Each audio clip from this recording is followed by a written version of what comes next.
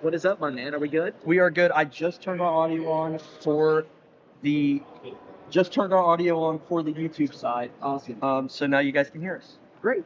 And for those of you watching on YouTube, welcome in. We're also on Rock 105.1, so if we ever have any technical issues like what we were having a moment ago, you always can tune into Rock 105 and we're live on the air there. But I mentioned for Canadian, they are 9-6. They are coming in as the most recently losing 3 of the last 4 players in the last 6. But they're taking on a Haleyville team that they've already seen once and beaten once this season. They beat them 64-23. Now let's talk about Haleyville. I mentioned they lost yesterday.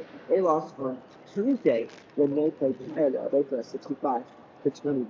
And now for Haleyville, they have actually won 2 games in a row coming into this tournament after previously losing their first 14. Their record right now is 2-15 after that loss to Kyle earlier this week, and now they're going to try and grab their first Pitt 8 win of the season, indeed their first Pitt 8 win of this tournament as well. And they're going to try and get some revenge, and you'll see if they can do it. Andon, are you in a position where I can throw things over to you now? I am now. I didn't want to throw it over to you while you were doing Yeah. So, as we get ready to start getting into the field, let's talk about some keys for the Canadian girls and the Haleyville Lady Warriors here in Survivor Thursday.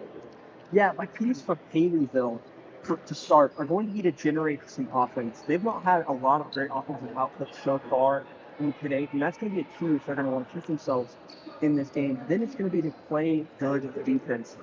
They got the young defensive side of the ball in their last game, outplayed completely, and this team step it up here to stay in this game. And finally, they can get those team books on offense. As long as they can find themselves open shots, pass the ball first, they'll be okay. My players to look out for on the Haleyville Warriorettes is going to be rating focus. She only had 5 points last game, first pile up, shooting great defense. Right. And I'm just going to go back over and see the chance for people has ever been. Are we able to do that? While we're messing with it, it's a good time to go ahead and take our first break because we're about 6 minutes away from tip out. Maybe go rating the Warriors. I'm sorry, guys. It's 24-5. This is about to be game number 13 at 22. So we are working our way through this. I'm going to take a multi-minute break here. Maybe about a 4 to 5 minute break when we come back. We'll start Survivor Thursday as we continue playing today with some music to championship. So stay tuned. We'll do that in about 5 minutes. You are listening to Pitt 8 Day coverage live on Rock 105 and on OGT.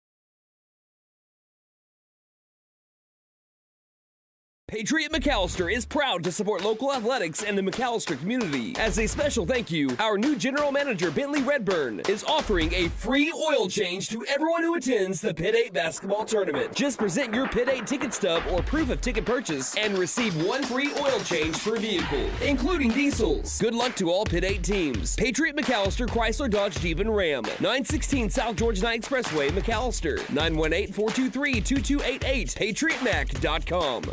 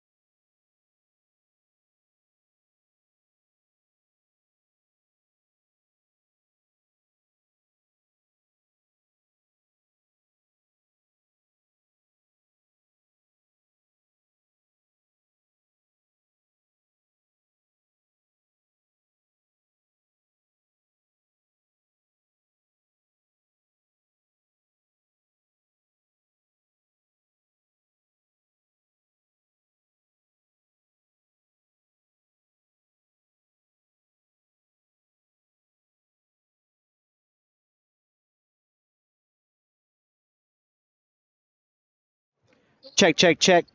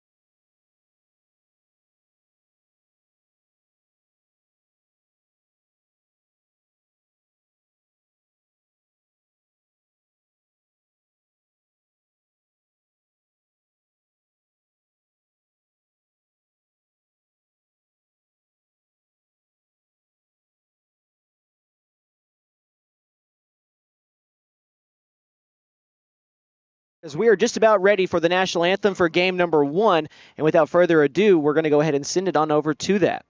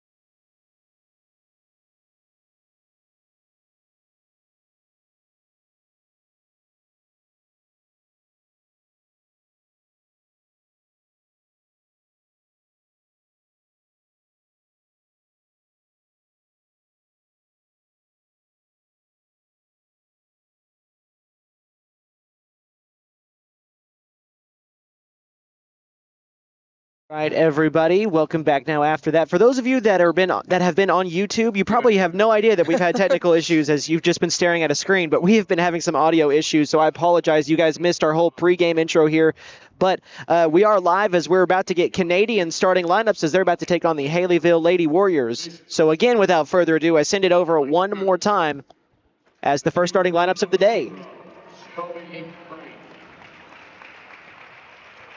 A junior, number 15, Kirsten Lesser-Barn Clark. Freshman, number 5, Jaden McIntosh. A senior, number 10, Kylie Dooney.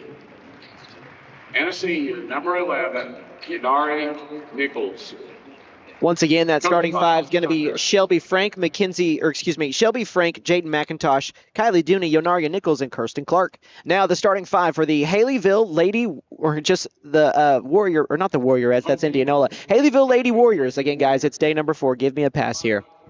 Number 4, Reese Scott. Freshman, 5'4", number 14, Breezy Strickland.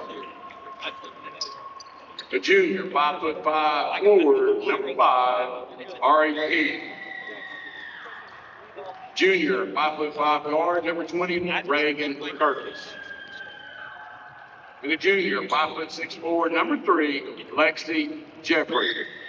Lady Warriors are coached by Mr. Roy West and Dalton Shoemaker. All right, so once again, that starting five for Haleyville is going to be Lexi Jeffrey, Clarice Scott, Ari Pink, Summer Strickland, and Reagan Kirkus. Any final thoughts, Andon, before we get day 4 started here at the Pitt 8 tournament?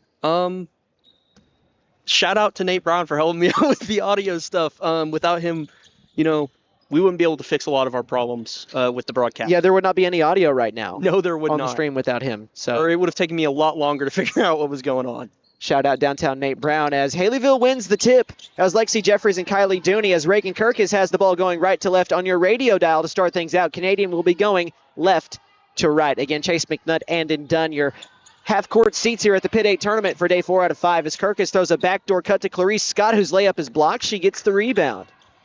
Both of these teams looking to bounce back and make it to Championship Friday. Only one can do so, though. The winner of this game will play in the Consolation Championship tomorrow against either Stewart or Savannah as Haleyville turns it over. Yonaria Nichols with the basketball. And now it's over to Kylie Dooney. She gives it up to Kirsten Clark. Clark on the wing, swung around over to Frank, back to Dooney. Opposite wing, 3, and that's too strong. Kylie Dooney had 7 earlier this week, and she's not able to get that first shot to fall as Haleyville gets the rebound. Yeah, as we talked about, I believe, in the last broadcast, last time we covered Kylie Dooney, former McAllister Lady Buffalo. Her brother as well.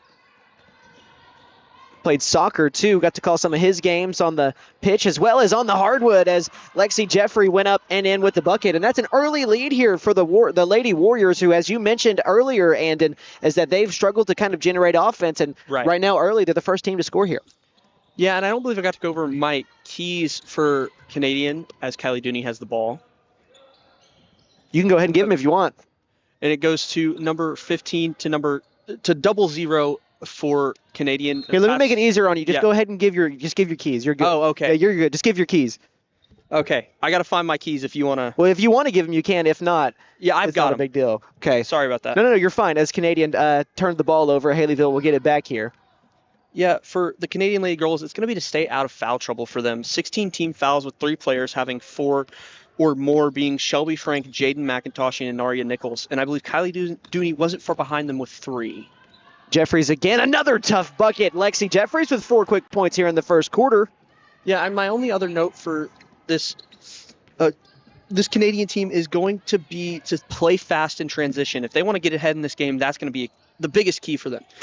By the way, this game tipped off about 2 minutes ago. That tip-off brought to you by Pop's Kettle Corn in Old Town. They're at 2714 North Main Street. Perfect for weddings, graduations, baby showers, birthdays, and all other special occasions. They're also gluten and keto friendly. 918-404-5630 for quotes. A veteran-owned business as well. Yonaria Nichols inside as she answers and gets Canadian their first points of the game. And yeah, she is actually my player to look out for in this game. She's a senior. She had 21 points last game versus Indianola, and she's great everywhere from inside the arc. And she is one of the players that Alex Tucker has just kind of had to navigate with injuries this season, as Tucker missed most of the first semester, as that's a short jumper missed by Jeffries. She was 2 for 2, now 2 of 3. But Yonaria Nichols missed most of the first semester, if not all of it, with a cast on her left hand, a hard cast, and now she's got that pre-wrap around it right now. But she's not scared to go to the left hand. We saw her make some nice finishes with it as well in that game earlier this week that they had against Indianola. Near side corner 3, Shelby Frank, air ball. Rebound out of bounds, last touch by McIntosh and Canadian. Yeah, and these Canadian Lady Cougars just looking to find some shots, it looks like, from beyond the arc right now. Yonaria Nichols, what they're doing is they're passing it usually inside to her. If she can't get that look from the inside, they're kicking it out and trying to get a 3. She has so much gravity whenever the ball is thrown inside to her, and that's what leads to these open shots, just unfortunately for... She gives it up to Ari Pink. Ari Pink spins, goes right to the corner, hands it off to Scott, who does the same thing. She spins and hands it off to Kirkus. It's back into the hands of Ari Pink, who earlier this week, she's doubled and she's trapped and throws it away. Steal by Yonaria Nichols. I will say Ari Pink had 4 points the other day as we've got a foul. Yonaria Nichols hit the ground hard. Yeah, and like you were just talking about, we don't like to see that, especially for Yonaria Nichols specifically, having, this history of injury, coming into this season. But Abby Jones has not played at all in this tournament. She's been out for, I'd venture a guess of at least 3 to 4 games now, as it's a big loss for this Canadian squad as Clark can't get that 3 to fall, rebounded by Kirkus. But Jones is on the bench wearing sweatpants and a hoodie, obviously not playing, so hopefully she gets healthy and is back soon, as Strickland can't get that one to fall in. It rims out.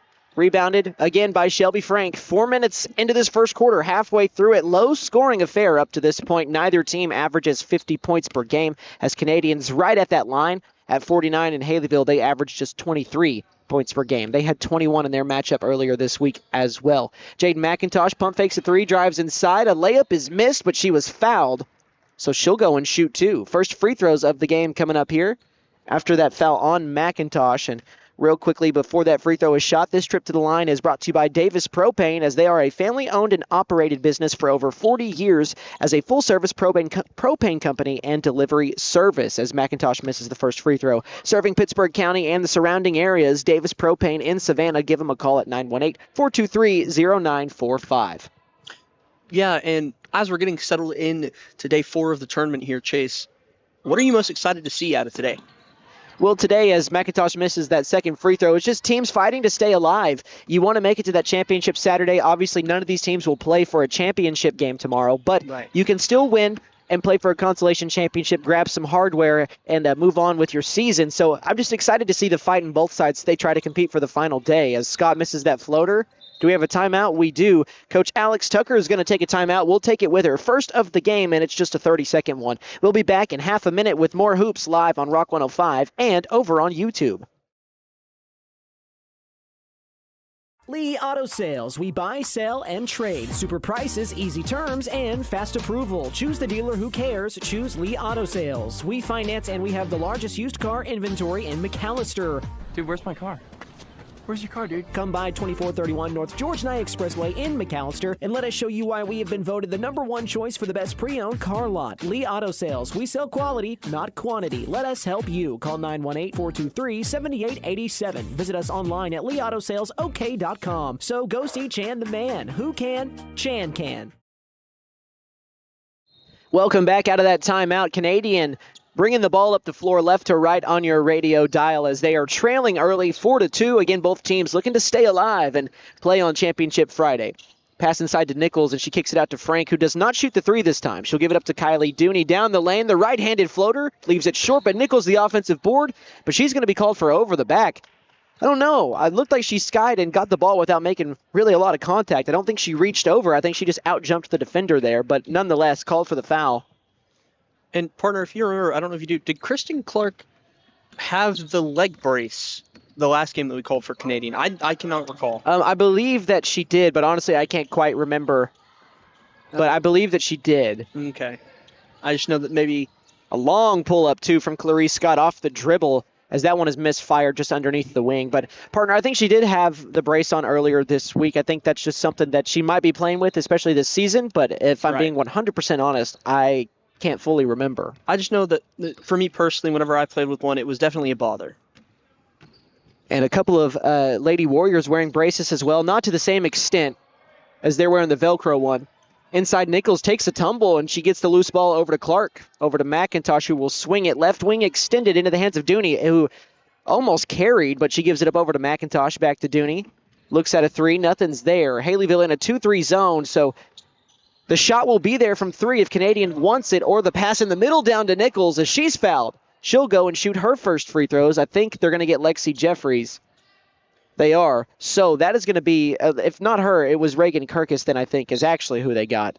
So that's going to be her first foul. Yeah, and this Canadian team feeling very one-dimensional on offense, as it's been all Yanaria Nichols as she gets the and one. And, I mean, it really is for this Canadian team the Yanaria Nichols show, it feels like, as she is really the main proponent on both offense and defense. They got Clarice Scott on that foul, too, and that's the fourth team foul already against Haleyville. One more, and Canadians in the bonus for the rest of the quarter. We still have over 2 minutes left, as Nichols does not get the and one free throw to fall. 0 for 3 from the stripe to start is the Lady Cougars. And it's all tied up at 4-4. Low scoring affair to start. Lexi Jeffries has all four for Haleyville as she gives it up to Strickland. Wants it back, but it's thrown behind her, and she can't hold on to the pass. That's a turnover. Kylie Dooney now with 2 minutes left in this first quarter. She swings it near side over to Clark and cuts as they're passing it around the perimeter, and they try to find Nichols. Nice play by Jeffries as she gets the steal. And now Haleyville will bring it up the floor once more, trying to take the lead. They haven't scored on their last few possessions after going up 4-2. Strickland Throws it to Jeffries, who goes down the lane. A good look at a layup, and she pays it off. She's got all 6 for her squad. Yeah, and something that you're going to notice out of Kylie Dooney in this game is that she's got great vision and can attack the lane as she just did there on the missed free throw. Or the missed layup there as it's knocked missed out layup, of bounds. sorry. No, you're fine. I guess she was the last one to touch it, or Nichols going for that rebound. And funnily enough, Jeffries and Nichols are the only 2 players that have scored in this one so far. So just one player for each team has been able to get it through the netting, and we're almost completely through the first quarter. Summer Strickland, top of the key, over to Kirkus. Crosses over McIntosh, gives it to Strickland, who takes the pass, beats her defender. Pull up 2, hits the top of the backboard, and out of bounds. Yeah, partner, but as I was mentioning, as Kylie Dooney will inbound the ball and bring it up the court here, she's got some great court vision. She'll make some great passes. You'll see kind of flashy, really quick, always a fast pass-first kind of player. As she gives it up to McIntosh, it's swung back to the opposite wing to Kirsten Clark. She'll let it fly from deep left, just short, and Canadians' shooting struggles continue as they were not really able to knock down the 3 at a high volume earlier this week, and today they've not been able to get one, as that's a steal for, think that's Kirsten Clark. Actually, no, that is Shelby Frank, I beg your pardon. Yeah, and Shelby Frank wearing 00. Again, like we talked about on Monday. As Kylie Dooney gets a layup up and in as she strides down the lane. Yeah, as we talked about on Monday, it's the best number to wear in any sport, in my opinion, is that 00. It's a good-looking number. As it's 6-6, 15 seconds left in the quarter. Jeffries has a left-side floater blocked out of bounds by Yonaria Nichols. She got her way down the lane, but better defense, again, by the Lady Cougars there. That deflection was knocked out off of Canadian, so Haleyville has the ball. A baseline inbound under their own basket with 15 seconds left in the quarter. We'll see if they hold for the final shot.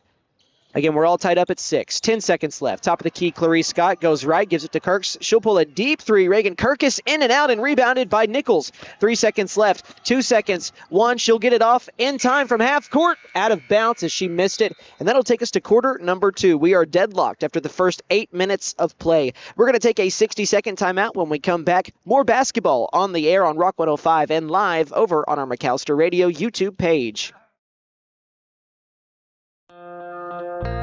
Hadco Farm and Ranch has been in business for over 35 years, and they're a proud Big V feed and products dealer. Hadco Farm and Ranch is hometown friendly. These folks strive to accommodate all of your farming and ranching needs, from quality livestock feeds to medicines and hardware. That's Hadco Farm and Ranch in Kiowa, America, where Rex and the boys want to wish all Pit 8 teams the very best of luck.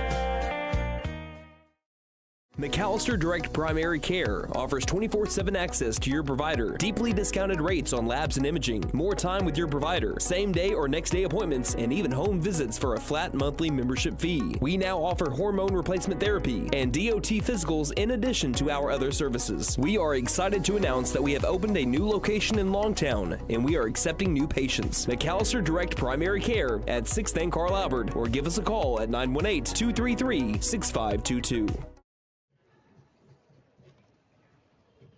Welcome back to the Southeast Expo Center. Quarter number 2 on tap between Canadian and Haleyville as the girls' game starts us off here on Thursday. This is Survival Thursday as well. Canadian with the basketball right side of your radio dial. Kylie Dooney, right wing, still against this 2-3 zone from Haleyville. That's what they've been in the entirety so far. They're trying to feed Nichols inside, and she's being double-teamed. She gets a layup up, but it was blocked partially, and Haleyville gets the loose ball. Yeah, in the hands of Kirkus. There was definitely some contact on Nichols as she went up there, and no call by the official.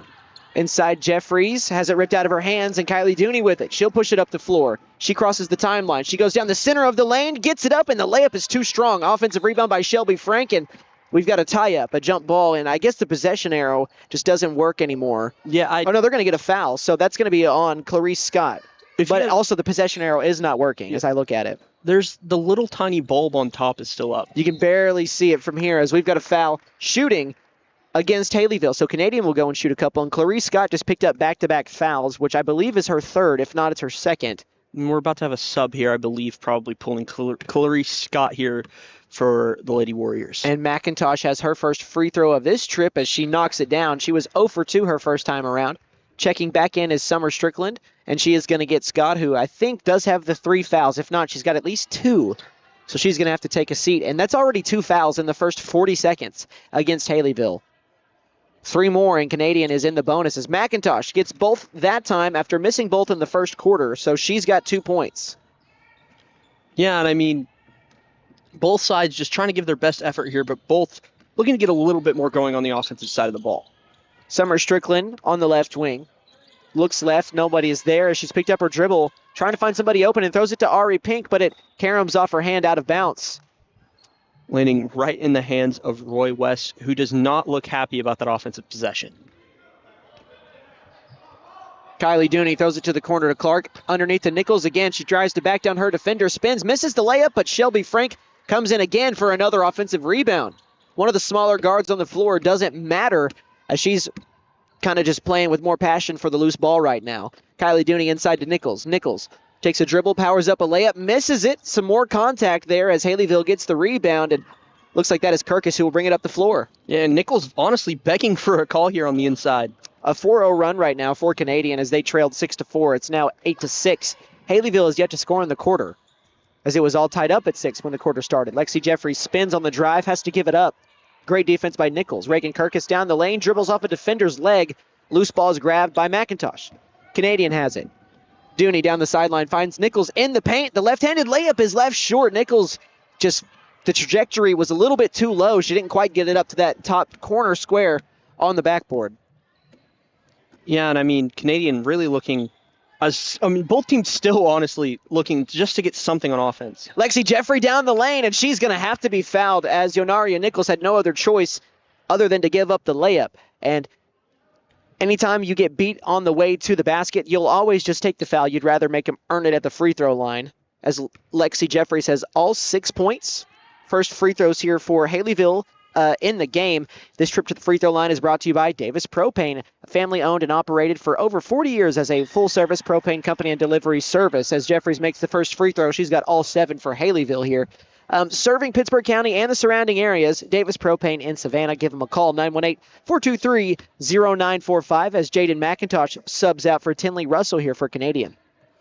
Yeah, and I mean, as the shot goes up and is made on the free throw, I mean, it's kind of just, the script is kind of flipped here in matter of fouls for both of these teams compared to last game, with Haleyville not having very many, but Canadian having a ton, and that's kind of flipped here. And a pull-up jumper does not go, but Nichols gets the rebound and misses another layup. She's not been able to find it inside, but another offensive rebound. Kylie Dooney, left wing, penetrates, gets to the block. Her floater, too strong off the window. And another rebound, and Shelby Frank is decked that time by Kimberly Sutterfield. Her first foul, and the third team foul in the quarter. I mean, she hit the deck hard there, but luckily she's okay. Think that was just 2 players going for a loose ball there, and Sutterfield, I just don't think she saw how close she was to the defender and just kind of ran her over. Nothing malicious, of course. Right. As the pass inside to Nichols leads to a foul on Jeffrey, and that is Lexi Jeffrey's second foul. And right on tap, here comes Delilah Comstock to sit down Lexi Jeffrey. Yeah, and I mean, we're looking at 7 fouls here already for the Haleyville Lady Warriors. An inbound to the corner. Clark has it. Thought about a 3. She had a look, opted not to shoot it. She gives it to Kylie Dooney, who goes baseline from that same spot, dribbles it off of a Lady Warrior out of bounds. So that's going to stay here with Canadian. By the way, Canadian, for those of you listening on the radio, are wearing their green jerseys and shorts with white numbering and lettering on the front and back. Haleyville wearing their white jerseys and shorts with navy or dark blue numbering and lettering, as that's a 3 ball by Kirsten Clark. Dropped in here for Canadian. That is, I think, their first 3 of the game. It is. And Clark's first points as they take an 11-8 lead here over Haleyville. 5 minutes left in the first half. Yeah, and they're going to need some more offensive possessions like that if they want to stay in this game. And Canadian in a 2-3 zone now as well. As the pass finds Reagan Kirkus. Right sideline into the corner to Sutterfield. Knocked loose by Kylie Dooney out of bounds. That'll stay here with Haleyville. So for these Lady Warriors, they're looking for their first Pitt 8 win since 2024. As I think we've got a timeout on the floor. We do. We'll take it with them. We'll be back with more hoops in, I think, 30 seconds. So stay tuned. Pitt 8 basketball coming back live on the air. Hey guys, it's Sam from Sam Wampler's Freedom Ford in McAllister and Eufaula. With 2 locations to choose from, we have close to 200 vehicles on the ground and coming in. And with vehicles starting at $29.95, we have something for everyone. And if you need parts or service, we are loading up at both locations to serve you better. Plus, with our mobile service van and our pickup and delivery, we can help you with sales and service no matter where you are. So come see us at Sam Wampler's Freedom Ford in McAllister and Eufaula and let us make it happen for you. Welcome back out of that timeout. Haleyville a little bit late breaking from their huddle over there, but just about ready to get things rolling along. So for Haleyville, it looks like I mentioned since 2024, they actually did not win any Pitt 8 games and Pitt 8 tournament games in 2024 or 2023. So it's been a while since Haleyville has won a Pitt 8 tournament game. I'm trying to find exactly when it last was. And yeah, as Kylie Duke with the still, she's coming down the lane fast with the layup. And she's got it, and that's going to put Canadian up by 5, 8-13, as Dooney gets her first points of the quarter to give her 4. Yeah, I mean, she was quick there, partner. Yeah, I didn't even get a chance really to see it. I'm trying to find the last time here that Haleyville won a Pitt 8 tournament game, as we've got a ball knocked out of bounds. And Reagan Kirkus threw that one out of bounds. Their partner wasn't able to get it to Summer Strickland. So I believe it was on the 24th of January of 2020 when they beat Savannah 47-34. And that was their last Pitt 8 tournament win as a missed shot by Summer Strickland, but an offensive rebound for Haleyville. Reagan Kirkus off the window, doesn't go. Rebound offensively by Delilah Comstock. She's tied up for a jump, which favors Haleyville over here. Yeah, and I guess the ball that I said I thought was thrown out of bounds by Reagan Kirkus was touched by Lady Cougar. Kirkus takes the inbound. She'll throw it over to Sutterfield. Sutterfield top of the key. A bullet pass inside to Kirkus. She's doubled on the block and loses control of it. And Dooney dives and grabs possession. And she'll give it up here back to her teammate Clark halfway through the second quarter as the Lady Cougars lead it 13-8. Short corner, believe that was a baseline jump shot by Shelby Frankus. She's got her first bucket. She's got 2, and now that is more points in this quarter than what Canadian had in the first as they lead at 15-8. Yeah, and partner, something else you'll notice is that despite her size, Kylie Dooney is going to be all over these rebounds all game. She is dialed to 11 at all times in terms of intensity. Far corner 3 from Ari Pink. That one is a little bit off kilter, out of bounds. Last touch by the Lady Cougars, so going for a rebound, they knocked it out. Yeah, and there's only 3:28 left in the first half here.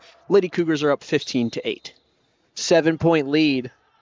Or deficit, depending upon who you're rooting for here, as the Lady Warriors take the inbound left wing. It's Sutterfield back over to Kirkus. Has a good look at 3. She lets it fly and rips the cords from deep. No reaction out of Kirkus on that one. They needed that right now, as that cuts the lead to 4.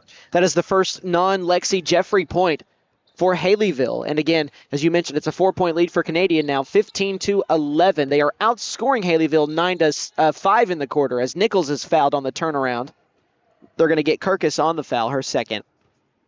That is also the 5th team foul against Haleyville in the quarter. So Canadian is going to be shooting free throws the rest of the quarter every time they get fouled, regardless of shooting or not. So Nichols goes back to the line, and she misses the first one. She's 0 for 1 previously until then. She's now 0 for 2. She's got 4 points. So a slow start to this one, as it was the other day for her. I believe she only had 10 points in the first half as she misses both free throws there. Offensive rebound, grabbed by Kirsten Clark off the carom. It's into the hands of Kirsten Clark now, right wing. A lob to the opposite wing. Kylie Dooney for 3. She's open to Strong. And a nice tough rebound by Nichols, who gets the putback. Yonaria Nichols brings her total to 6. Yeah, and that's the lifeblood, it feels like, of this Canadian offensive attack, is Yonaria Nichols off the glass.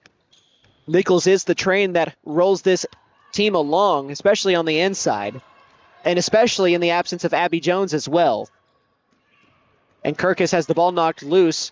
Great defense being played by Russell here, as it's given up to Ari Pink. Pink in the corner. Dooney almost ripped it out of her hands. A skip pass to this side over to Sutterfield. Sutterfield throws a pass right to a green shirt. Stolen by Kylie Dooney. Down the lane, left-handed layup is good. Kylie Dooney adds another one. 6 points with 4 in the quarter. Yep, 4 of those being fast break points, I believe, as she is just dominating the fast break so far in this half. A quick 4-0 run after Haleyville cut it to 4 as they trail it 19-11, and Ari Pink throws it in between two of her teammates in no man's land as it goes out of bounds. So that's another turnover here. 2 minutes left in this first half. Canadian started a little bit slow here, but they've picked things up. 6 points in the first quarter and 13 here in the second. For Haleyville, they had just 6 in the first quarter and now just 5 so far. And again, their leading scorer, Lexi Jeffrey, is on the bench right now with 2 fouls in the first half. An errant pass is almost thrown into the backcourt. It's a turnover either way as Strickland takes it. And she'll wait and get things set up. I mean, they had wasn't really a numbers advantage, but it was a 2v2 break. She opted not to use it, and they'll set up offense here in the half court. A bullet to Kirkus as she's fouled by Yonaria Nichols, and that is her 3rd foul as well. Let's see I think she's going to sit down now as Jade McIntosh hurries up over to the scores table, and they're just going to bring her right on in as it's obviously not a shooting foul, and we're not into the bonus yet. So Nichols will take a seat. Yeah, and again, like we talked about in the keys to the game, Canadian gets themselves in a lot of foul trouble so far in this tournament. They're going to need to be careful of that. And they just did it again as they're just a little bit too reachy here at the moment. Shelby Frank is called for the contact made on the arm as they were trying to inbound it to Reagan Kirkus. Going for the ball is fine, but if you miss, you got to make sure you're not in position where you're either running into a defender, over a defender, or just making a lot of contact. And that's kind of what has happened so far. Inbound to Ari Pink. She'll take one dribble and pull a jumper that doesn't go from the elbow, but an offensive board for Comstock.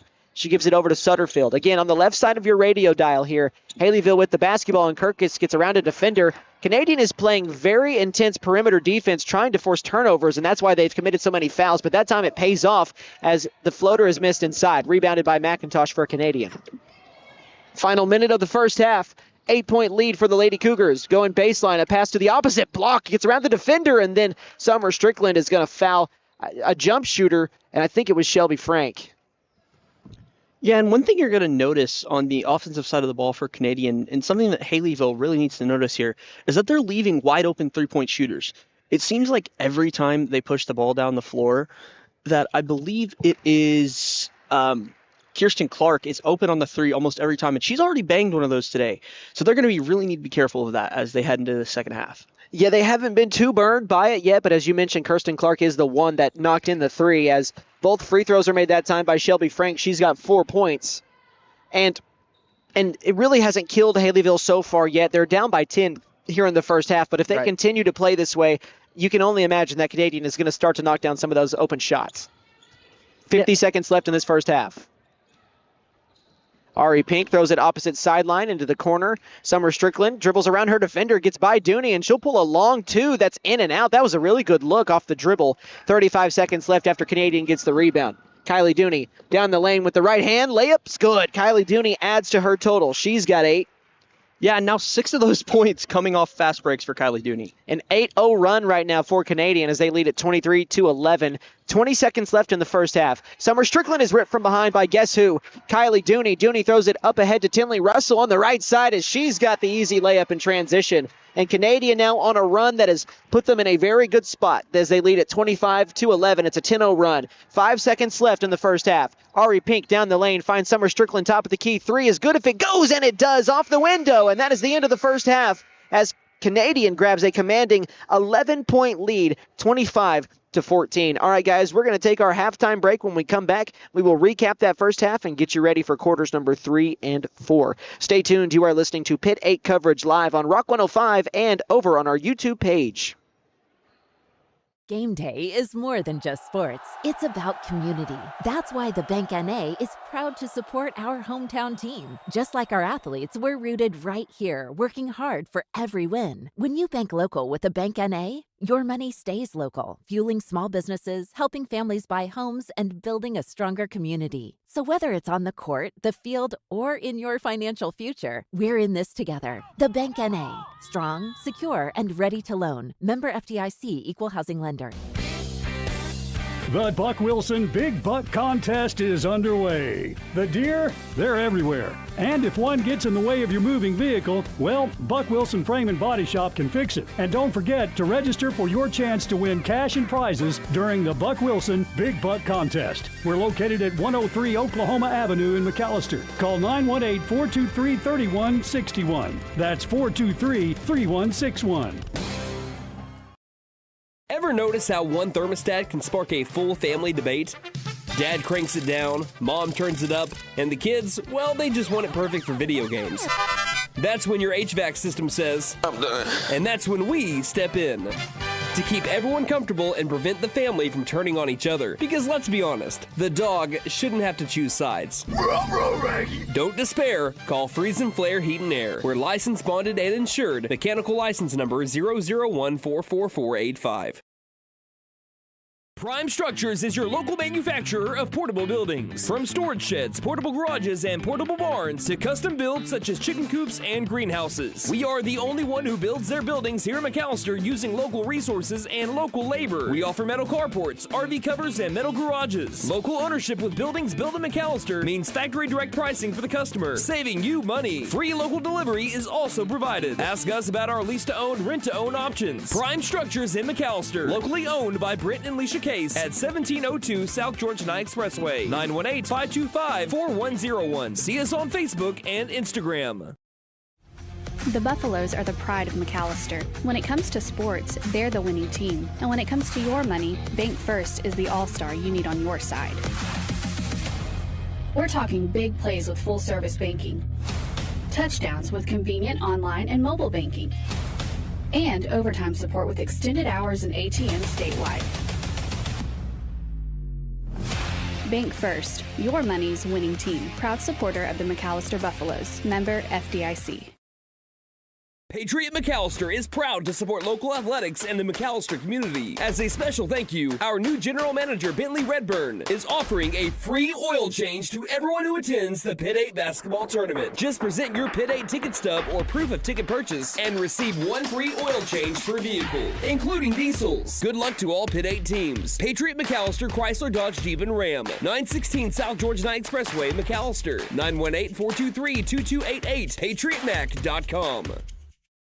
Basketball season is here. Keep your eye on the ball and your vision sharp with Kennedy Eye Care. We offer expert exams, advanced treatments, and stylish frames from brands like Oakley, Ray-Ban, Gucci, and more. Visit us in McAllister, Shakota, or Atoka today. Or give us a call at 918-429-1400. Kennedy Eye Care. Your vision is our focus.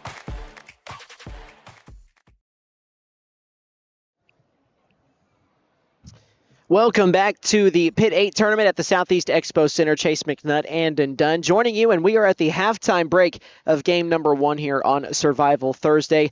All teams playing today are playing for their lives, trying to make it to Championship Friday tomorrow, and right now Canadian is in a good spot to put themselves in that consolation championship game tomorrow at 10 a.m. as they lead Haleyville 25-14. It was tied up 6-6 at the end of the first quarter, and then both teams surpassed their first quarter totals in the second quarter as Canadian was able to score 19 points in quarter number 2, and Haleyville was able to score just 8, and that's where the distance was created. For Canadian, it's been scoring by committee right now as 6 different players have scored. Kylie Dooney is leading the way, though. She has 8 points. Behind her, Yonaria Nichols has 6. You also have Shelby Frank with 4, Kirsten Clark with 3, and then Jaden McIntosh and Tinley Russell both have 2 points apiece. Over on the Haleyville side, they are being led in scoring by Lexi Jeffrey. She has 8 points, and then Summer Strickland and Reagan Kirkus both have 3 points apiece. For Canadian, they are 5 of 10 from the free throw line, and they have knocked down just 1 3-pointer in this game. For Haleyville, they are 2 of 4 from the free throw line, and they are, 2 of 4, or no, I think that's just 2 of 2. Let me go ahead and fix that real quick. And they have knocked down 2 3-pointers in this game as well, but they trail it by 11. So right now, Andon, this has been a pretty good game so far. Obviously, we had some separation here in the second quarter, but both teams are fighting to stay alive in this tournament. What is your first half analysis? Yeah, I mean, if you go back, and I feel like Haleyville, or I feel like Canadian may have heard me a little bit here. My keys to the game for them were to stay out of foul trouble, which, I mean, it's only Yonaria Nichols really in any sort of foul trouble right now. And then it also came back to playing fast in transition for them. And what have they done this game? They've absolutely dominated fast breaks. I mean, Kylie Dooney having 6 points and at least I know at least 1 assist on these fast breaks. I mean, just dominant so far, separating themselves going into the second half. And Kylie Dooney has already usurped her amount of points she had earlier this week when she had 7, and she already has 8 here in the first half for Yonaria Nichols. She had 10 in the first half in their matchup against Indianola earlier this week and finished with 11 points in the second half. They want more of that, but again, they struggled from the free throw line. For Nichols, she missed 5 free throws in the first half yesterday, or just in the game yesterday, or not yesterday, earlier this week. And for today, Nichols is already 0 for 3 from the free throw line, as Canadian is 5 of 10. So it's not hurting them yet as they lead by 11, but if this game turns out to be really close and it's separated by single digits, free throws are the ones that can get you in trouble, right? Along with turnovers, which that's the area that they are winning. While they've not been able to, they've made more free throws, they've shot more free throws, but they've also missed more free throws than Haleyville has in this game so far. But Haleyville has also turned it over at a much higher amount. And again, you mentioned the transition points, and that's really where Canadian has created their separation in this one, as they lead it by 11, 25-14, with a spot in the Consolation Championship tomorrow on the line. We're going to go ahead and take about a 2.5-minute break. It's the final halftime break of game number 1. When we come back, time for quarter number 3. You are listening to Pitt 8 coverage live on Rock 105 and over on our McAllister Radio YouTube page. The law office of Jeff Contreras will fight for your rights. We believe in developing a relationship of trust with our clients, and we litigate our cases with passion. Mr. Contreras is a skilled trial attorney who provides skilled representation in the areas of family law, personal injury, and criminal defense. Contreras Law is conveniently located 1 block west of the Pittsburgh County Courthouse, 25 East Carl Albert Parkway in McAllister, or you may call 918-420-5900. When you free up time in your day, you make space for the world of possibility. A world where all those wishes, all those to-do notes become day-to-day realities. Whatever you dream of, First Bank wants to... More tech, more comfort, and more style. Turn your trade-in into an upgrade you'll love, because your resolutions deserve the best ride. Fulfill your new year with a resolution you'll keep, a new Nissan from Fenton Nissan of McAllister. And don't forget to tell them Maddie sent ya. Fenton Nissan is your best deal dealer. Shop us online now at FentonNissan.com.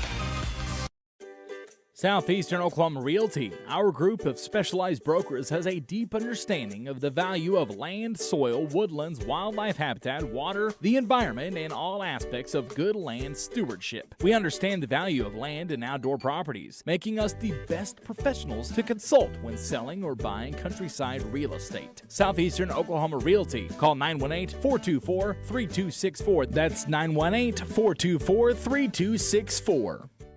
Canadian Valley Broadband would like to wish the best of luck to all the teams participating in the Pitt 8 basketball tournament. For all your telecommunications needs, from wireline to wireless, you can trust in Canadian Valley Broadband. For more information and to get connected, call Canadian Valley Broadband at 918-334-3700. Canadian Valley Broadband, a proud sponsor of the Pitt 8 basketball tournament.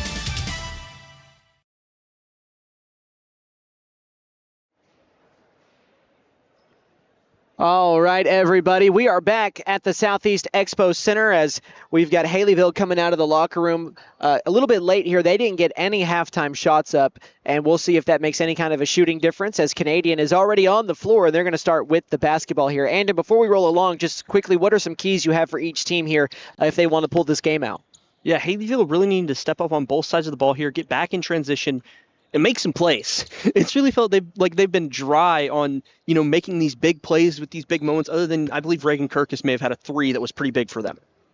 And we are underway for quarter number 3. Canadian going right to left on your radio dial. A bullet pass from Kylie Dooney as she finds Jaden McIntosh underneath. That is her first field goal. She's got 4 points to go along with 2 free throws that she made earlier. So 14-27. Right now they are in the middle of a 12-3 run going back to the second quarter. It was 11-15 at one point, and then since then, again, as I just mentioned, it's been 12-3 as Kirkus misses that 3. Rebounded by McIntosh. She throws it up ahead. Dooney comes away with it as she collided with Sutterfield. She finds Nichols at the basket for 2. Yeah, and Haleyville kind of looking lackadaisical, almost stunned as they had to come straight out of the locker room, basically onto the court here in this second half. Kirkus brings the ball up, gets it over to Jeffries, who sat most of that second quarter with 2 fouls. She finds Summer Strickland for 3, misfires too strong. Now it's over to Shelby Frank. Frank left wing. Throws it inside to Yonaria Nichols at the cup, and she's got it. Nichols has another one. 4 points in the quarter after having just 6 total in the first half. And we've got a quick timeout taken by Roy West, and we'll take it with him. It's going to be a full 60-second timeout. So we'll be back in 1 minute with more hoops live on Rock 105 and on YouTube. At Vigorous Power Sports, we ride what we sell, so we know what works. U-Force U10 XL Pro Highland, sealed cab with HVAC, ride sync, and a power dump box. Year-round ready C-Force 950 Sport, V-Twin Muscle Sport Suspension, carves hard, lands soft. C-Force 1000 Overland, top-tier fit finish and firepower in a quad. Count on us for parts and service long after the sale. CF Moto, experience more. Vigorous Power Sports, 1904 South Main, 918-423-3306. Motorcycles and off-road vehicles can be dangerous to operate. Review all safety information before operating. Wear your safety gear. Never operate a CF Moto vehicle under the influence. Visit cfmotousa.com for complete training and safety guidelines.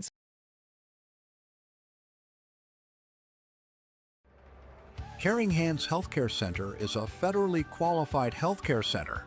But what does that actually mean? It means that we are a local healthcare provider that is able to provide excellent care, regardless of whether you're covered by insurance, sliding scale fees, or Sooner Care. From dentistry and family practice to our new women's clinic services and everywhere in between, you and your family are always in caring hands. As we are back now after that first timeout of the second half, and right now Canadian has grabbed an even bigger lead. It was 11 at the half. Now it's up to 17 as they started the quarter on a 6-0 run, and it's going to get even larger as Shelby Frank has the steal, and the transition layup is good. I'm not going to lie, I think she might have traveled right before she got that layup up and in, but an official was not close enough to see it, and that is going to be another 2. A 19-point lead. It's the largest lead of the game here for Canadian. Jeffries inside, turns, fires a layup too strong off the backboard. Rebounded by Kylie Dooney, and not really in a rush, and you don't have to be when you've got a 19-point lead, especially here in this third quarter. Yeah, I mean, they just look relaxed here as Dooney attacks the lane and misses the layup. Nichols can't grab the offensive board. It's grabbed by Haleyville as they give it up now over to Kirkus once more. Yeah, and I mean, like you said, no reason to be in a rush here for Canadian. Sutterfield gets the pass on the wing. She swings it over to Strickland on this right side for 3, air ball. Nothing but the backboard there. Rebounded by Nichols. Over back to Kylie Dooney once more. Euro step down the lane. Her floater is good. Nothing but net, and she's also into double figures. She joins Yonaria Nichols on that stat. Yeah, I mean, great play there by Kylie Dooney to attack the lane. 10-0 run, and also it's a 20-3 run right now, going all the way back to the second quarter as that is another turnover grabbed by Canadian, and Kylie Dooney will walk it up the floor. She throws it up ahead to Nichols on the block and dribbles through 2 defenders and gets it up with her right hand for another layup. Partner, don't quote me on this. Kylie Dooney may be approaching a double-double off of points and assists here in this game. I will not quote you on that because I'm not sure, but it's got to be close. Personally, I've witnessed at least 5 assists out of Kylie Dooney so far in this game. Strickland misses the pull-up jumper. And again, Canadian has the rebound, and the wheels have kind of come off for Haleyville here as they now trail it by 23. Again, it was 11. Kirsten Clark, I beg your pardon, hits another 3. She's got 6, and that lead pushes up to 25 now. And I believe her nickname is Kirsten Bless Your Heart Clark, as that's what they introduced her as during the pregame. Oh, is it really? Yeah. I didn't even notice that. I noticed it as they were introducing her. Summer Strickland top of the key. As she'll look around, both teams have played a 2-3 zone defense this entire game. And Jeffries drives, crossing over. A right-handed floater is up and in with the shooter's touch off the backboard. She's got double figures now with 10. Yeah, and that's what Haleyville's looking for here. Quick plays like that just to get them going.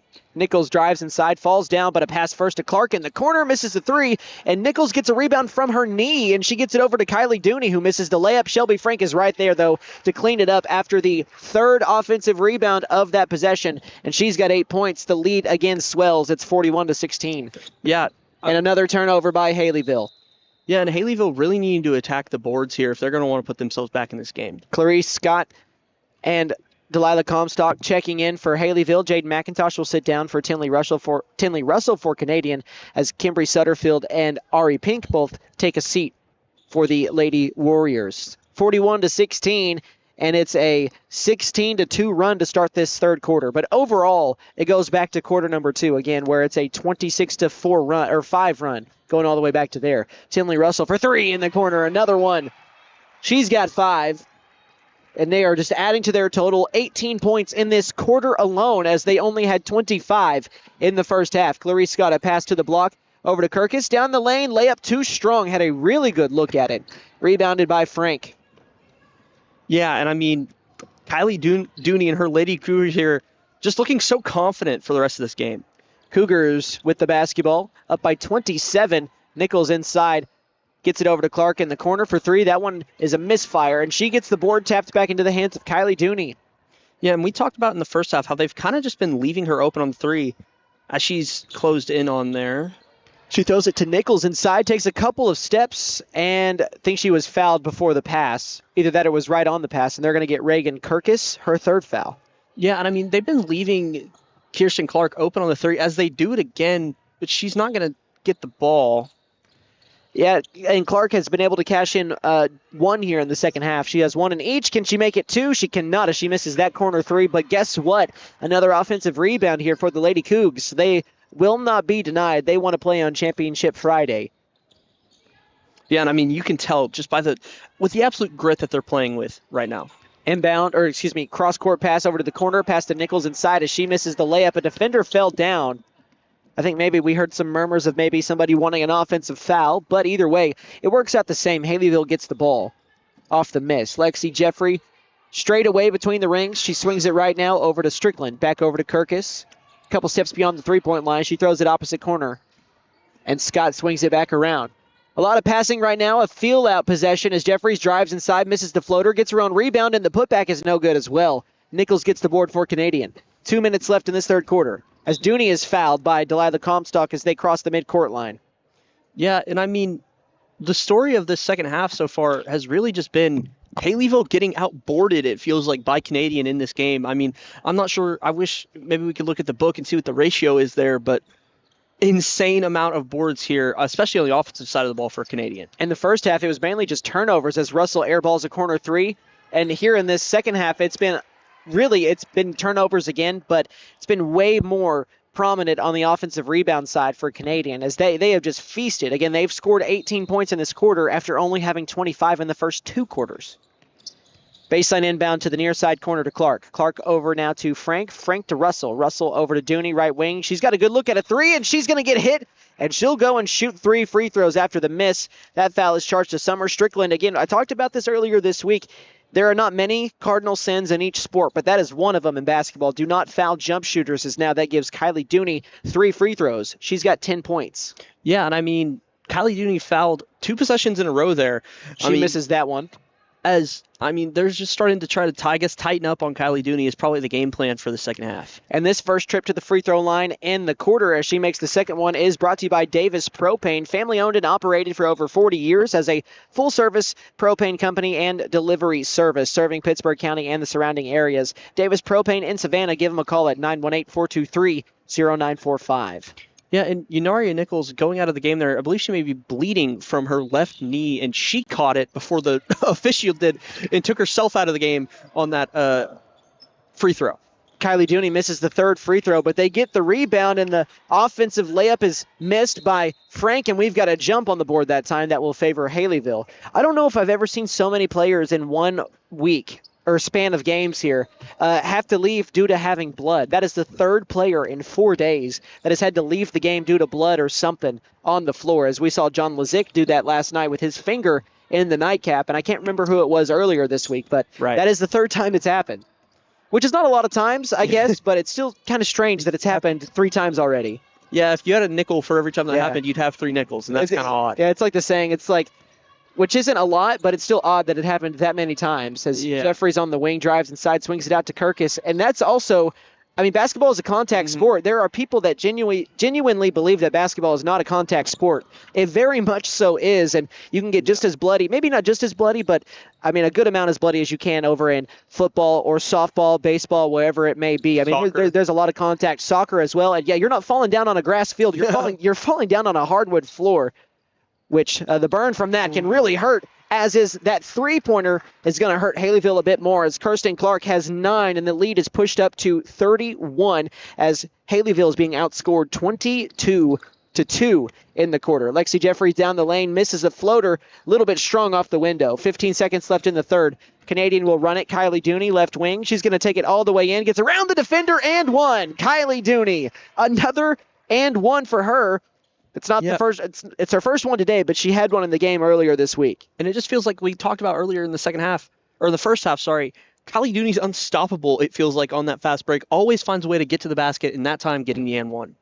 And I'm not sure who they called the foul on, but we do have a substitution here for Haleyville. And since Kirkus is checking out, I'm going to guess the foul is on her, because if it is on her, that would be her 4th foul. So I feel like that's a decent guess. Yeah, that would be a good Dooney misses the free throw on the and one. Rebound by Jaden McIntosh. 5 seconds left in the quarter. It's 49-16. McIntosh gives it up to Dooney on the wing. 2 seconds left. Shot is up, but way too strong. And that is the end of the third quarter. 49-16 as Canadian is just 8 minutes away from going to Championship Friday tomorrow. We're going to go ahead and take a 60-second timeout. When we come back, the final quarter of game number 1. You're listening and watching Pitt 8 coverage live on the air. Lee Auto Sales. We buy, sell, and trade. Super prices, easy terms, and fast approval. Choose the dealer who cares. Choose Lee Auto Sales. We finance and we have the largest used car inventory in McAllister. Dude, where's my car? Where's your car, dude? Come by 2431 North George Nye Expressway in McAllister and let us show you why we have been voted the #1 choice for the best pre-owned car lot. Lee Auto Sales. We sell quality, not quantity. Let us help you. Call 918-423-7887. Visit us online at leautosalesok.com. So go see Chan the man. Who can? Chan can. Hadco Farm and Ranch has been in business for over 35 years, and they're a proud Big V feed and products dealer. Hadco Farm and Ranch is hometown friendly. These folks strive to accommodate all of your farming and ranching needs, from quality livestock feeds to medicines and hardware. That's Hadco Farm and Ranch in Kiowa, America, where Rex and the boys want to wish all Pitt 8 teams the very best of luck.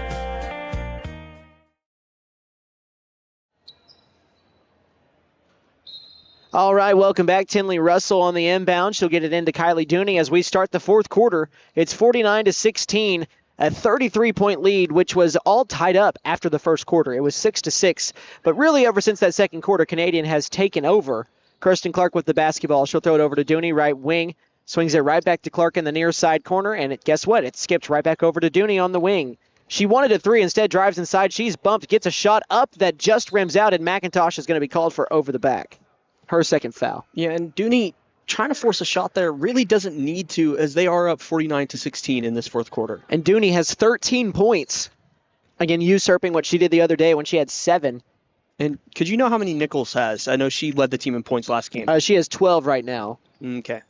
And Sutterfield can't hold on to that pass as it's going to roll out of bounds this direction, but not all the way to me. And Nichols not checked back into the game. Oh, I take that back. She checked that back into the game as soon as I said something, checking out for number 5 for It's going to be Jaden McIntosh. Jaden McIntosh.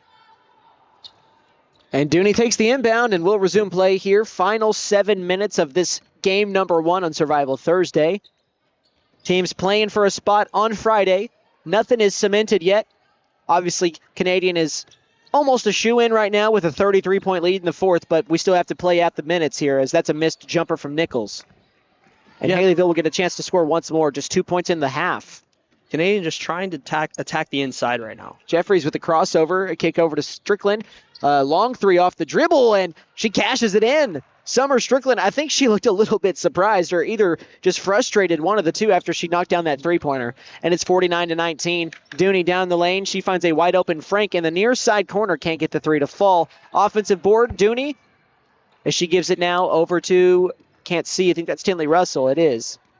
And it's back to Dooney. And Kylie Dooney still, like you said, turned up to 11 here in this game, as she pushed the ball down the court pretty quick there. Tinley Russell swings it to Nichols inside. Nichols drives, dumps it off. Opposite side corner, Kylie Dooney with the basketball once more.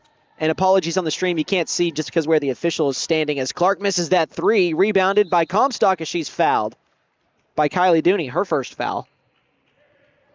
No substitutions. Actually, no, I beg your pardon. Ari Pink looks like she's about to check into the game. 3, 4, 5. Yeah, she is checking in for Delilah Comstock. Yeah, and one thing to know about both these teams, I believe only a person rotation for both of these teams in this game. So, I mean, both teams very much having a short bench. Neither team plays a deep bench. And right now it's Canadian who's been able to benefit with, their squad. And that's another 3 for Summer Strickland. This one high off the window. She's got 9 points. She's knocked down 3 threes. She already has more points in this quarter alone than the entire team did in the third quarter. It's 49-22. This is the mark that Haleyville averages per game. A lob pass inside to Yonaria Nichols. She misses a layup, rebounded by Sutterfield, and Nichols picks up another foul here. That's her 4th, and that's a frustration foul. Yeah, and I mean, Summer Strickland kind of just looking for a little bit of relief here, it kind of feels like, in this fourth quarter, as, they are now down 49-22. 5.5 minutes left in this game. Reagan Kirkus, Summer Strickland, Clarice Scott, Ari Pink, and Lexi Jeffrey, the 5 out there for Haleyville, as a 3 from Reagan Kirkus is in. That's 9 points in the quarter for Haleyville, and Coach Alex Tucker is going to take a timeout here for the Cougars. We'll take it with them. We'll be back in about 30 seconds with more Hoops live on Rock 105 and on YouTube. McAllister Direct Primary Care offers 24/7 access to your provider, deeply discounted rates on labs and imaging, more time with your provider, same day or next day appointments, and even home visits for a flat monthly membership fee. We now offer hormone replacement therapy and DOT physicals in addition to our other services. We are excited to announce that we have opened a new location in Longtown, and we are accepting new patients. McAllister Direct Primary Care at 6th and Carl Albert, or give us a call at 918-233-6522.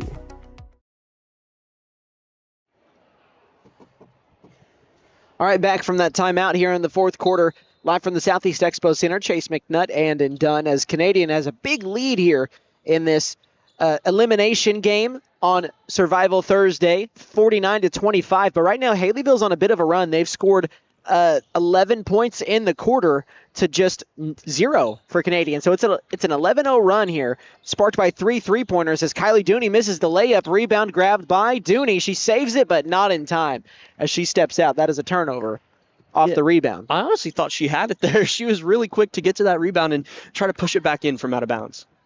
Haleyville again trying to crawl kind of out of this deficit that they're at here, but they've got to score just about as many as they have right now just to tie the game up. It seems far-fetched as Jeffries cashes a 3, and maybe it's not far-fetched. Who knows? Lexi Jeffries now has 13 points. That's her first 3 of the game, and it's 49-28. And if Haleyville had this up their sleeve in the second or third quarters, this game would look a little bit different right now, as they are down by 21, 49-28. 4.5 minutes left to play in the ball game. Yeah, and it's been like you said, 12-0 run here in this fourth quarter for the Warriorettes. As Dooney has her shot blocked and then a foul against, I think, Tinley Russell if she's on the floor, because I saw a 3 there. Yeah, it was on her on the loose ball, so Haleyville gets it back. Canadian still has not scored in this quarter, and we are halfway through it. And I'm sorry, it's Lady It should Warrior. be Haleyville ball, not Canadian. There we go. Yeah, Shelby Frank was standing there to inbound it. But I said Warriorettes, I meant Lady Warriors, sorry. It happens, partner.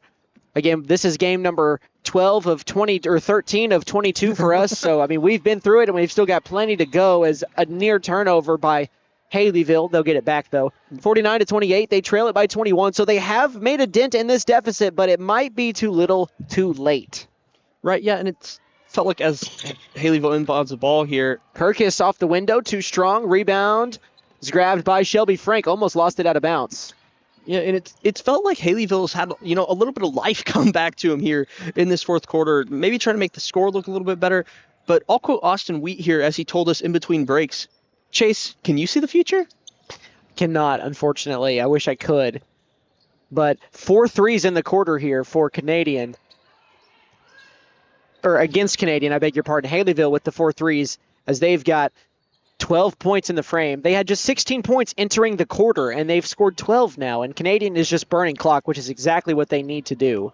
Tinley Russell will drive from the wing, dump off to Nichols. Inside, a power-up layup is no good, but she was fouled, so she'll go and shoot a couple after Lexi Jeffries commits her 3rd foul. Yeah, and the Canadian Lady Cougars honestly kind of looking for that right now. And not having Kylie Dooney in the game here, obviously the deficit's there, but it still kind of worries me. Just giving her a breather for a minute here probably. And, I mean, Who knows? Who knows what could happen within the next 3 minutes and 25 seconds as Unari Nichols goes up with this second free throw. She made the first and the second. That first trip of the quarter to the free throw line is brought to you by Davis Propane. Family owned and operated for over 40 years. They are a full-service propane company and delivering service serving Pittsburgh County and surrounding areas. Give them a call in Savannah, 918-423-0945, as Haleyville is going to be fouled on the drive. That was Summer Strickland with the ball. I think they got Kirsten Clark. If not, it's Shelby Frank. I think they got Kirsten Clark. So that is her first. And that's the 15 fouls. So we are in the bonus for the rest of the quarter here for Haleyville. Summer Strickland to the line. She's got 9 points. And Unaria Nichols sitting on 4 fouls right now, so she's going to definitely need to be careful for the rest of this game. Strickland now with 10. That is her most points in this tournament. She's knocked down 2 threes in the quarter, but 3 threes in the game. Her second free throw just a bit too strong as it goes in the air off the back rim, and it's knocked out of bounds by a Lady Cougar. So Haleyville gets ball back. Again, though, down by 22 as it's 51-29 with 3:15 left in the game. And the ball rolled out of the fence there for a second. First one of the day. I'm sure we'll get more. Oh, yeah. Inbound to Clarice Scott, right wing in front of us. She thought about driving, but retreated back beyond the three-point line. Picks up her dribble, finds Jeffries. Right corner, a pull-up 2. Too strong. Rebound by Shelby Frank, and Canadian will push it. They throw it up ahead to Tinley Russell behind the defense, and she took an extra step before dribbling. That is a travel. Yeah, and partner, very off topic to the game here, but there was a crowd goer that just entered and has a pink biker helmet on in the stands. I believe you'd be able to see it on the YouTube, wearing the blue shirt up in the stands. I just thought that was something to note. I had not even noticed that, but I see it now. I don't know how I missed that. But yeah. Haleyville with the turnover with less than 3 minutes in the game. 51-29 the score. Canadian is going to move on to the Championship Friday Consolation Championship, where they will take on, real quick, Yonaria Nichols has a quick 2, and we've got a substitution. They will take on the winner of, I was looking at the wrong bracket, of Stewart and Savannah later tonight, as Yonaria Nichols has now gotten herself to 16 total points. And she subs out, by the way. In for her is a freshman, Lily Cox, here for Canadian. So Nichols, her day is done as Lexi Jeffries turns it over on the drive inside. Kirsten Clark has the loose ball. 2:10 left in the game. Directly after this game, which I believe should be at 5:20, we have the Indianola boys and the Savannah boys as well. Inside a missed shot, rebound by Haleyville. 1:50 left to go.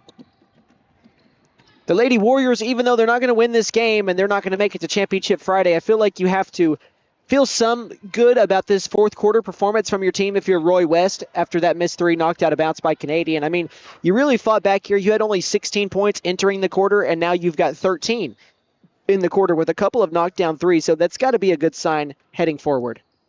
And another 3. How about that? Reagan Kirkus knocks it in from deep. Let me clarify and make sure that was a 3. It was. So for Kirkus now, she has 9 points. 2 threes for her in the quarter.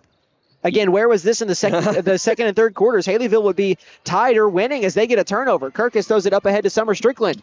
Strickland stops at the free throw line. And Tinley Russell was trying to call for a walk in the middle of the play, didn't get it. Jumper missed by Haleyville, offensive rebound by Kirkus, and she is going to be tied up, and we've got a jump ball, which will favor Haleyville, which is where we'll stay. Yeah, and I mean, if you're Haleyville, like you said, if you're Coach Roy West, you got to be happy at least a little bit with this performance, especially from beyond the arc in this game. I mean, they've been lighting it up here in this fourth quarter. 16 points in the quarter after having 16 points total in the first 3 quarters as Strickland throws it to a defender on the inbound. That's a turnover. Jade McIntosh has it. We'll see if Canadian opts to just burn more clock here or if they're going to try and add to the score. Well, Russell answers that question as she knocks it in from deep. She's got 8 now. That's her second 3. And she absolutely buried that one. And it's 55-32 with 50 seconds left in this game. Now, Canadian didn't really kill Haleyville today from 3. They got a lot of open looks that were missed, but they did enough on forcing turnovers as Jeffries misses that floater. They did enough on forcing turnovers and getting offensive rebounds and converting those into second chance points. And that's really where the game was won. Tinley Russell's firing, and she's got another one. Yeah, she's got 11. They're kind of caught fire here in the last couple seconds of this game. And that makes it 9 total points in the quarter for Canadian. And it is all smiles. We've got a substitution. Delilah Comstock for Haleyville will check in for Ari Pink. And it seems to be all smiles for at least Yunaria Nichols and Kylie Dooney on the sideline here. They're happy to see some of these younger girls just going off here in the last seconds of this game. And their reward is having to turn around and play at 10 a.m. tomorrow morning, which is probably the earliest game they'll play this season. As Summer Strickland, another one in Fuego here in the fourth quarter. That is her third three of the quarter. She's got 13 points. 3 seconds left. One, and that is it. 58-38. Canadian gets the win, and they punch their ticket to Championship Friday as they will be taking on either Stewart or Savannah in the Consolation Championship tomorrow morning at 10 a.m. Well, Andon, I'm going to go ahead and try to get these stats finalized here. I'll send it over to you. Just what are your initial thoughts from that one? Yeah, I mean, if you're the Haleyville Lady Warriors, obviously, you're knocked out of the tournament now. I am correct in that, right? Yes. Yeah, but there's still so much, like you said, to be happy about. And like you said, they were in Fuego. I love that phrase in that fourth quarter, especially from beyond the arc, as the Savannah boys and I believe it's the Indianola. Is it the Indianola boys that are up next as well? Yeah, that's Indianola on the floor against Savannah, who just ran out as well. Yeah, and they have just hit the floor. Yeah, but I mean, in Fuego from beyond the arc in that fourth quarter for Haleyville, and there's a lot to look forward to for the rest of this year for them, for the Haleyville Lady Warriors. Now, if you're the Canadian Lady Cougs, I mean, you got to be happy with that performance, both from beyond the arc and inside of the arc in that game. I mean, great work. Trying to make sure I've got this right, and I think I actually overstated by 3 points here, but it's close enough for my liking. Leading the way, and our Tanny Hill Furniture and Mattress top scorer of the game is going to belong to Yonaria Nichols with 16. She is our Tanny Hill Furniture and Mattress top scorer. Tanny Hill Furniture and Mattress is having their mega tax refund sale. All in stock furniture and mattresses drastically reduced. Don't miss this tax refund mega sale. Ask for details. Tanny Hill Furniture and Mattress, 5 South 5th Street in McAllister. And then on the other side for Haleyville, leading the way was Summer Strickland, who had 10 points in the fourth quarter. She finished with 13. She was tied for the most points for Haleyville with Lexi Jeffrey, who also had 13, and then Reagan Kirkus had 9. I also want to mention Tinley Russell, believe she had 11 points. Kirsten Clark had 9. Kylie Dooney had 13. So a great game all the way around for Canadian, again, as they now move to the Consolation Championship game Friday morning, and they will be facing the winner of Stewart and Savannah later tonight. All right, guys, we've got just over 10 minutes until the start of this second game, the first boys game. We're going to go ahead and take a multi-minute break here and kind of gather our bearings and get ready for game number 2. So stay tuned. Andy, you got something here? Or not much, man. Okay, good. All right. We're going to go ahead and go to a break. We'll be back with more basketball on the way. You're listening to Pit 8 coverage live on the air. Hey guys, it's Sam from Sam Wampler's Freedom Ford in McAllister and Eufaula. With 2 locations to choose from, we have close to 200 vehicles on the ground and coming in. And with vehicles starting at $29.95, we have something for everyone. And if you need parts or service, we are loading up at both locations to serve you better. Plus, with our mobile service van and our pickup and delivery, we can help you with sales and service no matter where you are. So come see us at Sam Wampler's Freedom Ford in McAllister and Eufaula and let us make it happen for you. Game day is more than just sports. It's about community. That's why the Bank NA is proud to support our hometown team. Just like our athletes, we're rooted right here, working hard for every win. When you bank local with the Bank NA, your money stays local, fueling small businesses, helping families buy homes, and building a stronger community. So whether it's on the court, the field, or in your financial future, we're in this together. The Bank NA. Strong, secure, and ready to loan. Member FDIC, Equal Housing Lender. The Buck Wilson Big Buck Contest is underway. The deer, they're everywhere. And if one gets in the way of your moving vehicle, well, Buck Wilson Frame and Body Shop can fix it. And don't forget to register for your chance to win cash and prizes during the Buck Wilson Big Buck Contest. We're located at 103 Oklahoma Avenue in McAllister. Call 918-423-3161. That's 423-3161.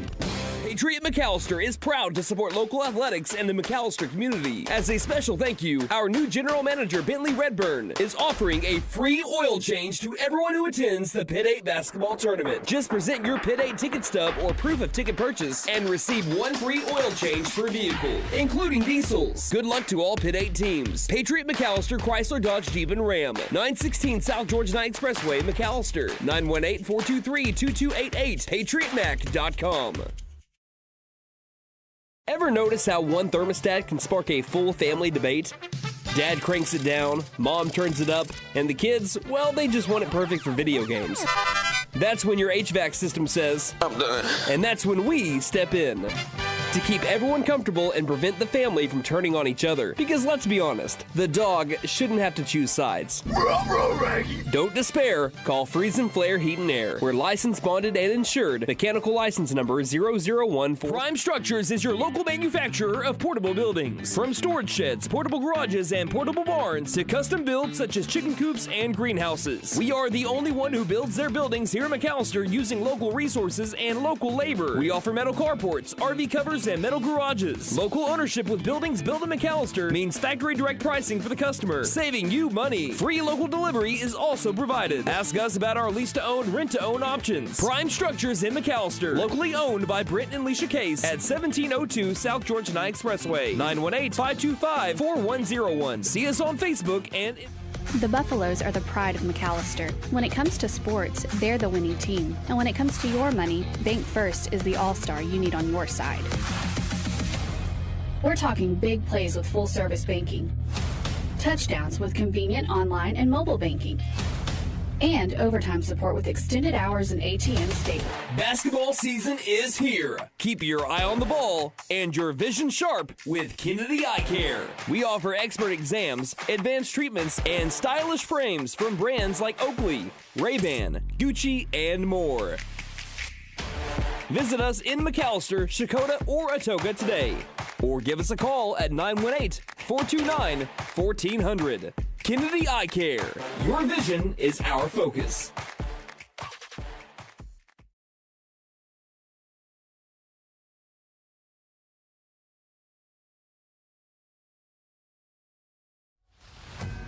The law office of Jeff Contreras will fight for your rights. We believe in developing a relationship of trust with our clients, and we litigate our cases with passion. Mr. Contreras is a skilled trial attorney who provides skilled representation in the areas of family law, personal injury, and criminal defense. Contreras Law is conveniently located 1 block west of the Pittsburgh County Courthouse, 25 East Carl Albert Parkway in McAllister, or you may call 918-420-5900. When you free up time in your day, you make space for the world of possibility. A world where all those wishes, all those to-do notes become day-to-day realities. Whatever you dream of, First Bank wants to be a part of it. Open a checking account here. It only takes a few minutes, and realize more time for what's possible. First Bank, here for possibilities. Visit firstbank-ok.com. Member FDIC. New year means new resolutions and the perfect time to trade in and trade up at Bent Nissan of McAllister. Why settle for last year's ride when you can drive something with more tech, more comfort, and more style? Turn your trade-in into an upgrade you'll love because your resolutions deserve the best ride. Fulfill your new year with a resolution you'll keep, a new Nissan from Bent Nissan of McAllister. And don't forget to tell them Maddie sent ya. Bent Nissan is your best deal dealer. Shop us online now at bentnissan.com. Southeastern Oklahoma Realty, our group of specialized brokers, has a deep understanding of the value of land, soil, woodlands, wildlife habitat, water, the environment, and all aspects of good land stewardship. We understand the value of land and outdoor properties, making us the best professionals to consult when selling or buying countryside real estate. Southeastern Oklahoma Realty. Call 918-424-3264. That's 918-424-3264. Canadian Valley Broadband would like to wish the best of luck to all the teams participating in the Pitt 8 basketball tournament. For all your telecommunications needs, from wireline to wireless, you can trust in Canadian Valley Broadband. For more information and to get connected, call Canadian Valley Broadband at 918-334-3700. Canadian Valley Broadband, a proud sponsor of the Pitt 8 basketball tournament. At Vigorous Power Sports, we ride what we sell, so we know what works. U-Force U10 XL Pro Highland, sealed cab with HVAC, ride sync, and a power dump box. Year-round ready C-Force 950 Sport, V-Twin Muscle Sport Suspension, carves hard, lands soft. C-Force 1000 Overland, top tier fit finish and firepower in a quad. Count on us for parts and service long after the sale. CF Moto, experience more. Vigorous Power Sports, 1904 South Main, 918-423-3306. Motorcycles and off-road vehicles can be dangerous to operate. Review all safety information before operating. Wear your safety gear and never operate a CF Moto vehicle under the influence. Visit cfmotousa.com for complete training and safety guidelines. Caring Hands Healthcare Center is a federally qualified healthcare center. But what does that actually mean? It means that we are a local healthcare provider that is able to provide excellent care, regardless of whether you're covered by insurance, sliding scale fees, or Sooner Care. From dentistry and family practice to our new women's clinic services and everywhere in between, you and your family are always in caring hands. Lee Auto Sales. We buy, sell, and trade. Super prices, easy terms, and fast approval. Choose the dealer who cares. Choose Lee Auto Sales. We finance and we have the largest used car inventory in McAllister. Dude, where's my car? Where's your car, dude? Come by 2431 North George Nye Expressway in McAllister and let us show you why we have been voted the #1 choice for the best pre-owned car lot. Lee Auto Sales. We sell quality, not quantity. Let us help you. Call 918-423-7887. Visit us online at leautosalesok.com. So go see Chan the man. Who can? Chan can. Hadco Farm and Ranch has been in business for over 35 years, and they're a proud Big V feed and products dealer. Hadco Farm and Ranch is hometown friendly. These folks strive to accommodate all of your farming and ranching needs, from quality livestock feeds to medicines and hardware. That's Hadco Farm and Ranch in Kiowa, America, where Rex and the boys want to wish all Pit 8 teams the very best of luck.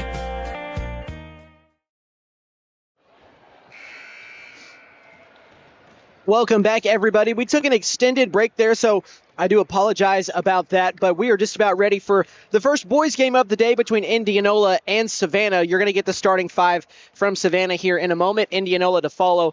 While they're doing the starting lineups and everything, we'll mention to you who is starting, but first I'm going to send it over to you, my man, and I don't want you to be rushed or anything, so go ahead and give us your thoughts, your keys to this game between the Savannah Bulldogs and the Indianola Warriors. Yeah, thank you, sir. For Indianola, their keys to the game today are going to be to play good clean transition offense and try their best to get ahead in this game so they can keep Savannah down and out. And they're going to need to play the game also at their pace when they have to. If they can't get it back in transition, slow the game down, look for the best option, and try to convert some offensive points. Their player to look out for that they just announced in the starting lineup is going to be the sophomore James Hall. He had 17 points versus Stewart and is a great offensive weapon. And now, what are some thoughts you have over on the Savannah side?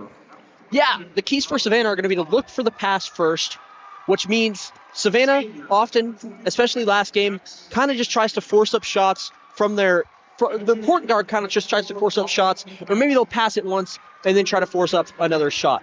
That next key is going to be to find your rhythm. As soon as they're able to really find their rhythm in this game, they're going to blossom and really be able to get ahead. And then finally, they're going to need to spread the love. No more forcing up a bunch of shots by one player. And one more stat that I wrote down from last game is to be more consistent from the charity stripe. They were 10 for 21 from the charity stripe last game. You can't be doing that. If you're going to get 21 shots at the charity stripe, you need to put up 21 points. And their player to look... They just announced him. Their player to look out for will be Camden Epperson, the junior. He had 13 points versus Pittsburgh and is great on both sides of the ball.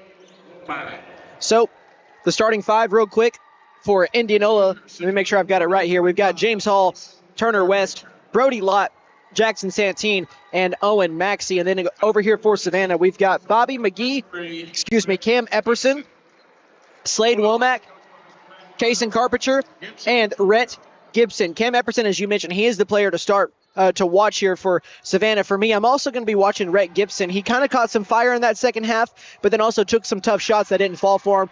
I want to see them get some more shots within the flow of the offense today. I think that's a good recipe for success. Right. Savannah's going to be going left to right here on your radio dial. Indianola right, to left. Savannah wearing their road blacks with blue numbering and lettering trimmed in gold. Indianola, their road whites with navy blue lettering and numbering trimmed in gold. And that jump is won by Savannah, and Indianola is here with their cheerleaders, and so is Savannah, and I love it. It's actually rocking right now. In student section. It's actually kind of rocking right now. I'm loving it. Turn this crowd mic up a little bit here so you guys can hear it a little bit better. Savannah with the basketball. Epperson on the wing, hands it to Rhett Gibson. Gibson gets to the free throw line, spins, and he traveled. That's a turnover. Yeah, and like we just talked about, the biggest thing for the Savannah team today is no tour dates. And by that, we mean convert your shots. If you're going to take a shot, make sure it's clean. Make sure that it has the highest percentage to go in possible. And by the way, that tip-off is brought to you by Pop's Kettle Corn in Old Town at 2714 North Main Street in McAllister. Perfect for weddings, graduations, baby showers, birthdays, and all special occasions. Gluten-free and keto-friendly as James Hall gets the first bucket of the game. Call them at 918-404-5630 for quotes. They are a veteran-owned business. Hall opens things up on the scoring, and it's 2-0 Indianola. And you can hear this is the loudest it's been all week. Albeit this isn't even the biggest crowd we've had. I know. It's all the kids. McGee throws it top of the key over to Epperson. Swings it opposite corner. Rhett Gibson cashes it in. Rhett Gibson, the first three ball of the game, belongs to him. And Savannah now takes the lead on the response, 3-2. Yeah, and he's the guy you're going to want to get hot in this game and start popping off, as he definitely puts up the most velocity of shots for anybody on that Savannah team. And Savannah, they're coming in at 5-10. They've lost 6 games in a row. For Indianola, they're at 6-11. So both of these teams are looking to get back to 500 this season as James Hall misses the jumper. Rebound is going to be a foul. I think we've got over the back here. Yeah, and like you said, this place kind of rocking right now. I think they got number 22, which is going to belong to Brody Lott. That's his first foul. It was either him or Jackson Santine. Yeah, both student sections, both have cheerleaders, kind of popping. Bringing it up the floor, Epperson. 4 of the 5 starters for Savannah are wearing undershirts with sleeves, by the way.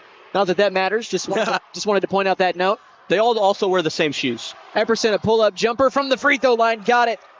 He's got his first 2 of the game, and it's 5-2 now. Savannah on a quick 5-0 run after Indianola scored the first points of the game with James Hall. Again, both of these teams are coming off a loss earlier this week, so trying to bounce back. They got a day off yesterday. Probably would have gotten 2 days off, or they would have gotten 2 days off after the loss if it wasn't for the weather coming this weekend. Right. Top of the key, Maxey will let it fly, and that one is going to not go in off the shooter's roll. Almost had it, but an offensive rebound is blocked on the putback, and James Hall has the third offensive board, misses the 3, and then we've got a foul on the rebound, I think against Kason Carpenter. I believe so. I believe he pushed James Hall in the back there on that rebound. His first foul, first team foul for Savannah, and it's one team foul apiece here in the first quarter. About just over 2 minutes gone in the first frame. Owen Maxey takes the inbound far corner. Yeah, Indianola dialed up a play there on that offensive inbound. Is not something we have seen a lot yet in this tournament. As Indianola turns it over on the entry pass to James Hall. Loose ball is grabbed by Slade Womack. They get it to Cam Epperson. He'll jog it up the floor here, guarded by Owen Maxey. Epperson crosses over, gets to the right elbow, throws it to Rhett Gibson. A really good look at a 3. Missed that one after the first make. And Carpenter skies in for the offensive rebound. He backs down his defender a couple of dribbles. He picks it up, and 3 defenders on him. Doesn't matter. Kason Carpenter, against his old team, gets his first bucket of the game. Yeah, and they are absolutely flying here right now for Savannah. Up ahead now with a 5-point lead. 7-0 run here for the Dogs with 3 minutes elapsed here in this game. Savannah coming out hard here as Carpenter just picked up a quick second foul. So we'll see if he sits. He will. It looks like Coach Murdahl is going to make a substitution here. And Nathan Bynum, the head coach for Indianola, checking in as Bobby Hurd for the Dogs for Kason Carpenter. Yeah, and Bobby Hurd, definitely a weapon on the defensive side of the ball. Baseline inbound now for Turner West. They get it into the corner as they're swinging it around. Top of the key, James Hall. Jab steps, drives inside, and his shot is swatted hard, but Rhett Gibson brought the arm too far down, and that's where the foul call is going to be. They're going to get you on that every time if you bring your hand down on the extension. So now it's free throws for James Hall. Yeah, and Rhett Gibson shaking his head there saying, hey, that was all ball, is what he told the official there. And it did look like all ball. It's the extension on the way down is what'll get you, as Hall is going to go and knock down his first free throw. He's got all 3 points here for Indianola. That stops what was a 7-0 run here by the Dogs. Yeah, and Indianola pretty good from the free throw line, if I do remember correctly, as they missed right one. on cue. They missed the free throw, and that is all Andon's fault. If you're an Indianola fan and you want to get mad at him, not me. As the drive in by, I think that was Bobby Hurd. He dumps it off over to Rhett Gibson for 2. He's got 5. Also, just jokes. Please do not get mad at Andon for that. It's 9-3 here. It's a 9-1 run we're in the middle of right now for Savannah. Owen Maxey gives it back to James Hall. Hall goes right down the lane, somehow gets a layup off, can't get it to fall, and he is the reason they're going to get the ball back here as he knocked it off a dog on the rebound, and it goes out of bounds. Yeah, and both teams' cheerleaders also have had some cool dances so far. They have, yeah. Indianola having to inbound it on the Savannah side of the floor. West gets it in, over to Lott. Lott to Maxey, Maxey to Hall, top of the key. He's got space. If he wants the 3, he doesn't. He'll give it back to Maxey, who drives right, swings it back out to Jackson Santine. He didn't score earlier this week, but misses that first shot as James Hall gets the offensive rebound. And Indianola is kind of feasting there on the offensive boards. They just haven't been able to cash in second chance opportunities as Owen Maxey does it right there. His first points of the game. And that one circled the net there for a second. Beautiful shot. It rolled like someone flushed a toilet as it went through the netting. 6-9 is the score in favor of Savannah. Rhett Gibson, top of the key, wants to cross over James Hall, gets to the elbow, and he finds an open Slade Womack on the left block who lobs it in for 2. Great pass that time by Rhett Gibson and a good finish as well by Womack. Yeah, and Rhett Gibson's such a weapon on the offensive side of the ball. Even if he's not going to go up and try to score, he's going to find you an open man or at least a good look and hopefully get you another shot up. 11-6, 5-point lead here for Savannah. Owen Maxey will take a 3 off the pass, and that's too strong. Rhett Gibson is going to be fouled on the way up for a rebound by Brody Lott. So if the first foul was called against Brody Lott, then that is his second. And we've got a timeout being taken by Indianola. We'll take it with them and Nathan Bynum. So stay tuned. We'll be back in 30 seconds with more Pit 8 action live on the air. McAllister Direct Primary Care offers 24/7 access to your provider, deeply discounted rates on labs and imaging, more time with your provider, same day or next day appointments, and even home visits for a flat monthly membership fee. We now offer hormone replacement therapy and DOT physicals in addition to our other services. We are excited to announce that we have opened a new location in Longtown, and we are accepting new patients. McAllister Direct Primary Care at 6th and Carl Albert, or give us a call at 918-233-6522. Welcome back.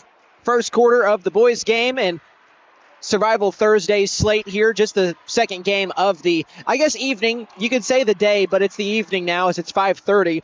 Hard to believe that there's only, 8-9 days left in January as we're already about to be 1 month into 2026. Right? It's sickening how fast time flies by. 3 minutes, just over 3 minutes left in this first quarter. Savannah with the ball up 5.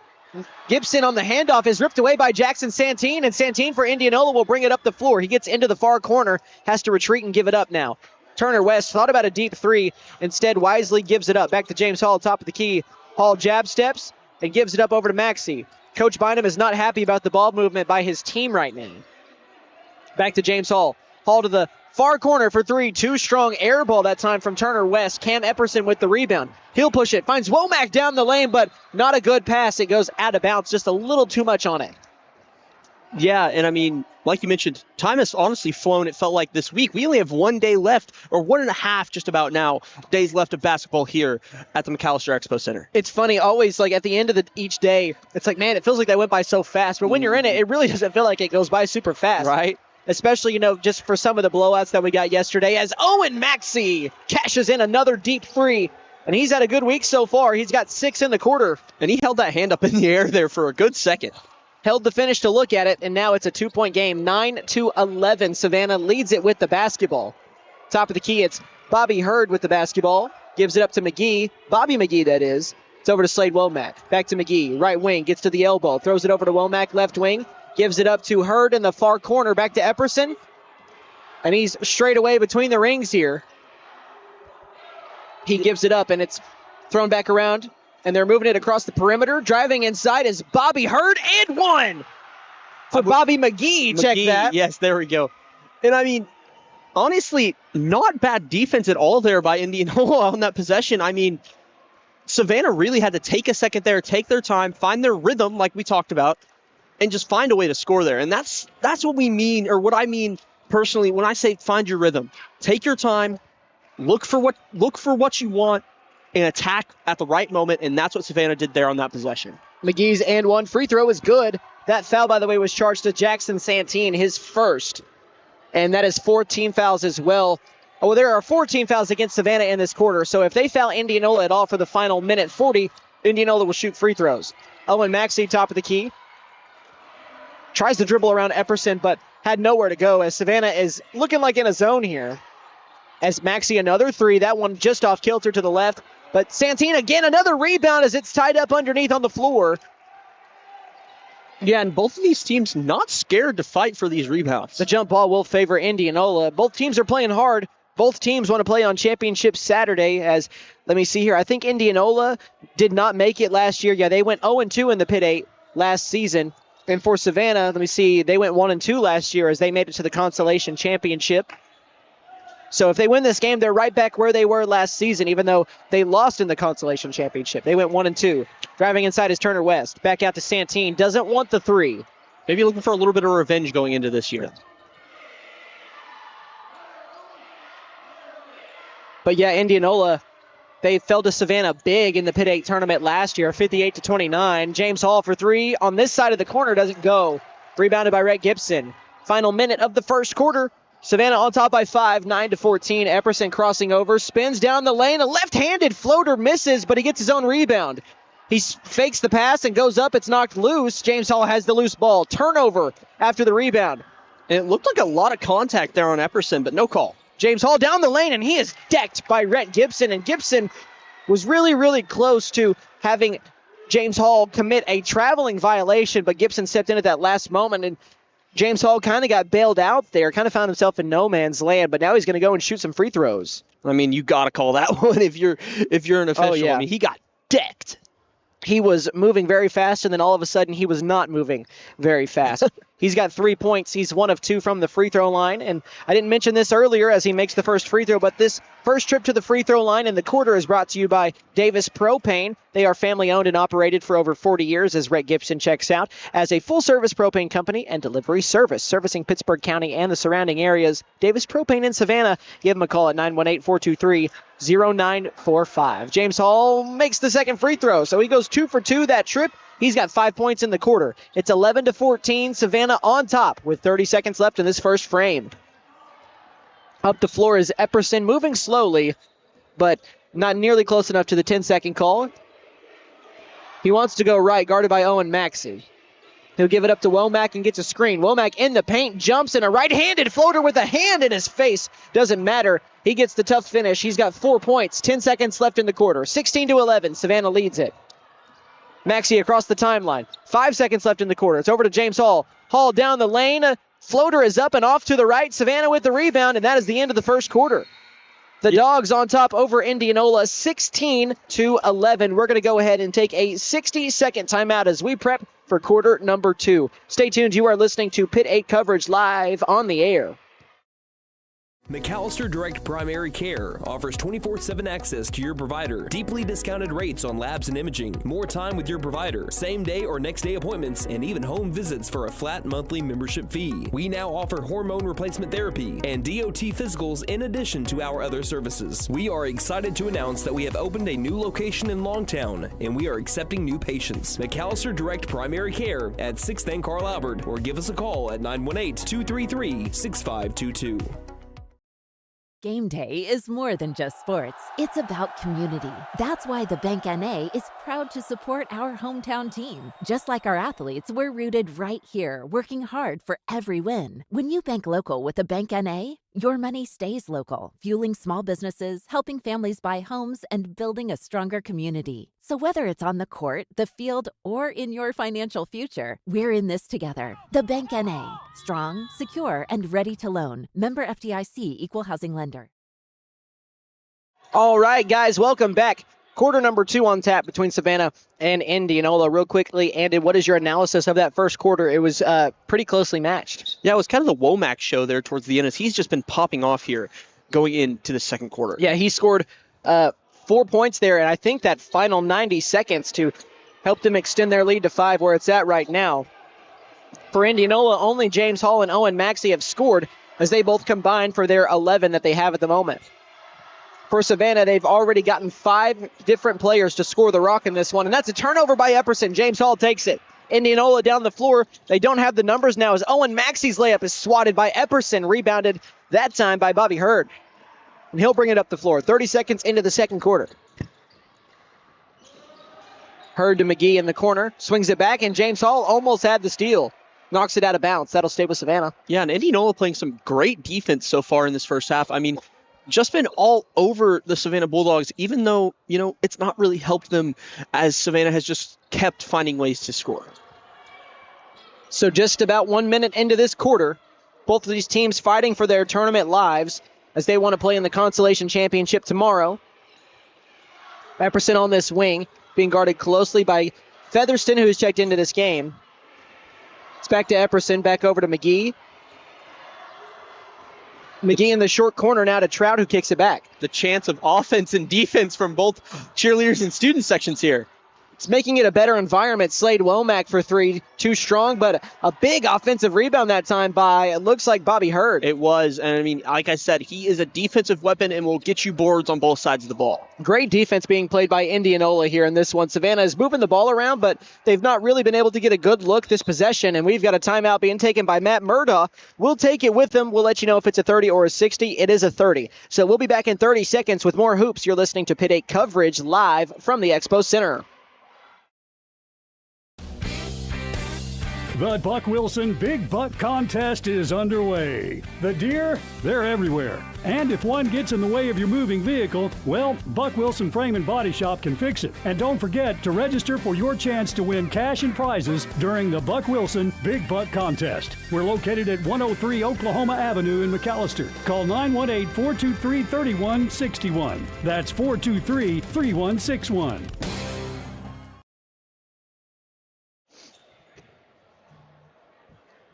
All right, that was a quick timeout that we're back from. 90 seconds in this second quarter, and nobody has scored yet. It's 16-11 between Savannah and Indianola. On the right side of your radio dial is where Savannah has it, and that's where they're trying to score at as well. Kason Carpenter, far corner with the basketball, guarded by Turner West. Carpenter trying to back him down, going baseline, skips it to this right wing. Gibson pump fakes, drives, tries to get a jump shot from the free throw line, but he lost it on the transition to the jump shot, and that's a turnover, grabbed by Owen Maxey. Yeah, and Gibson just trying to do too much there. Maxey with the ball back to James Hall, pump fakes the 3 slowly, and back to Maxey, who tries to drive left, swings it out, and oh no, that is a turnover on Indianola, but I don't think that ever touched the line. Wow. So that is a turnover. I mean, it was close, but I don't think that it actually bounced off that black line, but nonetheless, that was the call. Right.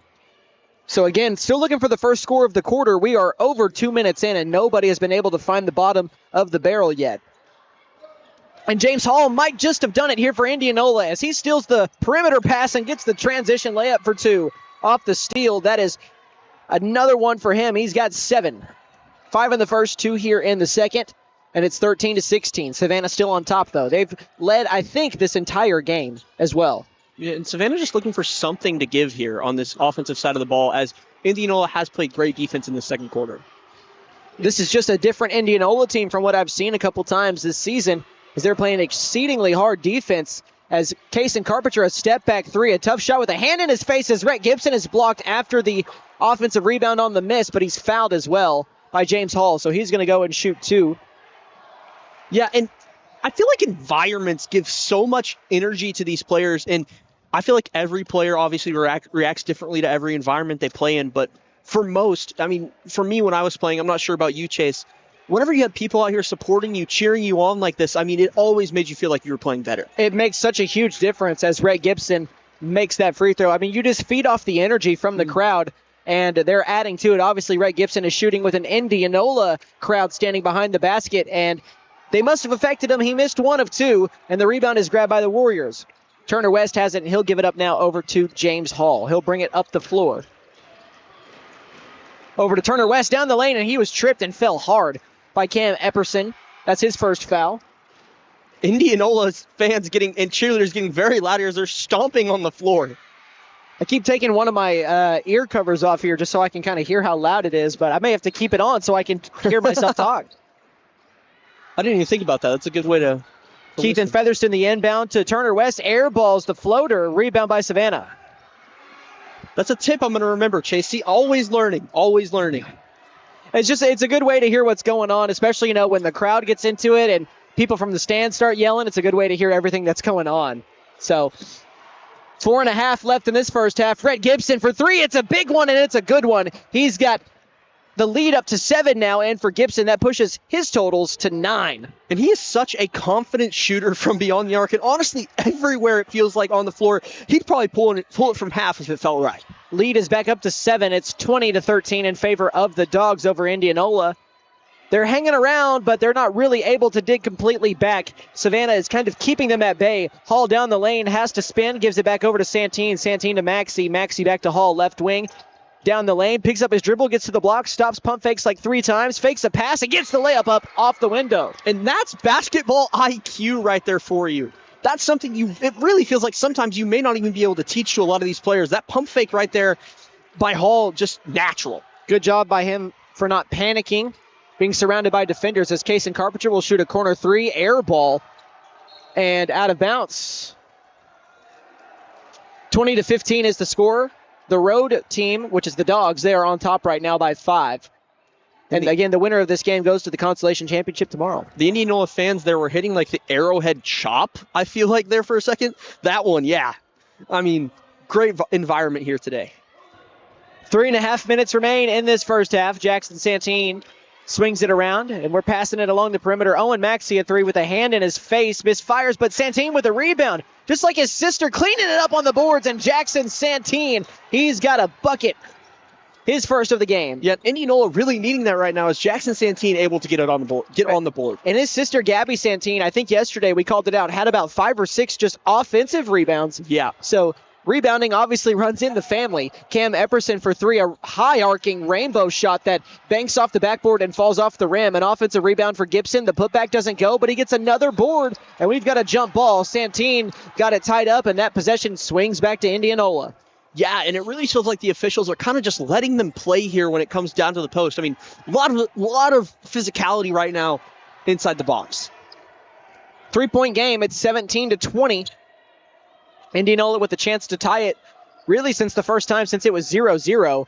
Turner West has the ball almost knocked out of his hands, and he throws it over to Owen Maxey. That was close. It was really close to a turnover. Maxey crosses over, goes left, gives it up to West for 3 to tie, and that's an air ball. Carpenter with the rebound over to Epperson. Epperson up the floor now over to McGee. Near side, Rhett Gibson. He'll let another 3 fly, and that's in and out. It was halfway down before unforgivingly popping out of that rim.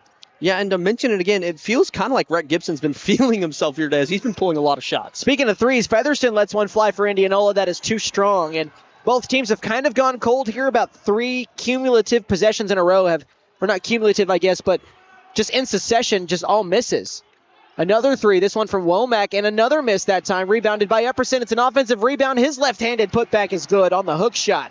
Yeah, and then, again, a lot of contact there and just no calls by these officials. They're letting them play, as we've only had 3 free throws for Indianola and 4 for Indianola and 3 for Savannah.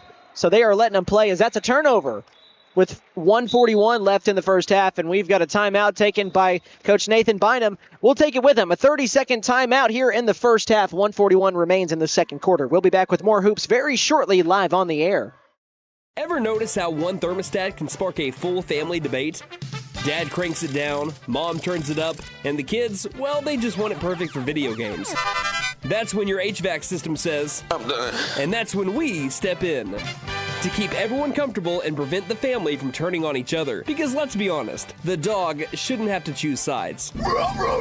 Don't despair. Call Freeze and Flare Heat and Air. We're licensed, bonded, and insured. Mechanical license number 0014445. Welcome back out of that timeout. 1:41 left in this first half, and Andon Menu, we're just talking about it. While the stands may be not full around us, but the student sections have created the best game environment we've had all week long. Right. And we talked about maybe going in tomorrow. Hopefully, everybody listening, if you're not here today, you come out tomorrow and support these guys and ladies as they go into Championship Friday. And again, obviously, that's if you're able to. We know weather is coming as Gibson took a bump and turned it over. Owen Maxey for Indianola will run it. His layup is good off the window. Owen Maxey with another one. He's got 8 points. He screamed, yeah, after that one. He was hype. 19-22. Pass inside to Womack. One dribble. His jumper below the free throw line doesn't go. Rebounded by Turner West. Indianola gets it back. Again, they have a chance to tie it here for the first time since it was 0-0. James Hall down the lane. He's tied up, and that's a jump ball, and that'll favor Savannah. So that is essentially a turnover. And again, Coach Nathan Bynum not happy with what he just saw from his crew. Yeah, and I mean, Rhett Gibson on that last offensive possession was open in the corner for the three. And, obviously Womack going in a different direction there for the missed shot. Gibson gets it on the near side corner. Trying to cross over his defender. Nothing's there. He'll swing it around over to Epperson again. Epperson top of the key. Looks left. Gives the pass to McGee. Bobby McGee, that is. Picks up his dribble. Gives it to Kason Carpenter. Carpenter down the lane. Loses it on the way up, and that's a turnover. And a pass up ahead to Owen Maxey behind the defense with the left hand. Left it short. That's an easy miss layup with 35 seconds left in the half. Savannah with the ball up by 3. 22-19. Epperson near side pass to Rhett Gibson for 3, in and out, but Epperson gets the offensive board. He takes a power dribble, and he's fouled on the way up by Santine. Yeah, finally a call. I mean, Santine really had to get in on him, get in on him there on that shot to really even get a call at all. And so now Epperson goes to the line for his first free throws of the game. He's got 4 points as he misses that first one to the left. That one was a bit of a misfire. 25 seconds remain in this first half. A trip to the Consolation Championship is on the line. The loser, they're done in the tournament. So they're fighting. Both teams are fighting to stay alive here, as Indianola left on day 2 last year as well for themselves, as Epperson misses the second free throw as well.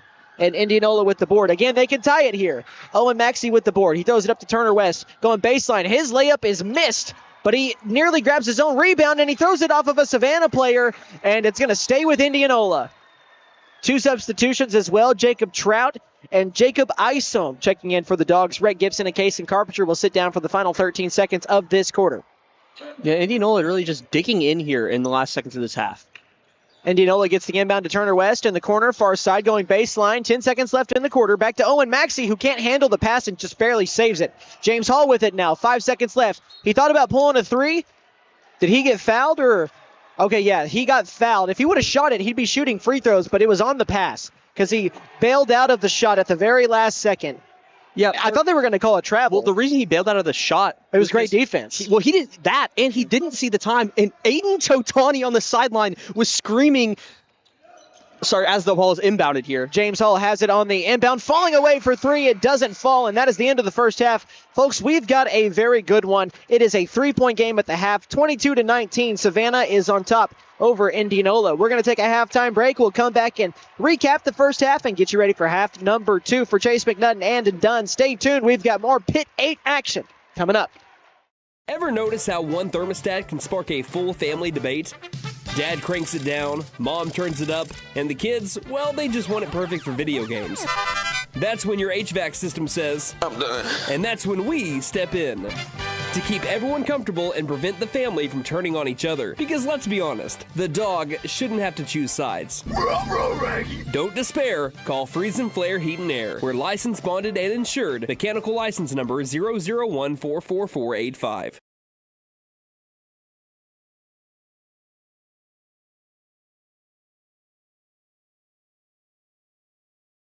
Prime Structures is your local manufacturer of portable buildings. From storage sheds, portable garages, and portable barns to custom builds such as chicken coops and greenhouses. We are the only one who builds their buildings here in McAllister using local resources and local labor. We offer metal carports, RV covers, and metal garages. Local ownership with buildings built in McAllister means factory direct pricing for the customer, saving you money. Free local delivery is also provided. Ask us about our lease-to-own, rent-to-own options. Prime Structures in McAllister, locally owned by Brent and Leisha K. space at 1702 South Georgia 9 Expressway, 918-525-4101. See us on Facebook, and Patriot McAllister is proud to support local athletics and the McAllister community. As a special thank you, our new general manager, Bentley Redburn, is offering a free oil change to everyone who attends the Pitt 8 basketball tournament. Just present your Pitt 8 ticket stub or proof of ticket purchase and receive one free oil change per vehicle, including diesels. Good luck to all Pitt 8 teams. Patriot McAllister, Chrysler, Dodge, Jeep, and Ram. 916 South Georgia 9 Expressway, McAllister. 918-423-2288. PatriotMac.com.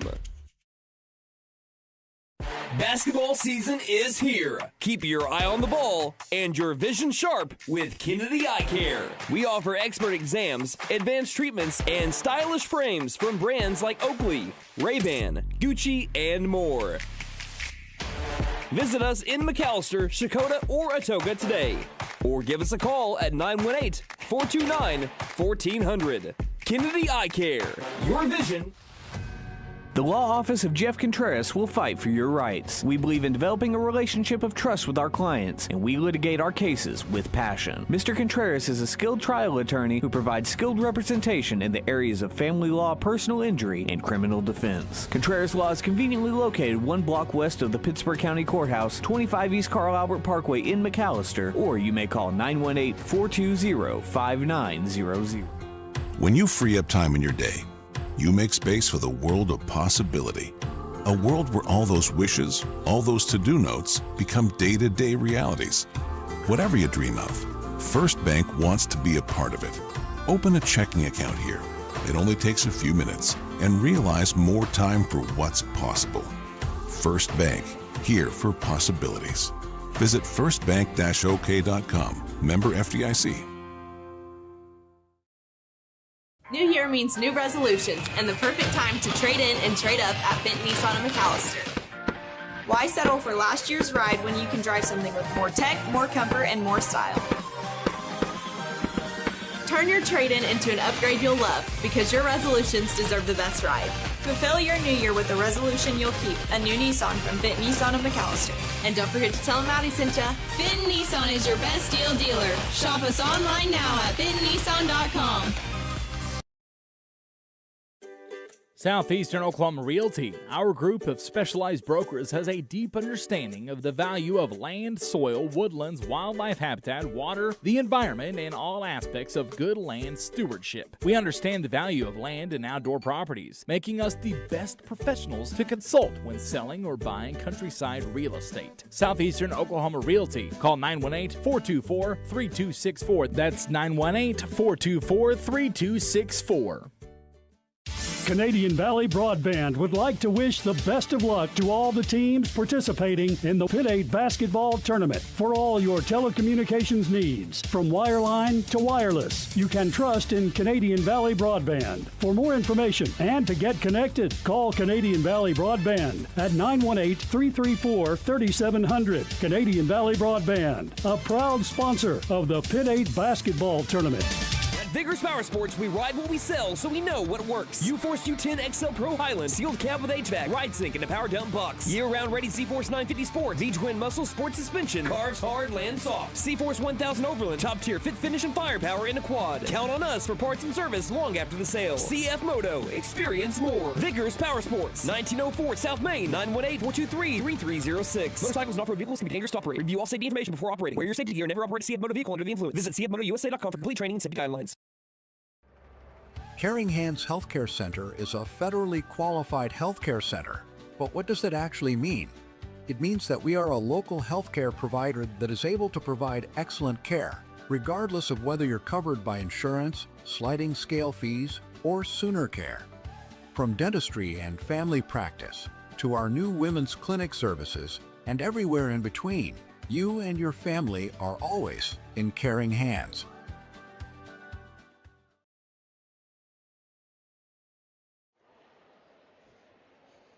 All right, everybody, welcome back. We are at the halftime break, and right now it's Savannah leading Indianola 22-19 at the half. And for Savannah, leading the way is Rhett Gibson. He's got 9 points. Right behind him, Cam Epperson has 4, as does Slade Womack, Bobby McGee with 3, and then Cam Epperson, not Cam Epperson, Kason Carpenter has 2. For Savannah as well, they've made just 2 out of their 5 free throws, so they have struggled from the line. They have gotten there just 1 time more than Indianola has to this point. I beg your pardon. I'm trying to, You're all right, partner. I'm eating in between breaks just because we don't have a lot of time to eat. And we don't feed Chase McNutt very much, at the radio station. They just leave me in a cage for the most part. He gets put in a cage. After every show or after every broadcast, I go back and I put him in the cage. I can't feed him. They don't give me food to feed him, so he's got to eat while he can, ladies and gentlemen. This is the best meal I've had in weeks because of that. So, but no, Indianola, they're trailing by 3 right now. They've got 19 points. They are paced in scoring by James Hall, who has 9, and I believe, Andon, he had 17 in the last game they had. Is that what it was? I believe so. Let me double check for you here. James Hall. While you're looking for that, Owen Maxey's right behind him with 8 points, and then Jackson Santine has 2. He had 17 points against Stewart. Okay, so he's having a pretty good week so far. We'll see if he has a better second half. And honestly, it was a pretty good first half from him as well. 5 in the first, 4 in the second. Indianola is 3 of 4 from the free throw line. And then I'll pass it over to you, my man. This is a 3-point game. What do you need to see from both sides if they want to come out with a win and playing on Friday? Yeah, for Savannah, just keep the same attitude. Keep pushing the ball down the court, trying to make the best decision possible on that offensive side of the ball. That's what we talked about in pregame, is not trying to force so many shots. And that's really, what they've done is they've honestly been looking for better looks. But I also need to see them pick it up a little bit more on the defensive side of the ball. I personally, the score may not really reflect that. I know it is close, but Savannah is ahead. Kiowa's kind of outplayed them, it's felt like, on the defensive side of the ball. Indianola. I'm so sorry. I was looking at scores. Sorry. Yes, Indianola has kind of outplayed them on the defensive side of the ball, it has felt like, in this game. For Indianola, like I just said, keep up that defense. I mean, they have played absolutely, it's felt like stellar defense to keep themselves in this game so far. I mean, keep going for those rebounds, keep fighting. Obviously, calls are a little bit more lenient on the inside this game. So, I mean, yeah, not a lot of free throws. Yeah, keep up the aggressiveness. And, might need to turn it up a little bit more on the offensive side of the ball. Find your looks, take your time, make your plays, and you'll be just fine. Well, we talked about Indianola earlier this week when they played Stewart, and I know they lost by 49 points, but we both talked about we really appreciate or just enjoyed watching the way that they played because they played really hard. They didn't play scared. They played obviously like it was just another game, but unfortunately, Stewart turned it on at the end to really extend what was not a 40-point lead quite to that point, but it really swelled in that fourth quarter. So Indianola, honestly, even though they're 0-1 this week, they've played really good basketball as they trail it at the half. We've got just over a minute left in this halftime break. Do you have any final thoughts you want to add? I did notice, I remembered in my notes, James Hall, it's kind of crazy to think that he's only a sophomore. Yeah, it's insane. He's got so much potential and so much more room to improve. So there's only 2 seniors in this starting lineup for Indianola. It's Jackson Santine and Owen Maxey. And then for Savannah, they've got, I think, they don't have any seniors in their starting lineup. They would have if Aiden Totani was playing, and obviously we can see him on the sideline, and you caught that pregame that he's actually on the sideline, and he was not there earlier this week, and in the game I called a couple weeks ago, he also was not on the sideline, so that's good to see. Yeah, no, so during the end of that first half, I was noting it before the end of the first half, so during that last shot that I believe was at James Hall that took, or started to take that last shot, and backed out of it, so he wasn't actually looking at the clock. Aiden Totani, when there was 10 seconds left on the clock, was saying 5, 4, 3, 2, 1. He screamed it, and James Hall went up with the shot. And messed with him. He believed it. I mean, just shout out to the Savannah sideline for getting so involved into the game, even though, Aiden Totani did sadly tear his ACL during football season, isn't able to play his senior season of Savannah high school basketball. He's still trying his best to have an impact on the game. And impact he has had, obviously, there on that very last play, but he's a guy that they sorely miss. He was their leading scorer last season, and obviously he would be a huge help for them this season as well. Absolute stellar football player, too. All right, we are underway for the second half. Indianola with the basketball going left to right on your radio dial. Savannah will be going right to left. So Owen Maxey with the ball. He's joined by Jackson Santine, Brody Lott, Turner West, and James Hall for the Warriors here. For Savannah, they've got Bobby McGee, Cam Epperson, Kaysen Carpenter, Slade Womack, and Rhett Gibson. West drives inside. Ball's knocked loose. I feel like there should have been a foul there. So Epperson will push it down the lane. Man, a long Euro step, and he's called for a travel. Yeah. That was a long Euro step. I mean, it looked like he took 2 steps, but... Yeah, and Coach Murdaugh not happy about that one, telling Epperson, hey, just take the shot. And he did make it, just unfortunately for Savannah, it ends up being a turnover. Yeah, and I will agree with you. There was a foul on that Indianola offensive possession. 7 minutes left here in the third. We're only 1 minute in. A really close game. Again, probably one of the closer games we've had. Just 3 games, I think, decided by single digits as Maxey can't get that 3 to fall. It's off the front side of the rim. Epperson gets the board. He'll throw it up ahead, far right sideline. Rhett Gibson goes down the lane. He loses the ball, retreats as he recovers it. It's back to McGee. Back to Gibson. He's left wide open for 3. Unwisely by Indianola. Gibson stripes it from deep. Yeah, and big shot there by Rhett Gibson to get a little bit, deep in this lead for Savannah as they head back into this second half. And he now has a team high and just a game high right now with 12. He's also the first player in double figures. Turner West goes baseline, slips, and he turns it over. We've not seen a lot of slips this week. They've done a really good job at keeping the floor, not slippery, but obviously there's been some, and that was one of them there that led to a turnover. Yeah, and number 25 for the Indianola Warriors coming in for number 13. That's Keithan Featherston checking in for Turner West.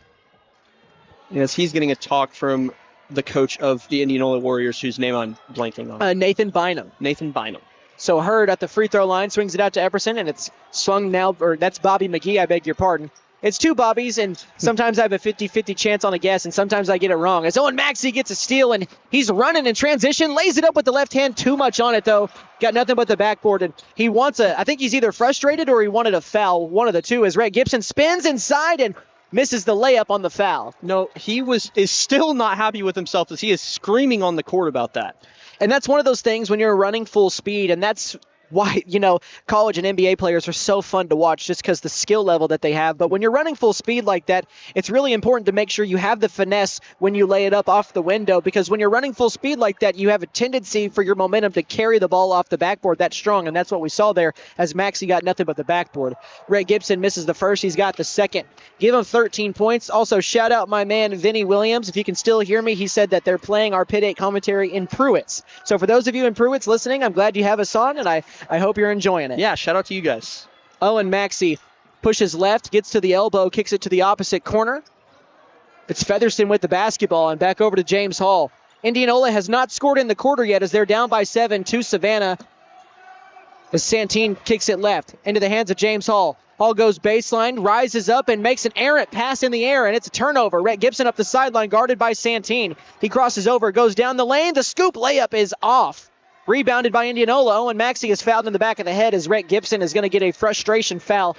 And not only are frustration fouls not smart fouls, but Rhett Gibson just picked up his 3rd. So now a choice for Matt Murdaugh if he wants to sit him. It looks like he's going to leave him at least for now. And we'll see if he obviously picks up his 4th. He will sit for the remainder of the 3rd. Yeah, and Owen Maxey definitely looking a little bit unlevel here as he's had a couple, bad possessions in a row as Indianola just throws the ball out of bounds. I believe that was James Hall that just threw that one. They tried to throw it to number 22, I believe, for Indianola, which would be Brady Lott, and just completely and totally missed his target. And I swear, it's like I have an anti-basketball magnet right now. I've not had a single one come all the way over here. I've tried multiple times to grab it, but I just can't. We'll see if that changes. Either way, Savannah with the basketball, far corner. Epperson throws a bullet pass inside to Rhett Gibson on the block, misses the layup. Womack, he gets the offensive board, and he's fouled on the way up. Right, and that's a big foul for Savannah here, as they're just trying to expand this lead and just get a little bit more breathing room here in this second half. That foul is against Jackson Santine, and Slade Womack will go to the line for his first free throws. And this trip to the free throw line is brought to you by Davis Propane, family owned and operated for 40 years as a full-service propane company and delivery service. As Womack makes the first, they serve Pittsburgh County and the surrounding areas. Davis Propane in Savannah. Give them a call at 918-423-0945. Womack with 5 points. Give him 6 as he knocks down both. Yeah, Bobby Womack just having a game here, honestly. Well, might not seem like it on paper, but 6 very crucial points in this game. 28-19 after those free throws from Slade Womack as that lead extends to 9. And Savannah has held Indianola scoreless for now, as that immediately changes. Owen Maxey from deep, give him 11. He's the first player in double figures for Indianola. Yeah, and he was chippy about that one. That's a big shot. They needed to see that one go in, and the game is back to 6. Right wing with the basketball, Bobby McGee throws it to the corner, Kason Carpenter with it, trying to turn and go baseline, and a Euro step down the baseline and one, or they're going to say, no, he traveled. I thought they were going to get it on the floor, but they're going to say he traveled. So that's a turnover by Carpenter, as we've got a substitution for Savannah. Slade Womack will sit down. Coming in for him is Jacob Trout. Again, for Savannah, that is the substitution. Carpenter was leaving the floor, but he's got to stay because that would have only left Savannah with 4 players. So now Maxey up the floor. Gets it to Keithan Featherston. 3-point line extended. And a lob pass back this way to Turner West. 4 minutes left in the third quarter. We are halfway done with it. Lob back over to Santine. Really wanted a 3. Picks up his dribble and he hands it off now to Maxey. Back over to Featherston. James Hall's getting some good rest right now. And Indianola, they're going to have to find ways to score as they turn it over, but Savannah gives it right back. Indianola saying that should be Indianola ball. Oh, wow, it's not Indianola ball? All right. Owen Maxey just not having it with these officials this game, as he has just been chippy out on the court. He's been frustrated visibly, but you can't let that bleed over into your play. That's where frustration fouls come in. As Rhett Gibson, a quick corner 3, misfires. Rebounded by Featherston. He's doubled on the rebound, and he finds Brody Lott. It's thrown up ahead to West. West on the right sideline. He gets to the perimeter, and he slipped himself there trying to stop. So maybe the floor is a bit more slick here on day 4. All right, might need a towel for it before the next quarter. I think we're definitely going to see them take those really long brooms. I'm really not sure what they're called, but they use them on basketball floors. Yeah, I don't know what they're called either. As man, I should have been paying attention right there. I didn't see who got the foul called there against Savannah. But nonetheless, it is a team foul. 2 team fouls on both sides as Case and Carpenter will check out. Bobby McGee and Bobby Hurd both on the floor right now as well. Owen Maxey, the inbound left wing for 3, and he's got it. Owen Maxey and the 3-point celebration. Oh, that's as he clean. loads the clip afterwards as well. I like Maxey's that got one. 14, 6 points in the quarter. And it's a 3-point game, 25-28. In the far corner with it is Hurd. Hurd back to Epperson. Epperson over to McGee. McGee left wing, 1 dribble, throws a backdoor cut, baseline. It's Gibson on the way up. He's fouled by, I think, Turner West. No, they're going to say it's against Brody Lott. His 3rd foul. So 2 Indianola Warriors have been called for 3 fouls in this game. And Rhett Gibson, he is 2 of 4 from the free throw line. He's got 13 points. He'll try to add to that total there. My mother has messaged me, who's watching the broadcast, and said they're called dust mops. Dust mops. Thank you for that. Yes. And yes, I remember that now that it's said. As Santine checks out for James Hall. Yeah, shout out to Mama Dunn for that one. Shout out to Mama Dunn for that one. Appreciate you as Rhett Gibson knocks in that second one to give him 14 points. 25-30 game here with 2:55 to go in the third. This one has been really tightly contested as Keithan Featherston has the top of the key. As James Hall is back into the game. This team was able to muster up just 6 points in the quarter. They have not really been able to have a really good scoring quarter since the opening frame. Great defense being played as well by Savannah. Hall top of the key down the lane. Just barely gets it off. Threw up a prayer as he missed that layup. Yeah, rebound by Savannah. 4 Bulldogs closed in on him there in the paint. Bobby McGee left wing into the corner. It's Gibson going baseline. A pass to Trout, and he's blocked on the way up. And James Hall is frustrated. I can't say I blame him. That looked good from this side. Right. Yeah, I mean, great defense by Savannah on that offensive possession to just close in on Hall like that. I mean, 4 of them just crashed into him like it was nothing. 5-point game that could be extended here with free throws from Trout. And he misses the first one a bit strong on the release. He still has no points in this one. Looking for his first bucket or just point, singular.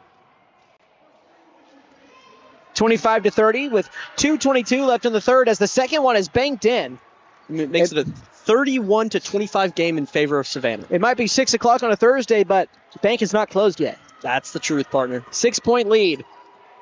Maxey looks right, gets a screen. Really wanted to penetrate, couldn't there as Epperson falls on the screen, and that ball is thrown into the backcourt. Turnover by Indianola. And the Warriors have just not been able to string together enough stops compiled with scores on their offensive end as they trail it by 6. And I need to go back and look because I actually am curious to see how or what the record is for all teams that are wearing home jerseys in this, and vice versa for the away jerseys. As Rhett Gibson traveled, he moved his pivot foot before he gave that jab step in the corner. And that's a turnover. Yeah, and that's a mistake you just can't be making in a game this close with only 1:55 to go in the third. Well, you said it, 1:50 to go in this third quarter. Yeah, I mean, go ahead. Every small mistake like that will add up in a game like this. Every possession important here in a close game. Maxey is going to take a jump shot off the pass. Missed it from the elbow, but an offensive rebound by Turner West. Indianola still has the ball. 90 seconds left in the third quarter. Maxey finds James Hall again, left wing. He hasn't looked for his shot nearly as much here in the second half so far as he did in the first half. He had 5 points in the first, 4 in the second, and he's got no points yet here in the third, but he also had to sit a little bit. He's got a couple of fouls. He's not really hunting a shot, though, unlike Owen Maxey, who is looking for it at every chance as Hall drives, kicks it out. Maxey, he had 1 foot at the three-point line and one inside of it as he airballed, but an offensive rebound. Featherston back to Turner West for three. Corner, another airball, and Brody Lott jumps over a defender, and he is rightfully called for a foul.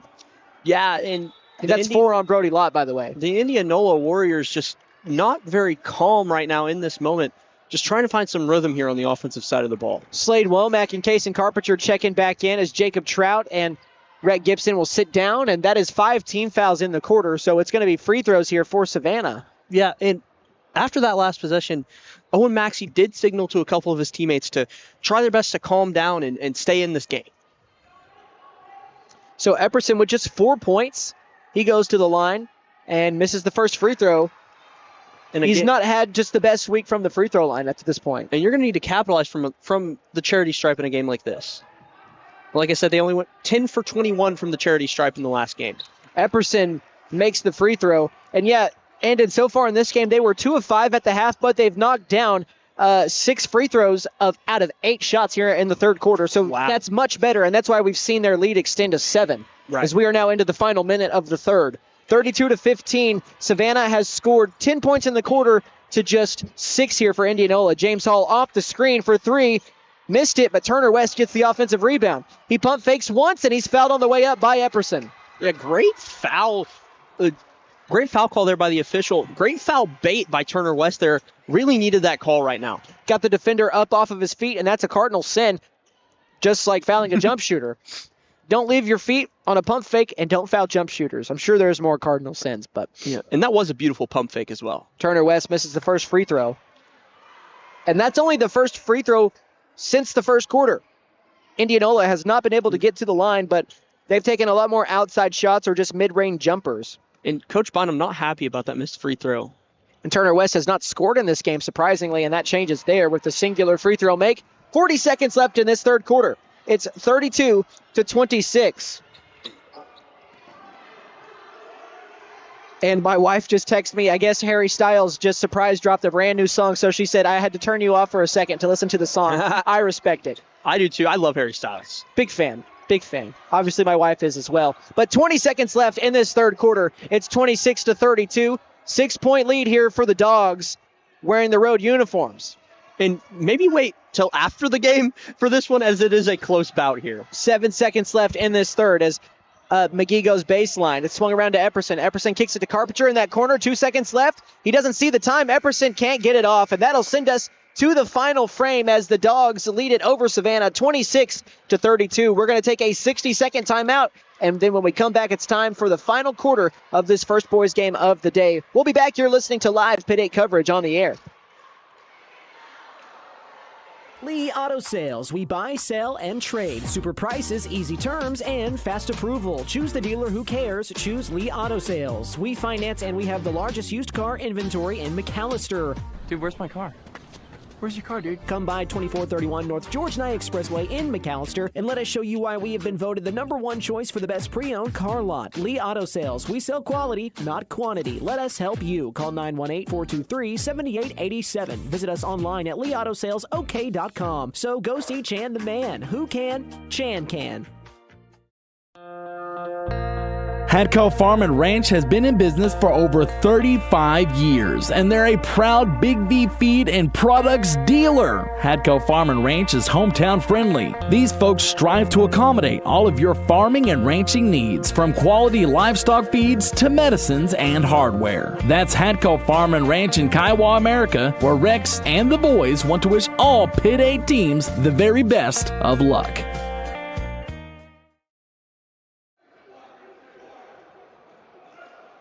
All right, welcome back to the final frame, and we've got a good one for you guys. I hope you stayed and you've been listening, and if you haven't and you're just here, well, welcome. It's 26-32 as Savannah leads it over Indianola here in the fourth quarter. They've led from start to finish. They led by 5 at the end of the first, 3 at the end of the second, and now 6. This is their largest lead after a quarter has ended in this game.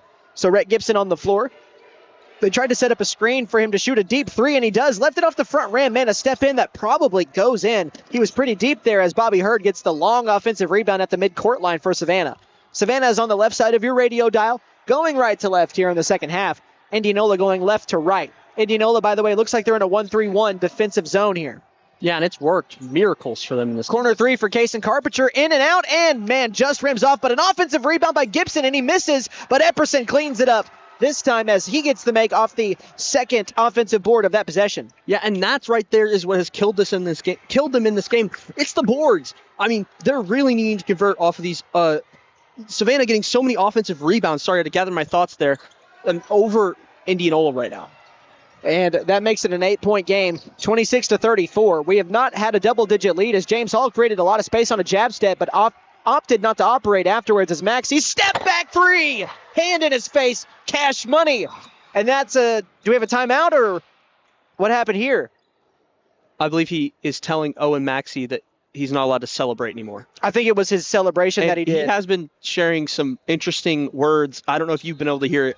I've not been able to, I haven't heard a word that he said. So he is getting close probably to a technical out here. Oh, and that's what the official is trying to prevent him from doing. Stopped it to have a conversation with him, which is good of him because officials won't always do that. They'll just tee you up. He hit the J-Dub celebration, the screaming at the wrist there. 34-29. It's a 5-point game with just 90 seconds gone here in this fourth quarter. Cam Epperson left wing extended. Back over now to Bobby Hurd. Into the corner, it's Ray Gibson. A no-look pass to this near side corner to Carpenter, who drives and back out to Epperson. And it's swung back around along the perimeter. Red Gibson pump fakes the 3 in the corner. 6 minutes and counting left in this game. The winner goes to the Consolation Championship tomorrow at 11:30 against either Canadian or Haleyville. I'm sorry. No, that's right. I thought I was looking at the girls' bracket. The loser is done here in the Pit 8 tournament in 2026. Right. And last year, again, Indianola, they went 0-2, so they're trying to avoid doing that for the second straight season. And speaking of second straight, Savannah got to the Consolation Chip last year, and they're trying to get right back as Kason Carpenter is helping that case. He's got 5 points, and that lead is pushed back to 8, 29-37. Yeah, and Brady Law just didn't step up on him there in the corner. He drained it right in his face. And that's a big 3 for Carpenter. That's his first points since the first quarter and his first 3 of the game. Indianola is going to have to start stringing together some stops, compiled with some scores of their own, but that is not the key right there to winning as they turn it over. Womack with the basketball, throws it inside to Epperson. His layup is missed. I swear Savannah has missed so many layups in this game. And it's kind of holding back what could be a larger lead as that carom out of bounds was last touched by the Dogs. Bobby McGee will check into the ballgame and sit down Bobby Hurd. Yeah, and it's kind of mitigated a little bit, I feel like, in this game. All of those missed layups that you just talked about, though. I mean, obviously, they could have more of an extended lead. But, again, Indianola just not being able to convert on a lot of those rebounds. And the Warriors, down by 8, have the ball. Just 5 minutes left, possibly, in their 2026 Pit 8 tournament appearance. We'll see if they can change that. James Hall is going to have to be more aggressive here, unless they're just trying to feed the hot hand in Owen Maxey. They get it to Turner West, right wing. Drives in, stops at the elbow, wanted to pull up jumper, but couldn't get to it. Great defense being played. The ball's knocked loose. He grabs it, goes up for the rebound, the layup and misses it. Kason Carpenter grabs the rebound. Yeah, and West just trying to force something there, which is not what you need to do in this situation for if you're Indianola at the moment. Well, now, if you're the Warriors, you got to get another stop. You can't keep giving up points as Carpenter is left open for 3. Not quick enough on the rotation by Lawton. Carpenter now has 8 points, 6 of those here in this final frame. Yeah, and he's just burning Brady Lott in that corner right now. And it's the largest lead of the game. 40-29, Indianola trails, and James Hall with a bad pass taken away by Rhett Gibson. Gibson gets to the right hand and misses the easy layup, but he gets his own rebound, and it's ripped out of his hands, and he's fouled. Kind of a bailout there after the just lack of focus on the layup. And that right there was the perfect example of what you've been talking about. Savannah misses the layup and then gets their own rebound. I mean, it's just been an infinite process here in this game. And we've got a timeout taken by Indianola and Coach Nathan Bynum. We'll take it with them. It's a full 60 seconds. We'll be back in 1 minute with more coverage of Pitt 8 basketball on the air. McAllister Direct Primary Care offers 24/7 access to your provider, deeply discounted rates on labs and imaging, more time with your provider, same day or next day appointments, and even home visits for a flat monthly membership fee. We now offer hormone replacement therapy and DOT physicals in addition to our other services. We are excited to announce that we have opened a new location in Longtown, and we are accepting new patients. McAllister Direct Primary Care at 6th and Carl Albert, or give us a call at 918-233-6522. Hey guys, it's Sam from Sam Wampler's Freedom Ford in McAllister and Eufaula. With 2 locations to choose from, we have close to 200 vehicles on the ground and coming in. And with vehicles starting at $29.95, we have something for everyone. And if you need parts or service, we are loading up at both locations to serve you better. Plus, with our mobile service van and our pickup and delivery, we can help you with sales and service no matter where you are. So come see us at Sam Wampler's Freedom Ford in McAllister and Eufaula and let us make it happen for you.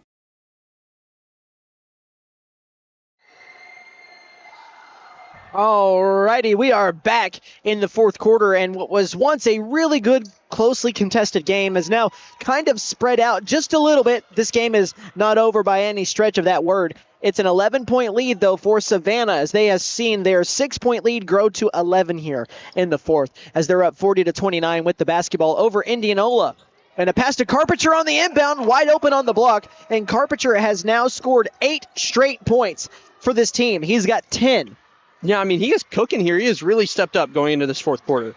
And a 10-3 run in this fourth quarter here for Savannah to put the proverbial nail in the coffin as West goes down the lane, misses the right-handed layup, gets his own rebound. He'll swing it back out to James Hall, who pump fakes and throws it to nobody out of bounds. He was trying to get it to Owen Maxey on the wing, but Maxey took off right before the pass was made, and it was just a miscommunication. And that is James Hall's second turnover in that kind of nature, and Coach Bynum not happy at all. Because the biggest thing there is that those are self-inflicted turnovers. Right. And Savannah has played well today. They have forced plenty of turnovers, but there's been a couple tonight where Indianola has just not done themselves any favors. And Coach Bynum is screaming at Owen Maxey to get up and guard the ball closer as, Ray Gibson is picked up after his dribble was picked up, and he gives it up. Man, sorry about that. Bobby McGee kicks it out to Epperson near the mid-court line. Epperson drives inside, dumps it off to Carpenter, who pump fakes and then follows with a layup that is not going to fall, and rebound is grabbed by Indianola. James Hall throws it up ahead to Owen Maxey, and Maxey's going to slow down here and lay it up for 2. Got it for himself that time. You could see it click in his mind. He knew he needed to slow down, and he's got 19. Yep. He's the only player to score double figures here in this game for Indianola. He's actually been practicing that finger roll every chance he's been getting during this game. And James Hall is picking up the defender as soon as he crosses the midcourt line, making life tough on the ball handler, and now a turnover. Indianola should have been using this pressure the whole fourth as they're down by 11. Make it 9. No, Maxey misses the layup. Had a really good look at it, and it just rolled off. Cam Epperson gets the rebound, and he's going to bring it up the sideline, and Owen Maxey's going to be called for a reach. Oh, wait, no, we have a timeout. I beg your pardon. A timeout taken by Savannah. We'll go ahead and take it with them. Stay tuned. You're listening to Pitt 8 coverage live from the Expo Center. Game day is more than just sports. It's about community. That's why the Bank NA is proud to support our hometown team. Just like our athletes, we're rooted right here, working hard for every win. When you bank local with the Bank NA, your money stays local, fueling small businesses, helping families buy homes, and building a stronger community. So whether it's on the court, the field, or in your financial future, we're in this together. The Bank NA. Strong, secure, and ready to loan. Member FDIC, Equal Housing Lender.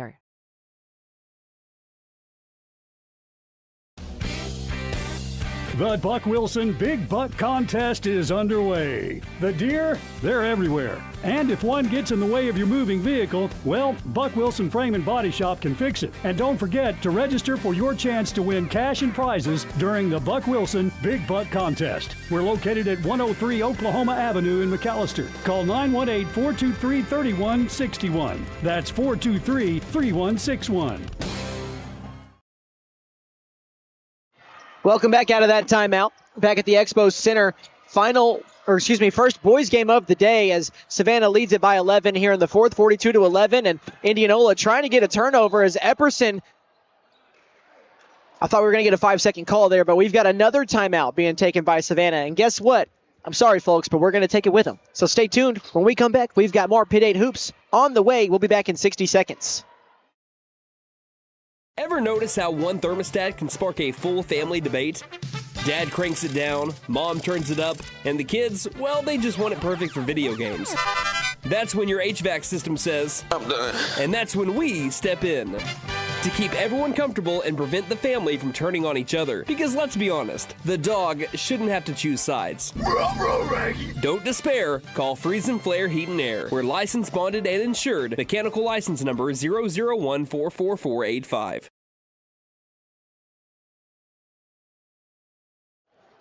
All right, everybody, welcome back. That was supposed to be a 60-second timeout, but I think both teams just, telepathically agreed to just make it a 30-second timeout as they both broke the huddles early. And we've got a good one here late in the fourth. Well, I say a good one. It was much better at the start of the fourth. It's now an 11-point game with just over 2 minutes left. Into the game for Savannah is Bobby McGee down the lane. He's fouled by Turner West on the way up. Yeah, and I mean, Savannah still pushing, the pedal to the metal here. As they're only up by, it's 42-31, which is 11 point deficit here for Indianola to come back. 2 minutes and 11 seconds as McGee will step up to shoot two. The first of two, or maybe not. And once again, the winner of this game going to the Consolation Championship tomorrow. I have no idea what just happened. I don't either. There was supposed to be did they call an offensive foul on McGee? That was meant to be Savannah ball.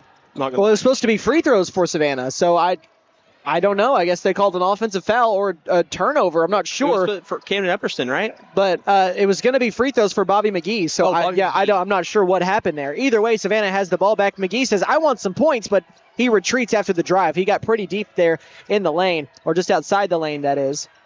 Epperson kicks it to the short corner. It's McGee going baseline, swings it back out to Carpenter.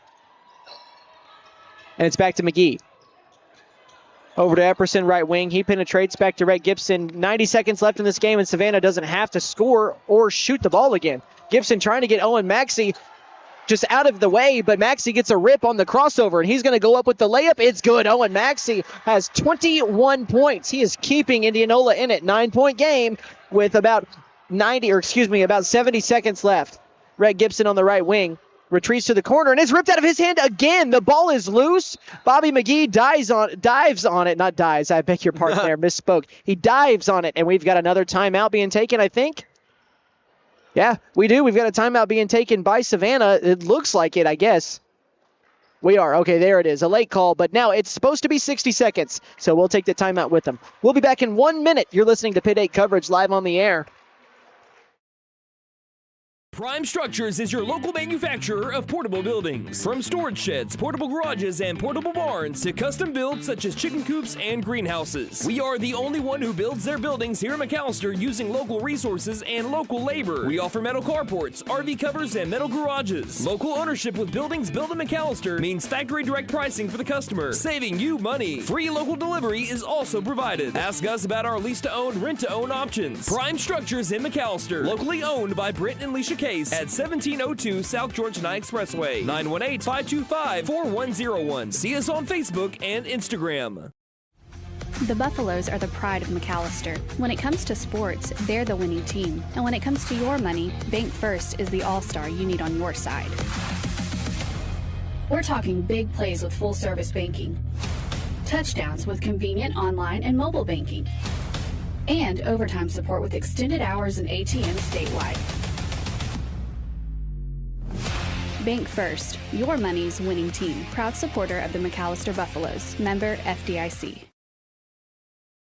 All right, welcome back. We had a quick inbound and a shot that was missed by Savannah. We got you right into the action as Indianola gets the rebound. They're down by 9. Rhett Gibson didn't have to shoot that there, but it was a really good look. He just misfired. Turner West has a good look at a left wing three. Instead, opts the drive inside, swings it out to Maxey. Maxey penetrates a high arching floater off the window, holds the form as well, and it's down to 7 on the deficit. It's 35 to 42 with 40 seconds left in this game. 23 as well for Maxey. Savannah with the basketball in the front court. It's Bobby McGee.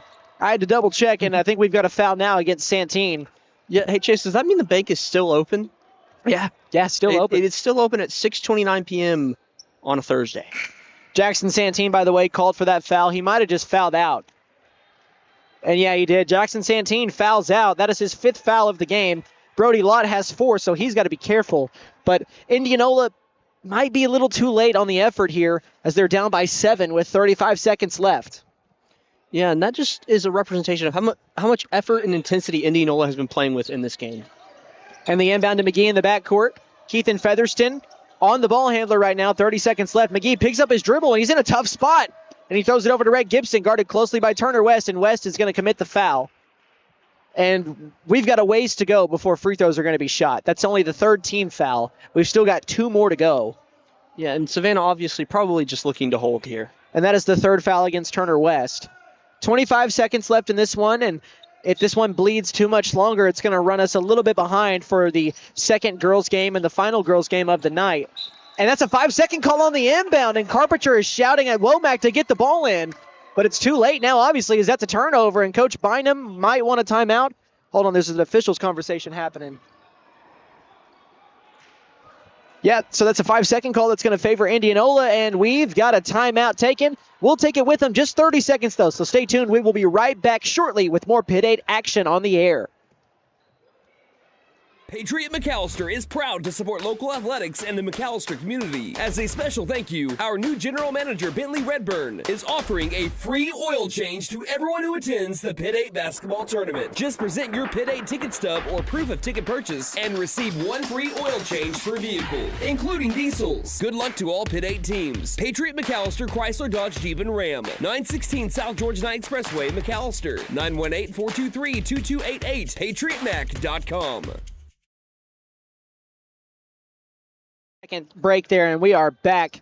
And this one has really stayed good for the majority of the game. It's just once the fourth quarter kind of started, Savannah, at least right now, looked like they did enough work to separate themselves. But right now, Indianola is on a 4-0 run as they trail by 7. 23 seconds left. And Epperson steps on the line. That is a turnover, and Coach Murdaugh is not happy with him. And that is just a lack of concentration there.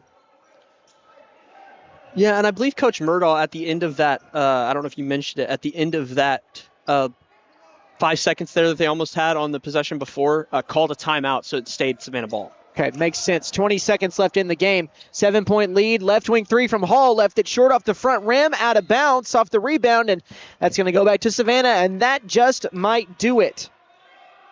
7-point game with 14 seconds left. The inbound for Savannah. They lob it into Epperson in the backcourt, and he's fouled by James Hall. And he just picked up his 3rd foul. Yeah, there's going to need to be one more team foul on Indianola to send Savannah to the free throw line. 13 seconds left in the ball game. Savannah leads at 42-35. For the second straight year, they're going to try and get back to the consolation championship as the inbound is in now to Bobby McGee, and he's fouled with 8 seconds left by Keithan Featherston. And now we are going to get free throws. But again, too little too late up to this point, especially if both of these free throws are made. And I would feel differently if maybe it was a 4-point game, but a 7-point game with 8 seconds left is that's really hard to do unless your name is Tracy McGrady. If anybody knows about the, what was it, 13 points in like 9-10 seconds? Yes, it was 13 points in 9 seconds. One of the craziest things that's ever happened in NBA history. Another great NBA moment happened today. It's the 20th anniversary of the 81-point Kobe Bryant game. Oh, the late, great Kobe Bryant. Wow, I can't believe, gosh, how long ago did that happen? 20 years. Missed free throw that time by Bobby McGee. A lot of the networks have been replaying the game. If anybody's been on ESPN or any of the other major sports networks, you've probably seen them replaying the game versus the Toronto Raptors where Kobe Bryant had 81. McGee makes the free throw to push it to 8. 6 seconds left and counting, down to 5. James Hall tries to get a shot off. Great defense to prevent him from doing so, and that is the ball game. Savannah, for the second straight year, is headed back to the Consolation Championship, where now they will take on either Canadian or Haleyville tomorrow morning at 11:30. So, Andon, you know the drill, my man. I'll throw it over to you for your initial thoughts on this game while I tally up these stats. Yeah, I mean, what a great game, honestly. This is one of the best games we've seen in all of the Pitt 8. I mean, shout out to Indianola for trying to keep themselves in this game. It was a hard fight, but, I mean, they still did some great work nonetheless. I mean, obviously, you had one player fouling out in this game. I believe it was, who was it that fouled out? Jackson Santine. Yeah, Jackson Santine, just showing, really shows the grit and determination that they played with in this game. And obviously, Savannah, shout out to you for doing what you have done so far in this year, making it back to another Consolation Championship here at the Pitt 8 tournament. As we have the Savannah girls entering the floor and the Stewart girls entering the floor, that is our next matchup going into tonight. That is the next game on tap right now. Let's go ahead and look at our total scores on both sides. Our Tannehill Furniture and Mattress top scorer is going to belong to Indianola's Owen Maxey, as he scored 23. Again, he is the Tannehill Furniture and Mattress top scorer, as they are having their Mega Tax refund sale. All in-stock furniture and mattresses drastically reduced. Don't miss this tax refund mega sale. Once again, ask for details. Tannehill Furniture and Mattress, 5 South 5th Street here in McAllister. So again, on the Indianola side, 4 guys scored in this one, but only 2 of those 4 scored multiple baskets. Owen Maxey had 9.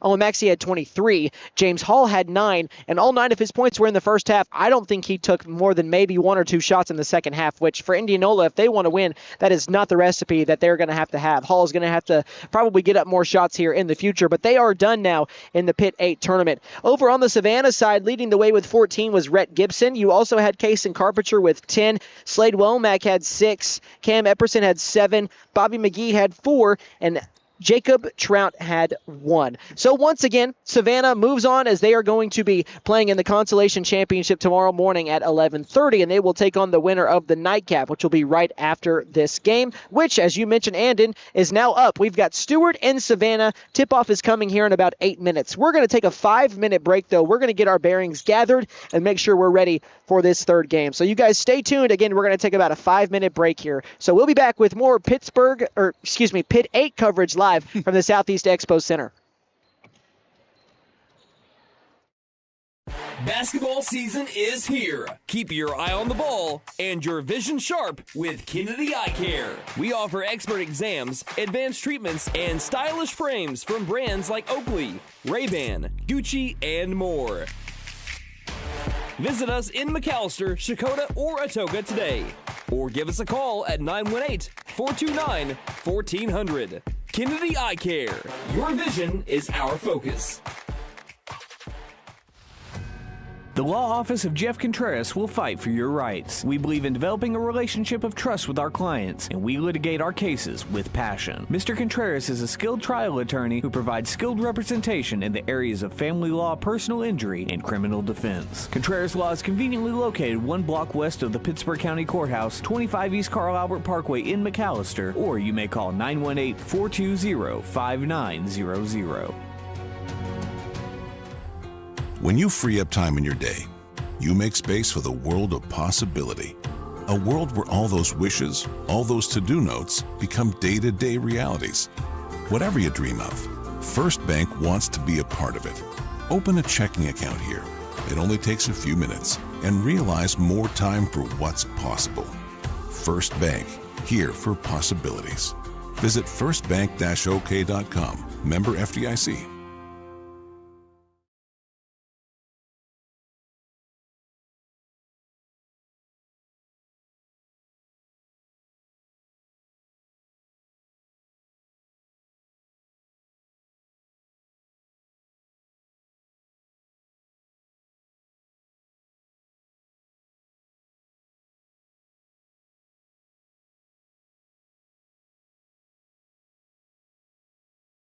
New year means new resolutions and the perfect time to trade in and trade up at Benton Nissan of McAllister. Why settle for last year's ride when you can drive something with more tech, more comfort, and more style? Turn your trade-in into an upgrade you'll love because your resolutions deserve the best ride. Fulfill your new year with a resolution you'll keep, a new Nissan from Pitt Nissan of McAllister. And don't forget to tell them Maddie sent ya. Pitt Nissan is your best deal dealer. Shop us online now at pittnissan.com.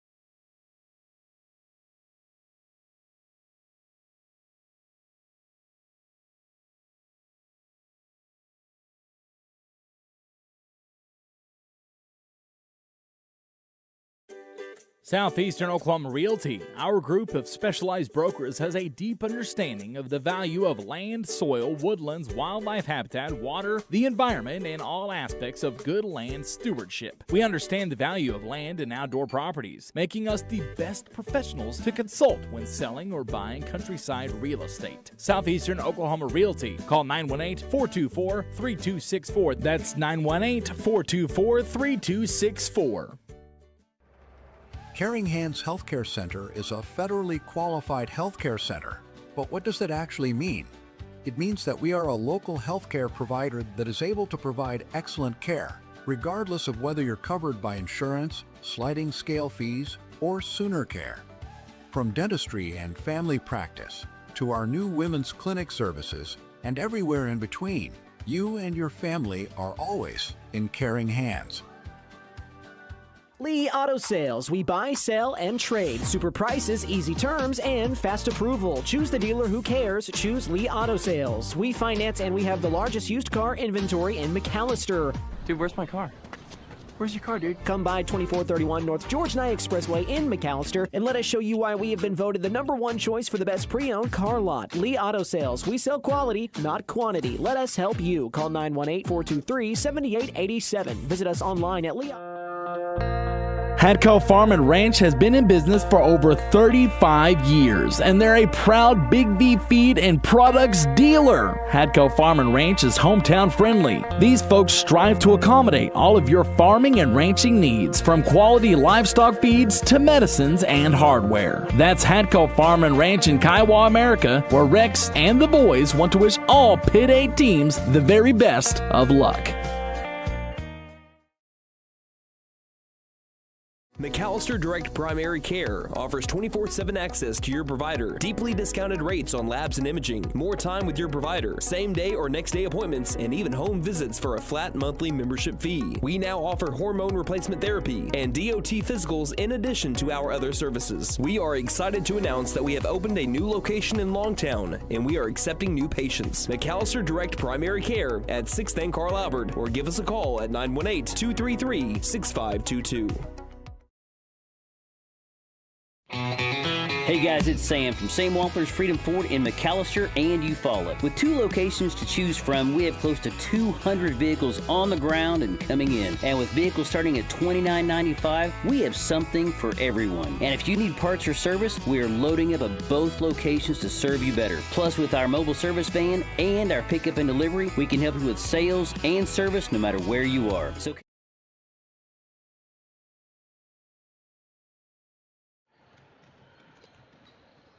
Welcome back, everybody. We are halfway done with day number 4 of the Pit 8 tournament. Chase McNutt, Andon Dunn joining you. We're about 2 minutes away from tip-off between the second and final girls game of the day between Savannah, and this one is going to feature the Lady Hornets as well on the other side. Before we jump into this game and kind of our thoughts and everything and Andon's keys, I want to go ahead and say thank you to all of our sponsors, because I have not done that yet today. Obviously, you hear their commercials every time we take a break, but to jump in on it right now, want to say thank you to Lee Auto Sales, Hadco Farm and Ranch, McAllister Direct Primary Care, Sam Wampler's Freedom Ford, the Bank and A, Buck Wilson Frame and Body Shop, Freeze and Flare Heat and Air LLC, Prime Structures McAllister, Bank First, Patriot Chrysler Dodge Jeep and Ram of McAllister, Kennedy Eye Care, Law Office of Jeff Contreras, First Bank of Kiowa, Fenton Nissan of McAllister, Pop's Kettle Corn, Davis Propane, and Tannehill Furniture and Mattress, not madness. I feel like I'm going mad with all these games, all this talking I've done for 4 days straight. My social battery, by the way, after these games finish, Spanish has been on 0. Wow. I get home and I just have I get home and I say hi to my wife and everything, and after that I just want to sit in silence. You know what I mean? A little bit of Game of Thrones. A little bit of Game of Thrones, yes. I'm watching Game of Thrones for the first time, but I'm not going to get into that because I could talk about that for the rest of the day. And then before we get rolling along and as they start announcing starters here, what are your keys for the Savannah Lady Dogs and the Stuart Lady Hornets as they try to make it to Championship Friday? Yeah, let's start with the Stuart Lady Hornets. Their keys are going to be to stay consistent from the free throw line. They only shot 9 free throws from the charity, or obviously from the charity stripe. They shot 9 times from the charity stripe in the last game, making 6 of them. They need to keep that consistency if they want to get ahead in this game. Secondly, I have it for them to push it from beyond the arc. They had 5 made threes last game. They've shown that they can shoot from beyond the arc. For them, it's about getting more looks from there and absolutely dominating from that point. For Savannah, it's going to be to generate lots of offense. For them, they're kind of a low-scoring team. You know, their highest scorer only having 10 points last game. They're going to they're going to not want to get ahead of themselves in this game and stay consistent on defense. Yeah, for the players to look out for Stuart, it's going to be Kaysen Whitaker. The sophomore made 4 of the team's 5 threes last game. Lainey Parnell making the other 3 in that game for Stuart. And the player to look out for Savannah is going to be Brianna Vansel. The senior had 10 points versus Pittsburgh and is amazing on defense. Well, they're going to need every bit of scoring. As you mentioned, that is a struggle they've had as they only put up 25. Gluten-free and keto-friendly. Call 918-404-5630 for quotes. They're also a veteran-owned business. A missed jumper out of the gate here for Savannah as Stuart now gets possession for their first offensive try at it in this game. Lainey Parnell will let it go from deep. That is an air ball, essentially a pass to the block to a wide open, think Jenna Haney it was, as she cashes in on the miss. First points of the game belong to Haney and the Stuart Hornets. And a 2-2-1 press coming here from Savannah. Vansel tries to get around the defender, and she's bumped by Parnell, who's called for the foul early here. 40 seconds in, and we've got our first foul. Both teams at times this season can struggle to kind of create their own offense. Neither team averages 40 points per game. Stewart's right at 39, so essentially you could give it to them, and Savannah's at 29 points per game. So these are 2 of the lower scoring teams in the Pitt 8 Conference. And they kind of showed it earlier this week as well, as the Lady Hornets were only able to muster up 38 points in their game earlier this week. Left wing 3 is missed as well by Stewart. And for Savannah earlier this week, they were only able to muster up 25. So both teams struggle a bit just to get the ball in the round circle. As Whitaker for 3 misses that one. She knocked in a couple the other day, but starts with an offer. Rebound by Goose Tree. Yeah, and like you said, the thing they're going to both be looking to do here is generate some offense, and that's just not happening here for either team. Top of the key with it, it's Clifton. She gives it up now over to, I believe that's Leonardo. I need to switch my sides here on my score sheets. Brianna Vansel goes baseline, swings it back out to Clifton, who gives it to Vansel in the corner. She's doubled. Didn't really have a good way to go there. It swung back around Goose Tree for 3. She can shoot it from deep, but misfires on the first one.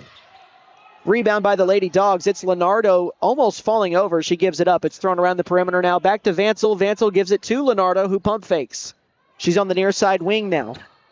And it's back to Goose Tree. A lob inside to Stevani Pfeiffer. Pfeiffer over to Vansel. A long 2, and that's too strong. But Goose Tree, the offensive board, a power dribble, and she's fouled by, I think, Kaysen Whitaker on the way up.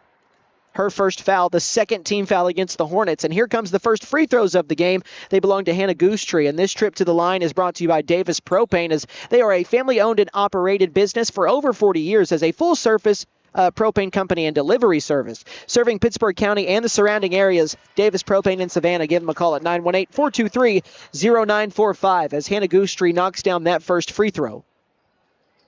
Misses the second, though. Rebound is knocked around into the hands of a Lady Hornet. It's Kyla Bear with it, and she's pushing it. They don't have the numbers, but she goes down the lane and right over a Lady Dog, and that is going to be a charge. Kyla Bear just a little too much over her skis there and found herself in a bad spot, and she's called for the foul. There was a high five between number 15 for the Savannah Lady Dogs, if you could tell me who that was. That would be Stevani Pfeiffer. And Stevani Pfeiffer and the coach for the Savannah Lady Dogs there, he was also very happy about that charging call. As Pfeiffer misses a layup with the left hand. It was more of a floater that just misfired up the sideline. Stewart with the miss. They'll push it. It's Parnell underneath. Ball is knocked loose as Clifton hit the deck. I think they're actually, or that was Leonardo who took a tumble. And that's who they get on the foul. I believe that'd be a correct call.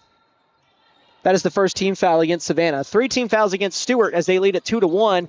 They missed the shot, but an offensive rebound from Whitaker after the miss from Haney. The ball is loose, though, after the pass, and Brianna Vansel tries to save it and very athletically jumps over the chairs on the Savannah bench. I don't think I could. No, I think I could do that now. You think I could not? I don't know. Famous last words, probably. Yeah, I could do it now. I could after the broadcast. After the broadcast, we'll test it. Yeah, when the cameras are off and everybody's gone. I might video it. Inbound to Kyla Bear from Emma Bear, knocked out of bounds by the Lady Dogs. So they'll keep it underneath. By the way, for those of you listening on radio, Stewart's going right to left on your radio dial, and Savannah will be going left to right just to help you kind of envision the action a little bit better. The inbound to Kyla Bear on the right block. We've got a jump ball as Hannah Goosetree ties it up after the pass. And that possession arrow favors the Lady Hornets, so they'll get to keep it again. Yeah, and quick shout out to Southeast Expo Center once again for the hospitality that they've shown us all week. You know, we get a lot of free food and things like that. Today they did have some more barbecues. And a lot of nice words from a lot of people as well that have come over and just complimented us and thanked us for doing this. We do this for you guys, folks, as Kaysen Whitaker dangerously close to a carry there on a fake pass. She just drives down the right side of the lane and one. Kaysen Whitaker takes the contact and the floater falls through without touching the rim. That was beautiful. Yeah, that floater floated, it felt like, in air for so long. What a shot by Kaysen Whitaker. And I think they got Hannah Goosetree on the foul. I would have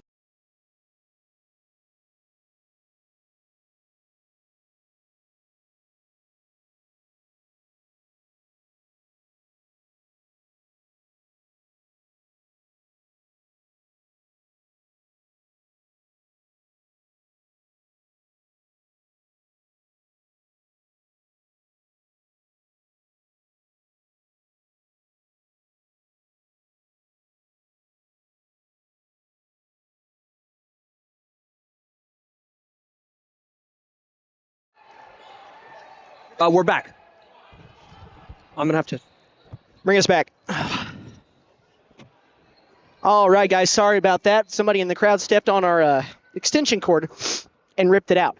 So I had to go fix that. It's not up yet, but give us just a moment, ladies and gentlemen. They should be able to hear you. Okay, good. Sorry, I'm out of breath, guys. I was sprinting. Who made the 3 over here for Savannah? Sorry, I was too distracted to be able to tell. All right, so I'm sorry about that. We got unplugged. I had to sprint to go make sure that was taken care of. Try not to breathe too hard into the mic here. That's the worst part. It's 5-4 as the Lady Hornets are on top of the Lady Dogs. And we're back up on the YouTube side. Awesome. And Stewart with the steal there as they lead it by 1. 5-4 here early. 4.5 minutes remain in this first quarter. Whitaker, a rainbow 3. Misfires, but an offensive rebound. And the ball is loose. Taken by Savannah. Brianna Vansel has it. She'll push it up the floor, going down the right side. Stops, and she is fouled by either Parnell or by Bear. I think they're going to get Parnell. That's her second foul.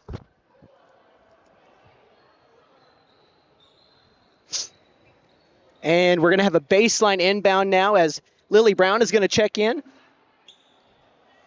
I'm going to see if I can see who made that three-pointer, unless we were disconnected by then. Again, apologies about that, folks. That was out of our control.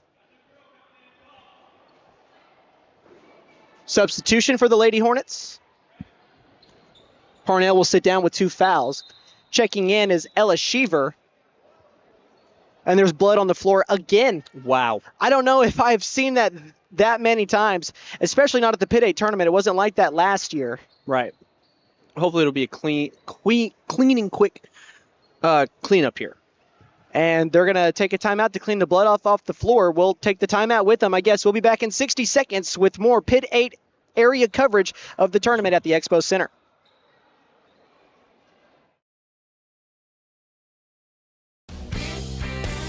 The Buck Wilson Big Buck Contest is underway. The deer, they're everywhere. And if one gets in the way of your moving vehicle, well, Buck Wilson Frame and Body Shop can fix it. And don't forget to register for your chance to win cash and prizes during the Buck Wilson Big Buck Contest. We're located at 103 Oklahoma Avenue in McAllister. Call 918-423-3161. That's 423-3161.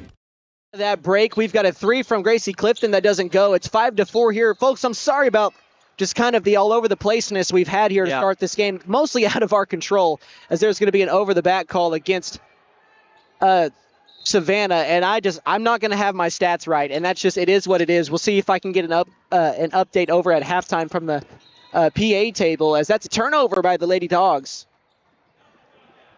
I think next time I need to just try and jump the fence behind us, instead of running all the way around. We were just talking about you jumping chairs. I know, but listen, I don't want to fall and embarrass myself, so I had to be careful, and I took the long way. If the stream wasn't down, if you did do that, I would definitely be turning the camera around trying to get that on video. Well, thankfully, we were able to mitigate that damage and get it back rolling along as Kyla Bear is fouled on the way up.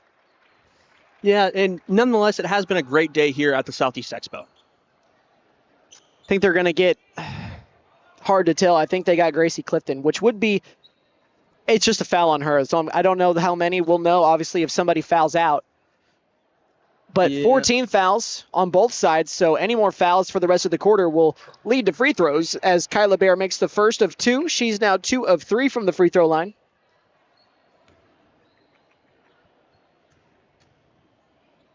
Second free throw from Bear is good. She goes 3 of 4, and that makes it 7-4 here. 4 minutes left in the first quarter as Stewart is on top. Vansel has her pocket picked. Clifton had to pick up the loose ball. Hasn't crossed midcourt line yet, and that's a turnover. 10-second call. Just no awareness there by the Lady Dogs. Not having the wherewithal of understanding you've got a certain amount of time to get it across that midcourt line. Just a little too much, I guess, calmness about the situation. Right, and Coach Mitchell very happy about that one. Well, they started out great the other day against Crowder. They had a first quarter lead into the double figures, and then, of course, the Demonettes just ended up taking over from there as Whitaker's floater is blocked, and it ends up hitting the backboard, but she gets a rebound and misses the putback. And then we've got a over-the-back call against Grayson Haney. Or Jenna Haney, not Grayson, I beg your pardon. That is Jenna Haney. And with that foul, that means we're going to get free throws.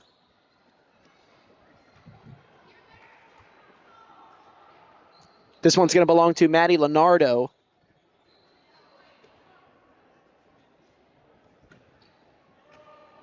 So the only points that I'm missing right now are 3 from the Savannah Lady Dogs as Leonardo makes the first. I've got 2 of their 5 points accounted for.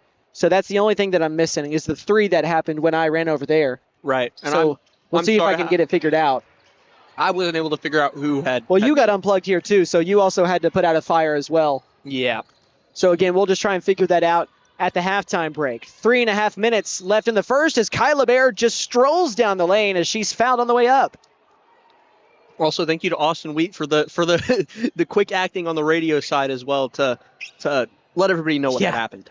And Austin knows by now, but for everybody else, if you ever hear us just flat out cut out like that, we either lost connection, like our radio or internet service cut out, or we got unplugged as Kyla Bear misses that first free throw. Yeah, and if the screen will freeze on the YouTube side, and that's happened a couple times throughout the Pitt 8 tournament here. We've got a timeout being taken by Coach Chris Mitchell. We will take it with her. It's at least 30 seconds long. When we come back, more Pitt 8 action coming up. You're listening live on Rock 105 and on our YouTube page.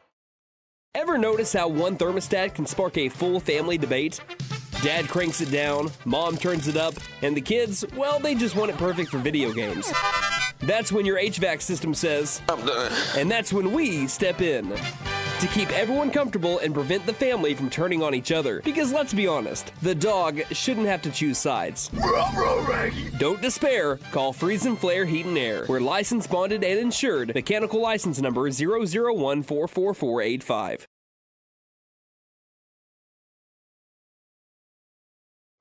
All right, welcome back. This has been a very long first quarter.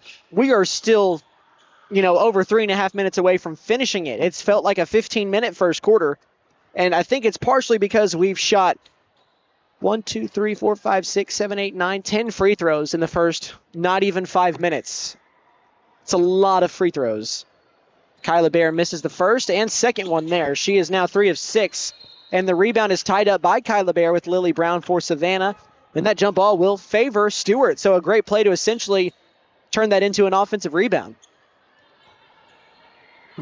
So a baseline inbound here for Emma Bear as she looks around, gets it to her sister Kyla for 3, left wing, almost kissed it in off the backboard, but that one is just too strong. Rebounded by Kyla. Emma, I beg your pardon. That was almost a full-on bear-to-bear connection there.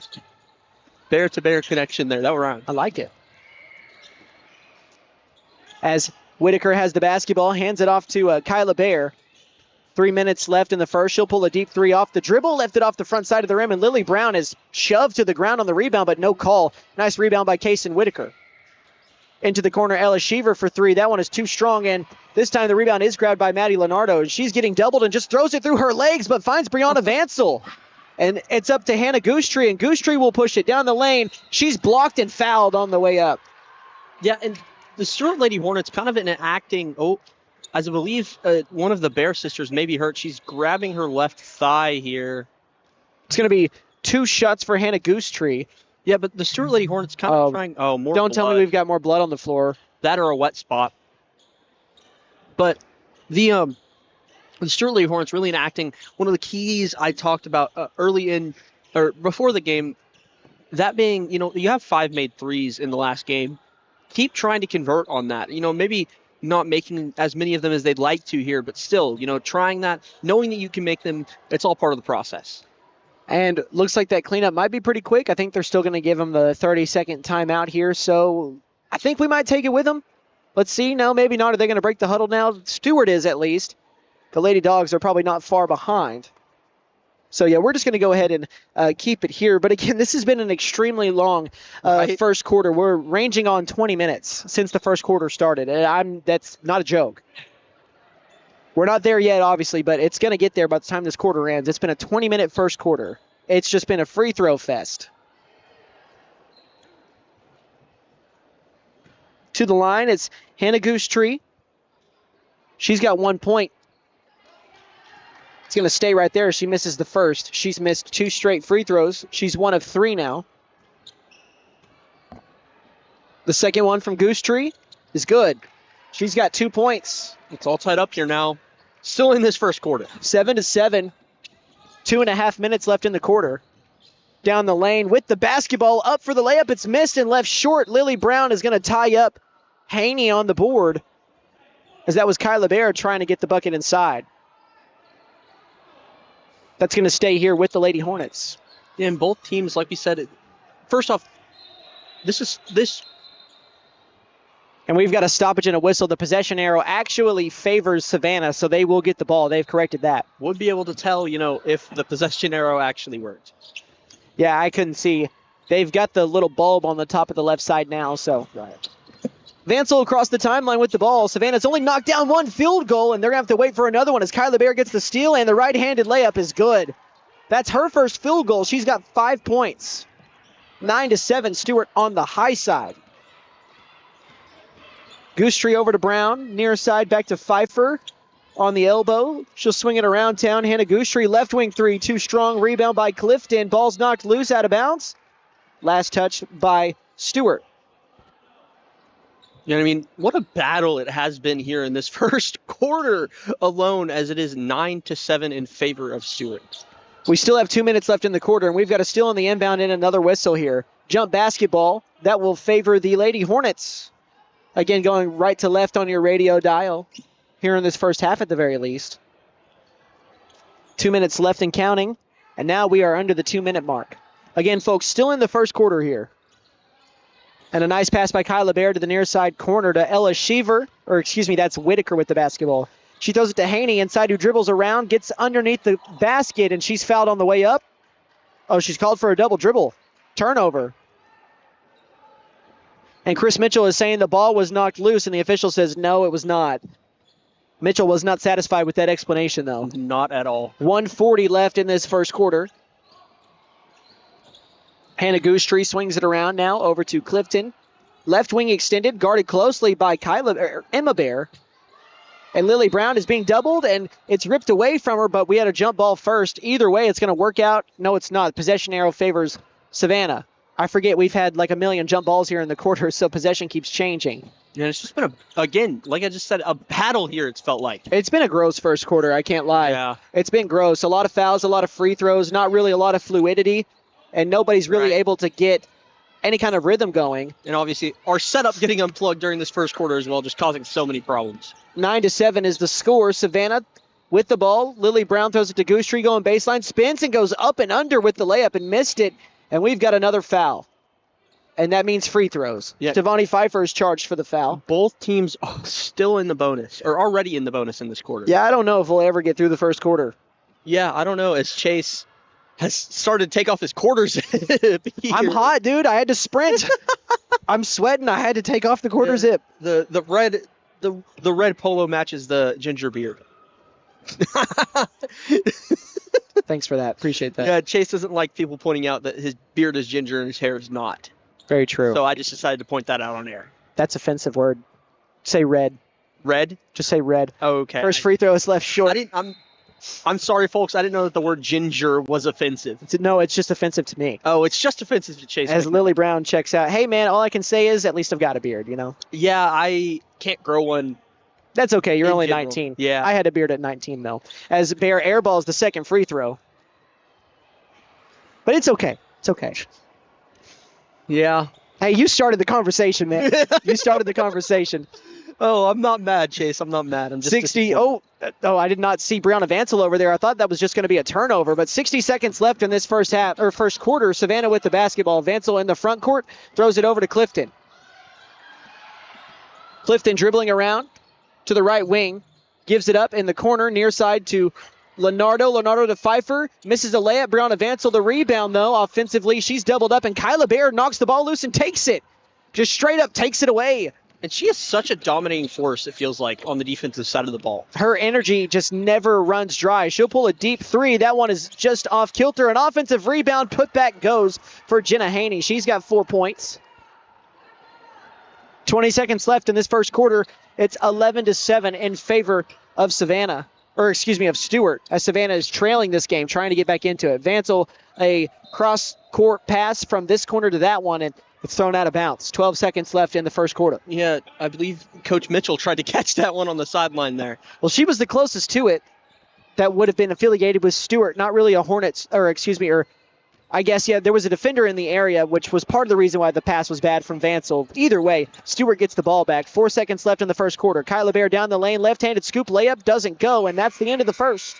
11-7, as we did finally get through that first quarter. We'll take a 60-second break, and we'll bring you back for quarter number 2. You're listening to our coverage of the Pitt 8 tournament live from the Southeast Expo Center. Prime Structures is your local manufacturer of portable buildings. From storage sheds, portable garages, and portable barns to custom builds such as chicken coops and greenhouses. We are the only one who builds their buildings here in McAllister using local resources and local labor. We offer metal carports, RV covers, and metal garages. Local ownership with buildings built in McAllister means factory direct pricing for the customer, saving you money. Free local delivery is also provided. Ask us about our lease-to-own, rent-to-own options. Prime Structures in McAllister, locally owned by Brent and Leisha Case at 1702 South Georgia Expressway, 918-525-4101. See us on Facebook and Instagram. The Buffaloes are the pride of McAllister. When it comes to sports, they're the winning team. And when it comes to your money, Bank First is the all-star you need on your side. We're talking big plays with full-service banking, touchdowns with convenient online and mobile banking, and overtime support with extended hours and ATMs statewide. Bank First, your money's winning team. Proud supporter of the McAllister Buffaloes. Member.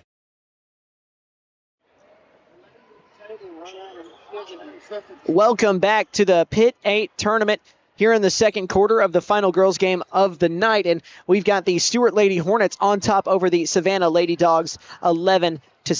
So far this season, these teams have not seen each other. Savannah did get they're looking for their first Pitt 8 win of the season. For Stewart, they already have one, and that was when they beat Haleyville earlier this season, 47-18. But again, Savannah looking for their first Pitt 8 win. And we'll see if they can get it here. But right now they're trailing, but so far so good on the start in the second quarter, as they didn't force a turnover, but they got one from Stewart. Yeah, and I mean, this game just feeling like we're walking through molasses right now is the only real way to describe it. Slow drying concrete, whatever you want to use here, as Goose Tree's doubled, gets the ball off to Clifton, who trips over an imaginary barrier there. I think maybe might have just got moving before she really had the ball and just got her feet crossed up. Right. So it'll stay here And the coach for Savannah screaming about something. That is Coach David Smith. He's pointing at our direction. Yeah, I don't know what he would be pointing at. I'm not sure yet what it is here. There's 7:39 left in this second quarter, which means about 20 seconds have gone off the clock. And he's had a conversation with the official. And it's 11-7 still. And it's going to stay here with Savannah after that conversation, a baseline inbounds right underneath their own basket. Clifton gets it in to Goose Tree, left wing. She'll fire a three, and that one's too strong. We know she's got the range for it, but she couldn't get that one dialed in, and Leonardo frustrated with herself. She wasn't able to grab that loose ball on the rebound out of bounds. It's Stewart's basketball now. 4-point lead for the Hornets. Nobody has scored yet in this quarter. I have all the Stewart Hornet points accounted for, which is nice. Oh, yeah. I'm just missing 3 here from Savannah, which I will most definitely get at halftime as Emma Baer gets around her defender, misses the layup, rebounded by Leonardo, who's going to travel, and she got up quick after that. I think she's frustrated. Yeah, was definitely frustrated as well on this end of the court when she couldn't rein in the loose ball. Baseline inbounds here. For the Hornets, left wing, it's Parnell. She'll pull the 3, and that one is just off kilter, rebounded by that's by Clifton again as she's tied up, and it's a jump ball that will favor Stewart. So that works as, I know it's going to favor Savannah. I had it right the first time. Why you can't second guess. That's going to stay here with the Lady Hornets. And we're only 1 minute in to this second quarter here. This game is going to take 2.5 hours, it feels like, as Kyla Bear misses the 3, and the rebound is knocked loose, and we've got a jump ball again. No, we've got a foul. That foul is going to be... I didn't see who they charged the foul on, though. I think they might have gotten Emma Baer. He held up fingers like that was a foul. Am I wrong about that? I don't think you are. I noticed the same thing you did, man. So Emma Baer's, we're going to give it to her. As Brianna Vansel, a nice pass into the front court, but a nicer defensive play by Kyla Bear, and it's back in the backcourt, but the 10 seconds restarts after that once they cross over. Plus, it was knocked into the backcourt by the defense, so no harm, no foul there. But now a pass thrown out of bounds. Savannah cannot get out of their own way. They have 1 field goal to their name and 7 points. But they're playing well defensively, as Stewart has not gotten any more than 11. Nobody has scored yet in this quarter. But we're only 1.5 minutes in. We've had so many stoppages that, again, nobody's able to get into an offensive flow. And we saw in some of the boys' games, they were letting them play with, honestly, the same amount of contact that they're calling fouls on here now, as Kyla Bear misses that 3. I do believe this is a different group of officials than for the boys' game we had earlier. So that explains it. It's been a foul frenzy here, as that's a missed jumper rebounded by Pfeiffer. She gets it out to Goose Tree. Hannah Goose Tree is being picked up by Emma Baer. She picks up her dribble, throws it over to Leonardo, and Leonardo picks up her dribble in the corner of the, right here on the out of bounds in the mid-court line. Another turnover by Savannah. Stewart gets it back. Emma Baer with the ball. A shovel pass over to Kaysen Whitaker. She swings it out over to Kyla Bear, goes baseline, and Bear is going to travel. Turnover. Yeah, and this is the same group of officials that did the first girls game for us today. And I believe it's 2 for, there's 2 officiating groups. For the boys and for the girls. Yes. Lady Dog basketball. Down by 4. Somebody is looking to score the first points of this second quarter as Goose Tree turns it over. And Kyla Bear is looking like she might get the first points as Vansel can't get the block and Bear gets the layup. She's got 7. First points of the quarter coming with 5:30 to go in the second. 13-7 is the score here in favor of the Lady Hornets. Savannah looking for their first points of the quarter. Vansel goes baseline, and we've got a blocking foul against Stewart. That's going to be number 25, Cadence Griffin, the freshman who did not play the other day. She is now. And there's been so many fouls called, but no one really in foul trouble for either team, as the love has kind of felt like been spread here on these foul calls. Reagan Dominic has checked in for Cadence Griffin. Savannah has the ball. Vansel, the pass to the corner for her. She knocks down the 3 ball. That is a big one.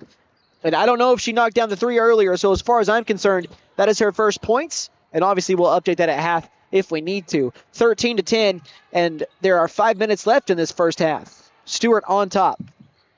Parnell driving inside, rises up with the layup and misses it. Rebound offensively, but misses the putback, and Vansel has defenders all over her as she secures the loose basketball. Stevani Pfeiffer on the pass, crosses midcourt, throws it to Hannah Goostree. Goostree over to Lily Brown. Brown to Stevani Pfeiffer. Pfeiffer on the block, swings it back out to the corner to Brown. Far side is where she's at. Stewart's in a 2-3 zone defensively. Vansel now swings it to Goostree, right side, trying to get around Parnell, and she does. Goes baseline, stops, and a floater misses. Pfeiffer cleans it up with the 2 on the offensive rebound. Great rebound there by Stefani Pfeiffer and a great putback. And then again, as far as I'm concerned, that's our first 2 points, and it's a quick little 5-0 run as Savannah trails it by 1, as we've got a foul as well. What on? I'm just getting confused by these foul calls. It's charged to... I think Gracie, or not Gracie, it's going to be charged to Maddie Leonardo, her second, because I saw a 23 being held. I didn't see what the foul was. I just saw what... Do all 5 starters for Savannah at least have 1 foul? Is it all 5 starters or just... Yeah. Oh, well, wow. I mean, except for Brianna Vansel, but okay. 5 people have fouls for Savannah as Stewart retains possession after that loose ball on the ground. Kyla Bear backing down her defender beyond the 3-point line. She drives the lane and she took an extra step. She tucked the ball and went 1, 2, 3. Can't do that in high school basketball. Yeah, and 6 players on Stewart with fouls, I believe. Yep, that is correct. Just crazy whistle here in this game, it feels like. I think there's 12 total fouls here in this first half alone. And that might be another one. It is. Foul is going to be charged to number 3, Reagan Dominic, for the Lady Hornets, who just checked in for Cadence Griffin on the last dead ball. Baseline inbound for Savannah. That is her first foul of the game. There are 1, 2, 3 players with more than 1 foul in this game, with what being 13 total fouls in this quarter, or in this half. Sorry, in that ballpark, as Vansel misses the 3, rebounded by Kyla Bear. She'll bring it up the sideline, gets it to the front court. She stops and she'll slow down. She'll push right. A 1-arm pass over to Dominic for 2, and that one is going to go off the back rim. Rebounded offensively by Lainey Parnell, and she gets the putback. Parnell with 2 points. And Stewart leads it by 3, 15-12. For the Hornets coming into this game, they are 7-11. So they're trying to bounce back and trying to start a winning streak. They have not won more than 1 game in a row in their last 10 games. It's gone win, lose, win, lose, win, lose. After that miss, that loose ball is knocked out of bounds by Stevani Pfeiffer. So Stewart will get possession back. Yeah, and Savannah just looking for something again on offense here to hopefully close this 3-point deficit. For Savannah, they are 2-15 on the season. They had come into this tournament with a winning streak of 2 games in a row, but then they fell, obviously, in their game earlier on Tuesday to Pittsburgh. So they're 2-15, but if they can win this one, it'll give them their 3rd win of the season. As Kaysen Whitaker for 3, can't get that one. She made a couple in their last game, but so far in this one she hasn't, and we've got a turnover by Kyla Bear, and her reverse layup doesn't go. Rebounded by Goostree, but it's ripped from her hands. They get Kyla Bear again, and one on the layup on a frustration foul by Leonardo, who tries to help up Kyla Bear, who wanted no part of being helped up by a Savannah player right there. Right, and I believe that... Well, hold on to that thought, partner. Bring it back once we come out of this break. We've got a timeout by David Smith that we'll take with him. When we come back, we have more Pit 8 hoops on the way. You are listening to Pit 8 coverage live on the air. Patriot McAllister is proud to support local athletics and the McAllister community. As a special thank you, our new general manager, Bentley Redburn, is offering a free oil change to everyone who attends the Pit 8 basketball tournament. Just present your Pit 8 ticket stub or proof of ticket purchase and receive 1 free oil change per vehicle, including diesels. Good luck to all Pit 8 teams. Patriot McAllister, Chrysler, Dodge, Jeep, and Ram. 916 South Georgia 9 Expressway, McAllister. 918-423-2288. PatriotMac.com. Basketball season is here. Keep your eye on the ball and your vision sharp with Kennedy Eye Care. We offer expert exams, advanced treatments, and stylish frames from brands like Oakley, Ray-Ban, Gucci, and more. Visit us in McAllister, Shakota, or Atoka today. Or give us a call at 918-429-1400. Kennedy Eye Care. Your vision is our focus.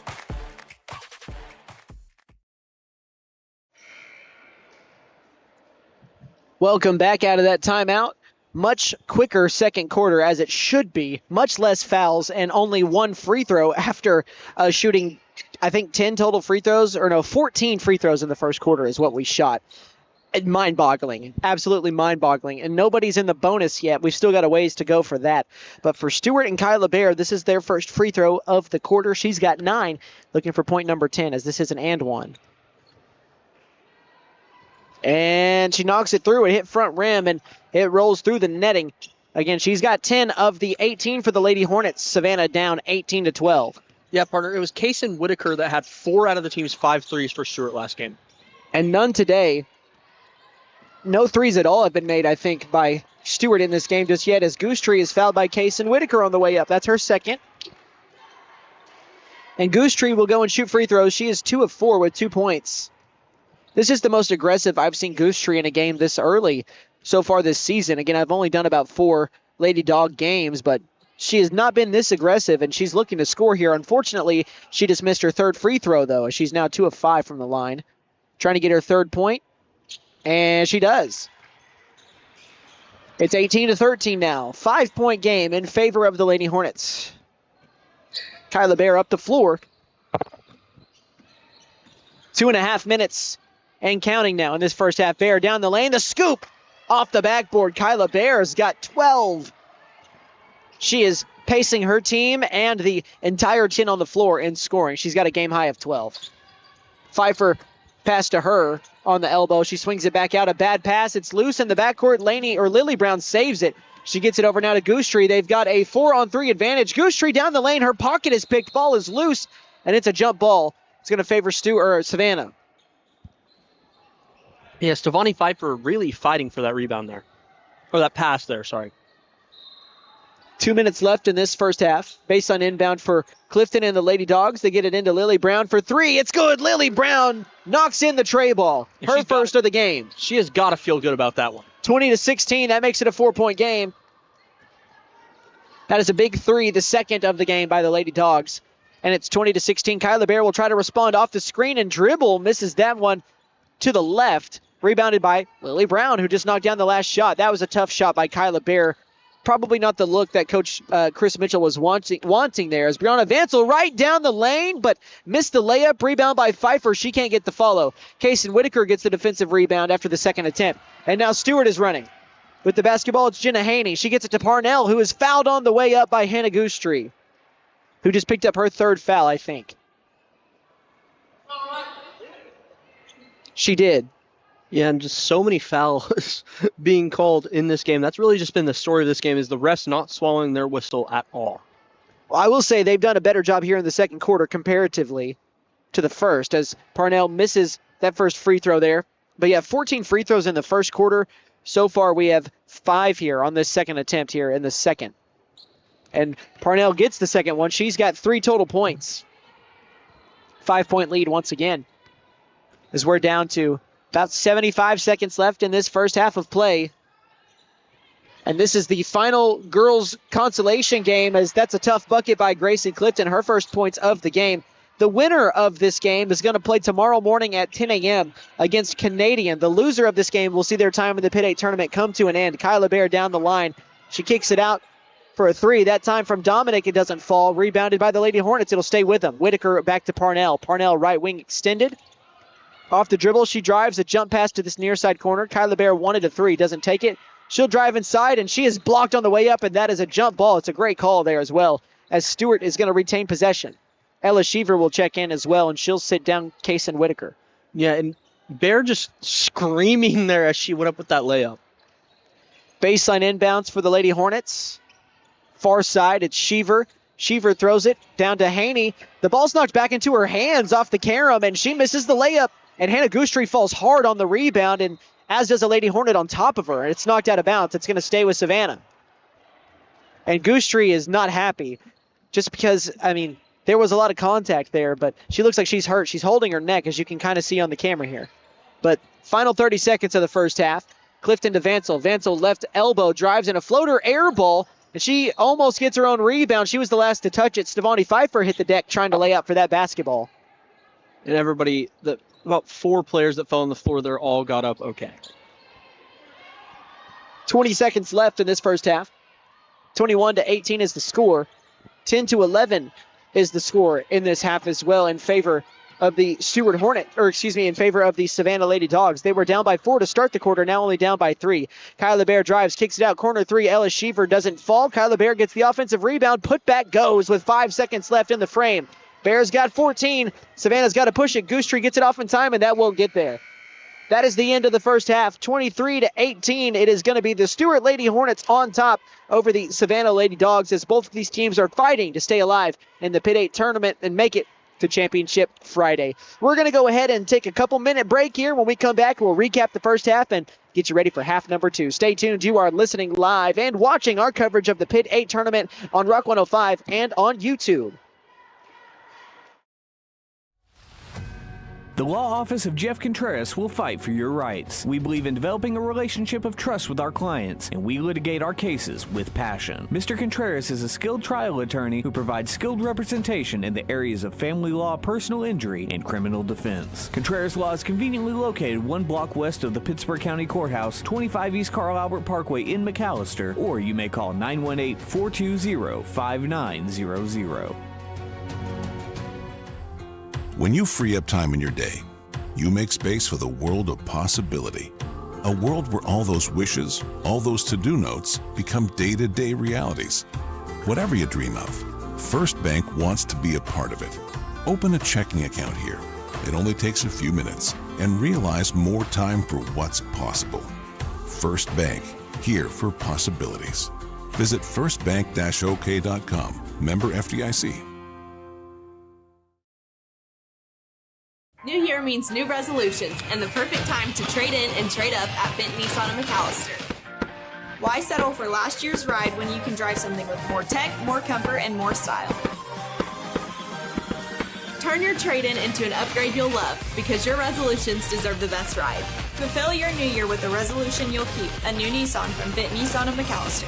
And don't forget to tell them Maddie sent ya. Bent Nissan is your best deal dealer. Shop us online. Southeastern Oklahoma Realty, our group of specialized brokers, has a deep understanding of the value of land, soil, woodlands, wildlife habitat, water, the environment, and all aspects of good land stewardship. We understand the value of land and outdoor properties, making us the best professionals to consult when selling or buying countryside real estate. Southeastern Oklahoma Realty. Call 918-424-3264. That's 918-424-3264. Canadian Valley Broadband would like to wish the best of luck to all the teams participating in the Pitt 8 basketball tournament. For all your telecommunications needs, from wireline to wireless, you can trust in Canadian Valley Broadband. For more information and to get connected, call Canadian Valley Broadband at 918-334-3700. Canadian Valley Broadband, a proud sponsor of the Pitt 8 basketball tournament. At Vigorous Power Sports, we ride what we sell, so we know what works. U-Force U10 XL Pro Highland, sealed cab with HVAC, ride sync, and a power dump box. Year-round ready Z-Force 950 Sport, V-Twin Muscle Sport Suspension, carves hard, lands soft. C-Force 1000 Overland, top tier fit, finish, and firepower in a quad. Count on us for parts and service long after the sale. CF Moto, experience more. Vigorous Power Sports, 1904 South Main, 918-423-3306. Motorcycles and off-road vehicles can be dangerous to operate. Review all safety information before operating. Wear your safety gear and never operate a CF Moto vehicle under the influence. Visit cfmotousa.com. Caring Hands Healthcare Center is a federally qualified healthcare center. But what does that actually mean? It means that we are a local healthcare provider that is able to provide excellent care, regardless of whether you're covered by insurance, sliding scale fees, or Sooner Care. From dentistry and family practice to our new women's clinic services and everywhere in between, you and your family are always in caring hands. Lee Auto Sales. We buy, sell, and trade. Super prices, easy terms, and fast approval. Choose the dealer who cares. Choose Lee Auto Sales. We finance and we have the largest used car inventory in McAllister. Dude, where's my car? Where's your car, dude? Come by 2431 North George Nye Expressway in McAllister and let us show you why we have been voted the #1 choice for the best pre-owned car lot. Lee Auto Sales. We sell quality, not quantity. Let us help you. Call 918-423-7887. Visit us online at leautosalesok.com. So go see Chan the man. Who can? Chan can.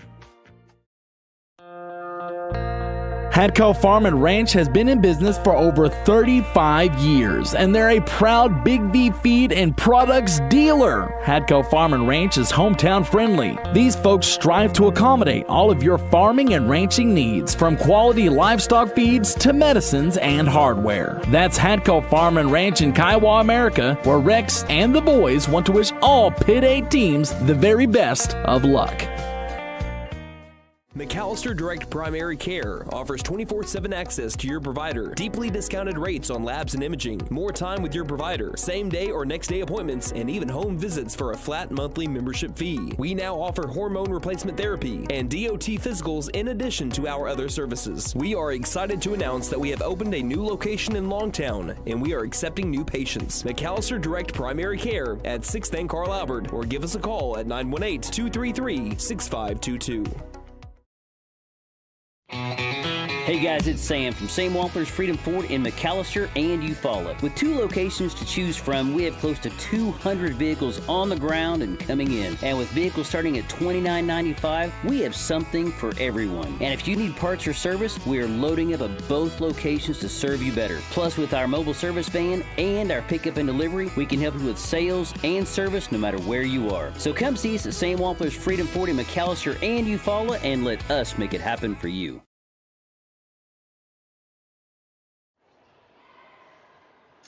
Welcome back to halftime of the final girls game of the day between the Stuart Lady Hornets and the Savannah Lady Bulldogs. Chase McNutt and Andon Dunn joining you here as we are in day 4 out of 5 of the Pitt 8 tournament. And right now, Stuart is leading Savannah at the half, 23-18. This has been a closely contested game as both sides really have not been able to gain too much ground. And honestly, I prefer it that way. I enjoy these close games way better than the 40-point blowouts we have gotten really in copious amounts here in this tournament. But for Stuart leading the way, Kyla Bear has 14 points. Behind her, Jenna Haney has 4, Laney Parnell has 3, and Kaysen Whitaker has 2. And also for the Stuart Hornets, they went 3 of 8 from the free throw line in the first quarter, and then in the second quarter they were able to knock down 2 of 3, which means they are just 5 of 11 from the free throw line. They also have been able to knock down, don't think they've knocked down any three-pointers actually now that I mention it, and yeah, they have not.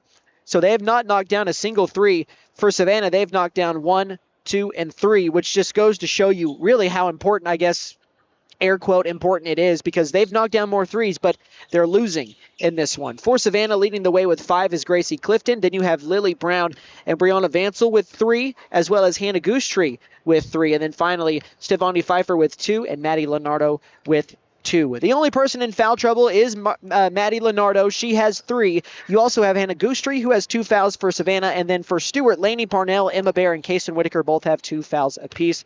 And this has been a closely contested first half, and that first quarter felt like it took 6 years off of our life. But what are your just overall thoughts and some keys for the second half? Yeah, I really think that for Stuart, it's going to come down to staying consistent on defense and really starting to light it up from beyond the arc. Because that's been something like obviously we talked about that they have struggled with. Now, for Savannah, it's going to be about playing better defense, getting Stuart out of this game, and stop drawing fouls. Really, for both sides, it's going to need to be stop drawing fouls, which I don't know. It might be a little bit difficult with the way that the officials are calling this game. And, they will find their way through this game, and we will find out who will be in the Consolation Championship tomorrow at 10 a.m. as a result. And yeah, an early start tomorrow. And then for anybody that I guess at this point, if you still don't know, I would be very surprised that she didn't know, especially because we've already played games yesterday. But there is no games on Saturday, so tomorrow is the last day of the Pitt 8 tournament instead of tomorrow being the, what today is, which is Survival Thursday. Normally that's on Friday. But Championship Friday is tomorrow. And then, I don't know, talking to some of the coaches like Jim Jensen for Pittsburgh, he kind of made a comment that I've been thinking about earlier. And it may have just been a joke, I'm not sure. But he said we may not even make it to 5:30 tomorrow. Just right. We've got some bad weather coming in. I know that the ice is the biggest worry. It's not the snow. because honestly, I love snow. I'm here for the snow. I hope we get a lot of snow. Last year when we got 11 inches in that one day, that was awesome. That was in early January last year, and early projections were looking like we were going to get somewhere from like 5 to 10 inches of snow, which I do think we're going to get some, but of course the issue is sleet and ice, and we will keep a watch out for that. For those of you watching on the McAllister Radio YouTube page, if you want any weather updates, our man downtown Nate Brown, unless somebody is filling in for him as he's gone in Fort Gibson right now doing the McAllister tournament, we'll have weather updates on each station every single day during every single hour as well. I believe you get weather updates twice an hour on all 4 of our stations. I believe Wyatt, the Cadillac Kid, will be covering for him.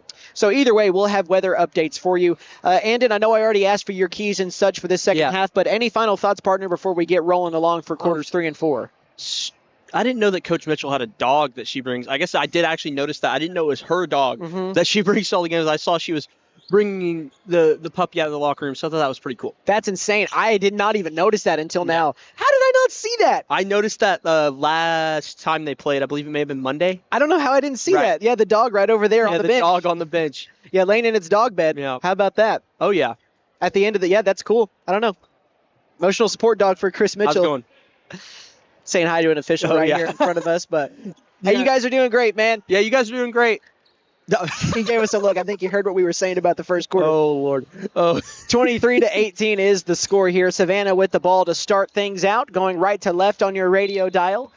And Stewart will be going left to right here in the second half for those of you listening on the radio. We are underway. Hannah Goostree joining Maddie Leonardo, Brianna Vansel, Stevani Pfeiffer, and Gracie Clifton. Vansel will pull up 2 is good. Nothing but net for the senior, Brianna Vansel. She's got 5 points. And those are the kind of looks that Savannah needs to be looking for here in this second half. And Kyla Bear makes a pass to the corner to Whitaker. It's swung around now to Haney. Back to Bear. And Bear will go down the lane right through a bunch of traffic, but misses the layup. Had a good look, and Goostree throws it to Vansel, who's behind the defense. And Vansel in transition gets the layup up and in. And we've got a quick timeout maybe, or do we have a... Oh, no, we've got a player hurt on the right side of the floor for Stewart. It's Kyla Bear, I think. Got hit in the face? Maybe yeah, she's grabbing her face. Ooh, maybe. Yeah, she's holding her face. I couldn't see a mark or anything, but she is visibly upset and shaken by it. So looks like she might be checking out. Chris Mitchell coming out to get her. Let's see who comes in for her. It's going to be Ella Schiefer. Yeah, Ella Schiefer. And Ella Schiefer got some great shoes on. And Schiefer, a junior, coming in here for Kyla Bear, a sophomore. Hopefully she's all right at the end of the bench. And Chris Mitchell is talking to her. Might have just bumped her head or something. Of course, we didn't see it, so I can't quite say concretely what happened as that ball's knocked out of bounds by Hannah Goostree. So it's going to stay with the Lady Hornets. The inbounder is going to be Jenna Haney. She gets it into Kyla Bear, Emma Bear, who turns it over. Stevani Pfeiffer with the steal, and she's ripped from behind by Jenna Haney out of bounds. That'll stay with Savannah. 1-point game. The Lady Dogs are trying to get back into it and take their first lead of the game. And a baseline inbound for Clifton. She gets it in over to Goostree, left wing. And Clifton gets a screen into the corner. She'll pull a 3 ball. Might have been a long 2. Either way, she missed it. Offensive rebound by Stevani Pfeiffer. That might have been one of the slowest falls I've ever seen as she was hit by her own teammate, Maddie Leonardo. I'm guessing maybe she tried to sell a bump that she might have thought was from Stewart, but that was one of the slowest falls I think I've seen.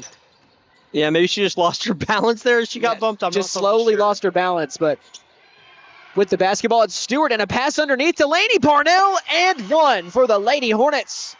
Gracie Clifton is going to be charged with her second foul. And Clifton not very happy about that one. And Parnell will now go to the line for the and 1. She's got 5 points as here comes Kyla Bear. Love to see that. Glad that she's all right and already checking back in. She's going to sit down Ella Schiefer. Right. And it's always good to know, after a player gets hurt, that they are okay. 25-22 as Parnell makes the free throw. She's got 6 points, as many points in this quarter as she had in the first half. She's got 3 in the quarter. Goostree throws it up ahead across the timeline to Vansel. Vansel finds Clifton. Clifton over to, that was Leonardo to Clifton in the far corner. Back to Goostree. A left wing 3 is swatted by Kyla Bear as she gets it back and throws it over to, that was Emma Bear who throws it to Kyla. Kyla down the lane, Euro step running right over a defender, and that would have been a charge if Leonardo had set her feet, but she did not. And I believe that's her 4th foul, because I went and checked up at halftime to make sure I had everything correct, and I did. So Maddie Leonardo just picked up her 4th foul. And Coach Smith is not taking her out. Wow. Okay, so Coach Smith confident that she's not going to draw another foul in this game. And the Stewart Lady Hornets are kind of contesting a call down here. No, they're checking for blood. Are they looking for blood? But Yeah. I saw a spin a couple times from 2 different players, but All 5 players on the floor are being checked for blood. I guess there was another blood spot on the floor, ladies and gentlemen. If you had the over on the amount of times games would be stopped for blood on the floor, then you are a very rich person. Coach Mitchell, I think in the huddles, has been messing with her players, asking who has had blood on them. I noticed a couple times as they have been kind of smiling and spinning around, being like, "Hey, it's not me." Yeah.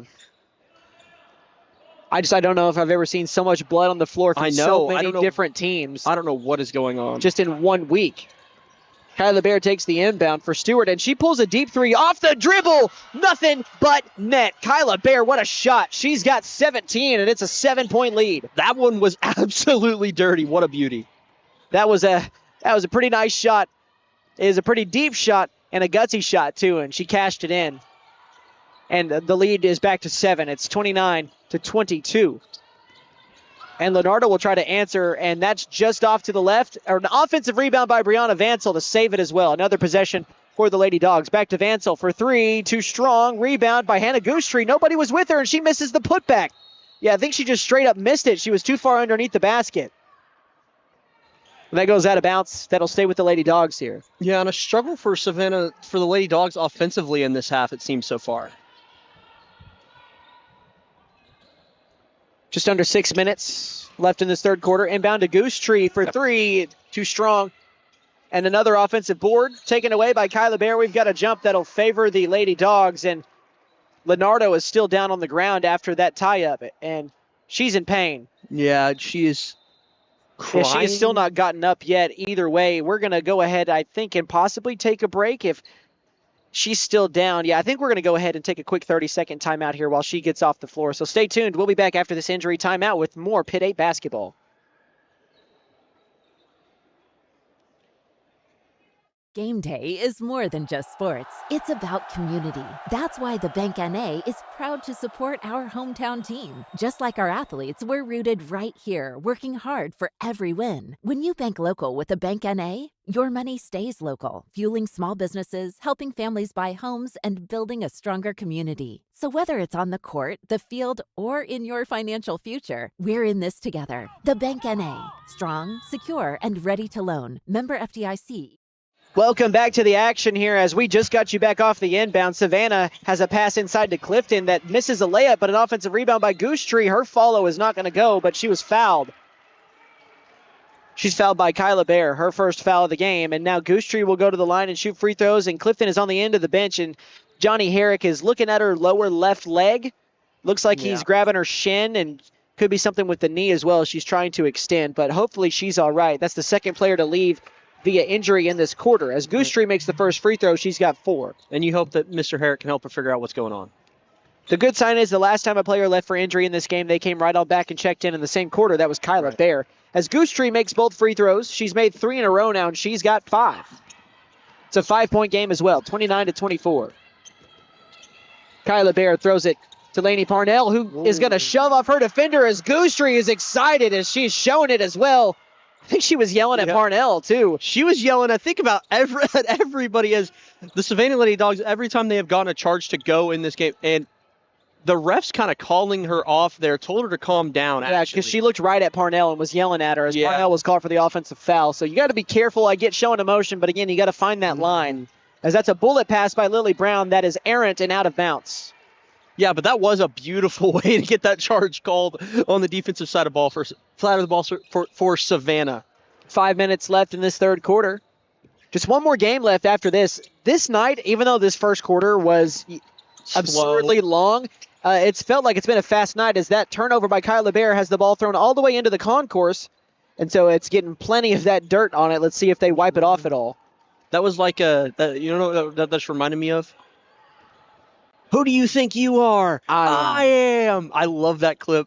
Famous bowling clip. If anybody knows it, you love it. That is an all-timer. Mm-hmm. Also, he had another great quote when he retired. I can't think of his name right now. I can't either. I don't know bowling that well.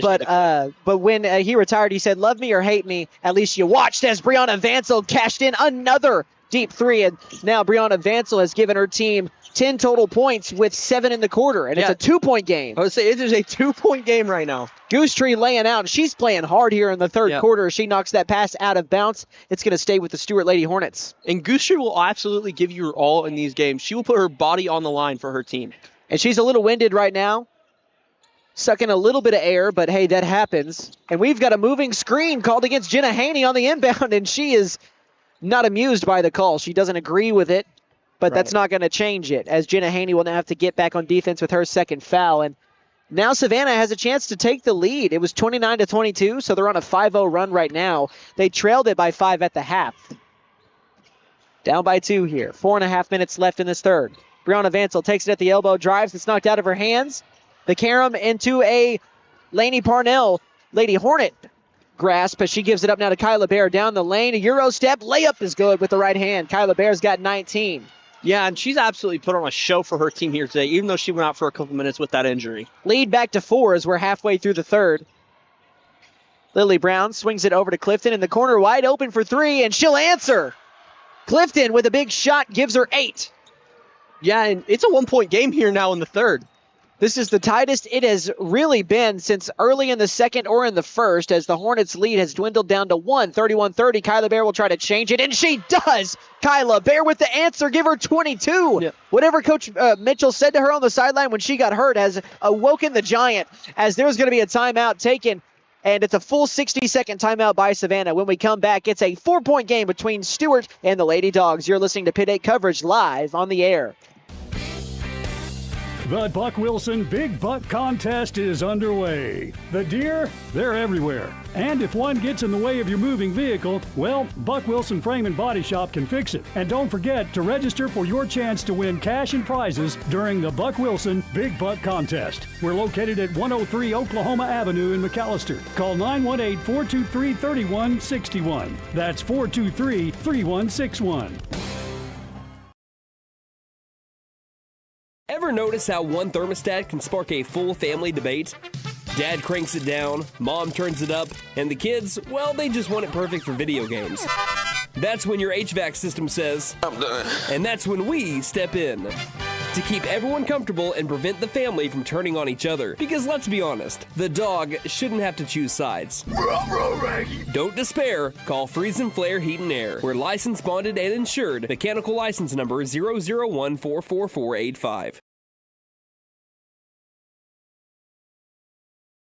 Back here as we are in the third quarter of the Pit 8 tournament, and we have really gotten a treat today. A lot of good games so far. It's basically an inverse of yesterday, as right now Savannah is crawling back from a deficit. They had it down to 1, but it's back up to 4 after Kyla Bear answered with a big 3 of her own, and she's got 22 points. She's filling it up right now for her Lady Hornets. With the ball, it's Clifton. Back over to Brown. A bullet pass to Vansel inside. Back out to Goose Tree for 3. And Goose Tree! She's got it, and she is excited as she skips down the floor back defensively. She's got 8 total points now. Yeah, and it's still a 1-point game here in the third. And Stewart just about turned it over. Savannah was able to knock it out of bounds. So this is really a back-and-forth heavyweight fight right now as Parnell takes the inbound in the near side corner. Back over to Bear as it's a turnover. Emma Bear was trying to make a pass from one wing to the other, and she was not able to. It was taken away. 1-point game with 3 minutes left in the third. Stewart still on top, though. They've not given up their advantage in this one, and that's not going to change here on that possession as Clifton can't get that floater to fall. Goose Tree diving again for a loose ball. Goose Tree is probably playing harder than anybody on the floor right now. She may not have the most points, but she's playing with a lot of effort. And it feels like she absolutely dives for every single ball that's headed out of bounds if she's in the area. Lady Hornets sideline inbound. They get it in. Man, a dangerous pass from Emma Bear to, I think that was Reagan Dominic, but now down the lane, Kyla Bear again. I'm running out of adjectives. 14 points in the first half and now 10 in the third quarter. She's got 24 points. How about unworldly? Unworldly is definitely another adjective I could have used. As Savannah, a lazy pass, it leads to a turnover. And in a game like this, every possession counts. 36-33 is the score. Lady Dogs Still trying to crawl back in this one. They have trailed within this range nearly the entire game. Kyla Bear down the lane finds Jenna Haney, whose layup is swatted by Stevani Pfeiffer. Clifton gets the rebound over to Goose Tree. And again, they'll have a chance to tie it here. And Goose Tree with the basketball.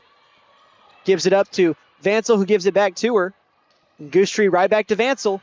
In the short corner, goes baseline, underneath the basket, reverse layup is in. Brianna Vansel's got another one as she gets to the cup with ease. Give her 12. 1 point game once more. Yeah, and she's had a great game today. This is the third time that Savannah's been able to get it to one as Kyla Bear dribbles it out of bounds. She was trying to get it around a screen here on the sideline and just did not have the wherewithal to look and see where that line was, and she dribbled it on the black. That's a turnover. Yeah, and this could give Savannah the lead if they score here.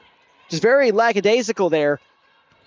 As now Savannah, again, any shot will give you the lead here unless you go and shoot 2 free throws and only make 1. A pass from Goose Tree inside as she turns it over.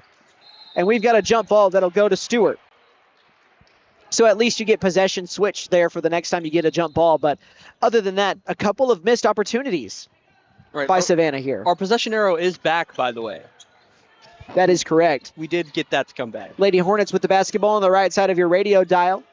Laney Parnell tries to throw a bullet pass inside to Haney on the block. Nice defensive play that time by Savannah to knock it out of bounds. That was Lily Brown on the play.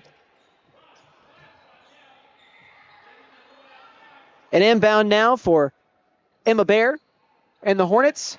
She'll have to lob it into Kyla Bear beyond the three-point line. Back over to Emma. Emma to Kyla. She'll not shoot it. She had a good look at it. She throws it over to Dominic. Dominic throws it inside. A kick out to Jenna Haney. A corner three, too strong. Parnell, though, offensive rebound. She misses the putback, and she traveled. And that's a turnover. Yeah, that's something you cannot be doing right now. If you're Stewart, as Chase McNutt spins a coin on the table you can just call me Chase, right? No. You don't have to say Chase McNutt every time. No. I do appreciate it. Makes me feel a little bit like a celebrity as Stevani Pfeiffer on a beautiful pass from Hannah Goose Tree, and Savannah has taken their first lead of the game. Stevani Pfeiffer with her first points of the second half. She's got 4, and it's 37-36. And a turnover by Stewart. Emma Bear throws it out of bounds off the hands of Jenna Haney, and Chris Mitchell wants a timeout. She's not happy with the last few possessions from her squad.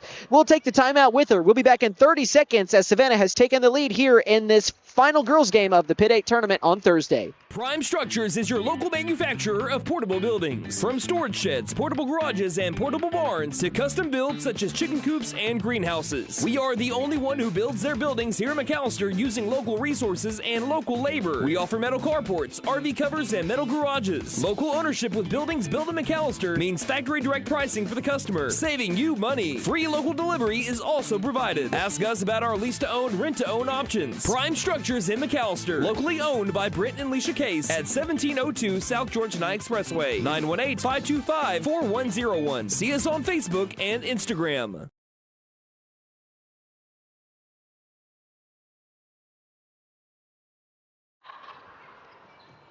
Welcome back now as the Savannah Lady Dogs are taking over possession with 40 seconds left in the third, and they have crawled back to take a lead here. They were down by as many as 7 in the quarter, as now they have a 1-point lead that goes up to 3 as Stevani Pfeiffer gets another bucket, and man, Savannah is fired up over on that sideline. She's got 6 points, and it's a 3-point lead, 39-36.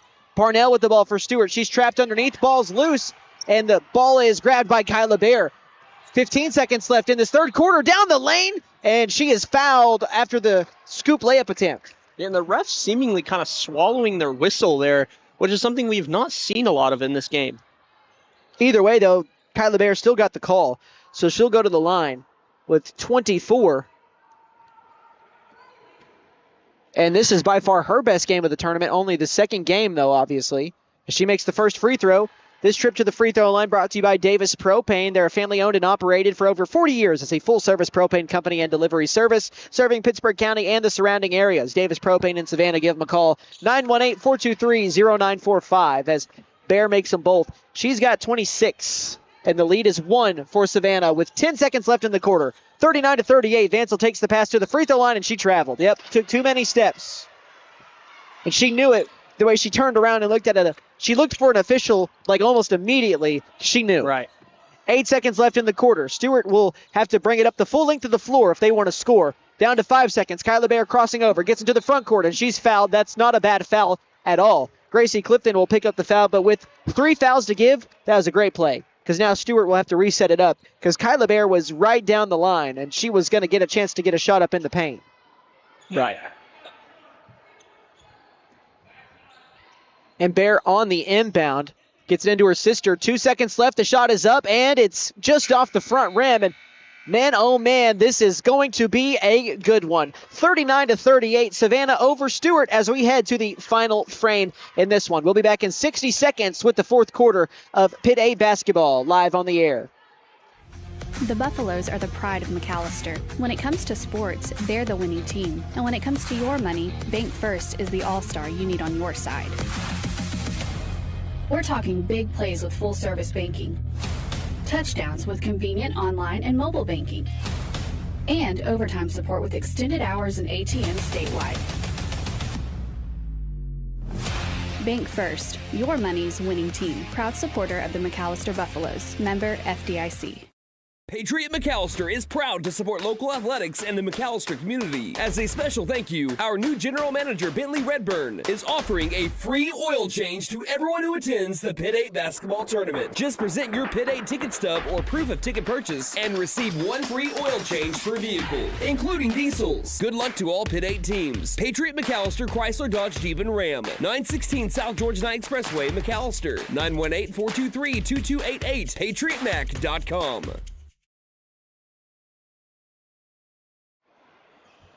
All right, welcome to the final quarter of play in this final girls game on Survival Thursday. The winner of this game goes to the Consolation Championship tomorrow morning at 10 a.m. The loser, they are done here in the tournament, which is a shame because this has been a really good game. Andon, what are your thoughts here as we enter the final quarter? Yeah, Chase, I mean, what a game we have going here right now. If you're on the radio and you need to tune in on the McAllister Radio YouTube channel right now to watch the end of this one. We appreciate however you listen, but obviously you need to tune in and watch this as Brianna Vansel almost has a turnover. Hey, we'll do it justice on the radio, obviously, but watching it is also another experience in itself as Goostree will throw it to the far corner. Clifton underneath the Pfeiffer, and a great job by jumping up on that pass by Emma Bayer, who is fouled by Stevani Pfeiffer. Right. And her second. Has just progressively, it's felt like, gotten louder as this game has gone on. Savannah obviously having their cheerleaders because the boys just played the last game. But, I mean, it has kind of just been a little bit chippy this game, it's felt like, between both teams as well. And I will say, a bit surprised. I don't see any of the Stewart boys here. Kind of figured they'd be on watching, but getting some well-deserved rest as they're going to be playing in the championship tomorrow night. And they could be watching us. And they could be watching on the stream as well. Yes. And that's the whole beauty of it all. You don't have to make the trip down here if you can't make it, as we've got you covered every single day here for the Pitt 8 tournament, especially tomorrow. Yeah, especially tomorrow. It's going to be a long day. It's going to be a long day. Instead of 4 games like we've had each day as the corner 3 from Parnell doesn't go, we've got 6 games tomorrow starting at 10 a.m. instead of starting at 4. And the final game will be at 5:30 as Parnell was fouled on the floater by, think, Stevani Pfeiffer or Brianna Vansel. Yeah, Pfeiffer. That's her third. And my plan is to get here at 7:30 a.m. tomorrow. Why? To get set up. At 7:30 a.m.? Yes. We've got a timeout on the floor. That is how early I've gotten here every day, Chase. Well, not at 7:30 a.m. That is not true. That amount of hours. But we're going to take a 30-second timeout. We'll be right back with more Pitt 8 basketball from the Expo Center. Basketball season is here. Keep your eye on the ball and your vision sharp with Kennedy Eye Care. We offer expert exams, advanced treatments, and stylish frames from brands like Oakley, Ray-Ban, Gucci, and more. Visit us in McAllister, Shakota, or Atoka today. Or give us a call at 918-429-1400. Kennedy Eye Care. Your vision is our focus.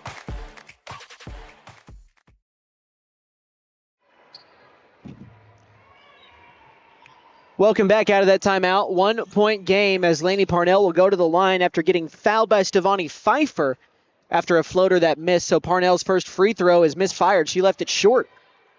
She's got 6 points. She's now 2 of 4 from the free throw line. And missed free throws are looming large here in this game in what is now a tie ball game at 39 all. Again, neither of these teams average a lot of points. The Lady Hornets average exactly what they've scored right now. They average 39 points per game. For Savannah, they average just 29 points per game. So good job by them offensively here. They've generated the offense, as you mentioned, they would have needed to after that air ball 3 by Savannah. Stewart has it. Yeah, and that was definitely a key for them to stay in this game. And stay in it they have, as Jenna Haney, a long 2 from the corner, is an air ball, and we've got an over-the-back call against Reagan Dominic.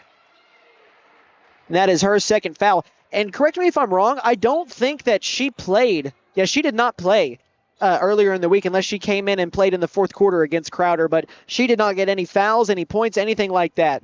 So same thing for Cadence Griffin. I don't think she played at all in that game earlier this week, but both of them have played tonight. That pass to Vansel, I think. Yes, Vansel, they were trying to get it to her, is knocked loose and tied up, and that's going to favor Stewart on the jump ball.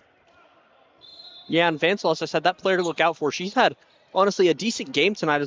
How many points did she have? I know it's in the double digits. Vansel has 12. Yeah. She had 3 in the first half, so she had 9 in the third quarter, as no Lady Dog has scored here in quarter number 4. Right, so she's definitely come alive here in this second half.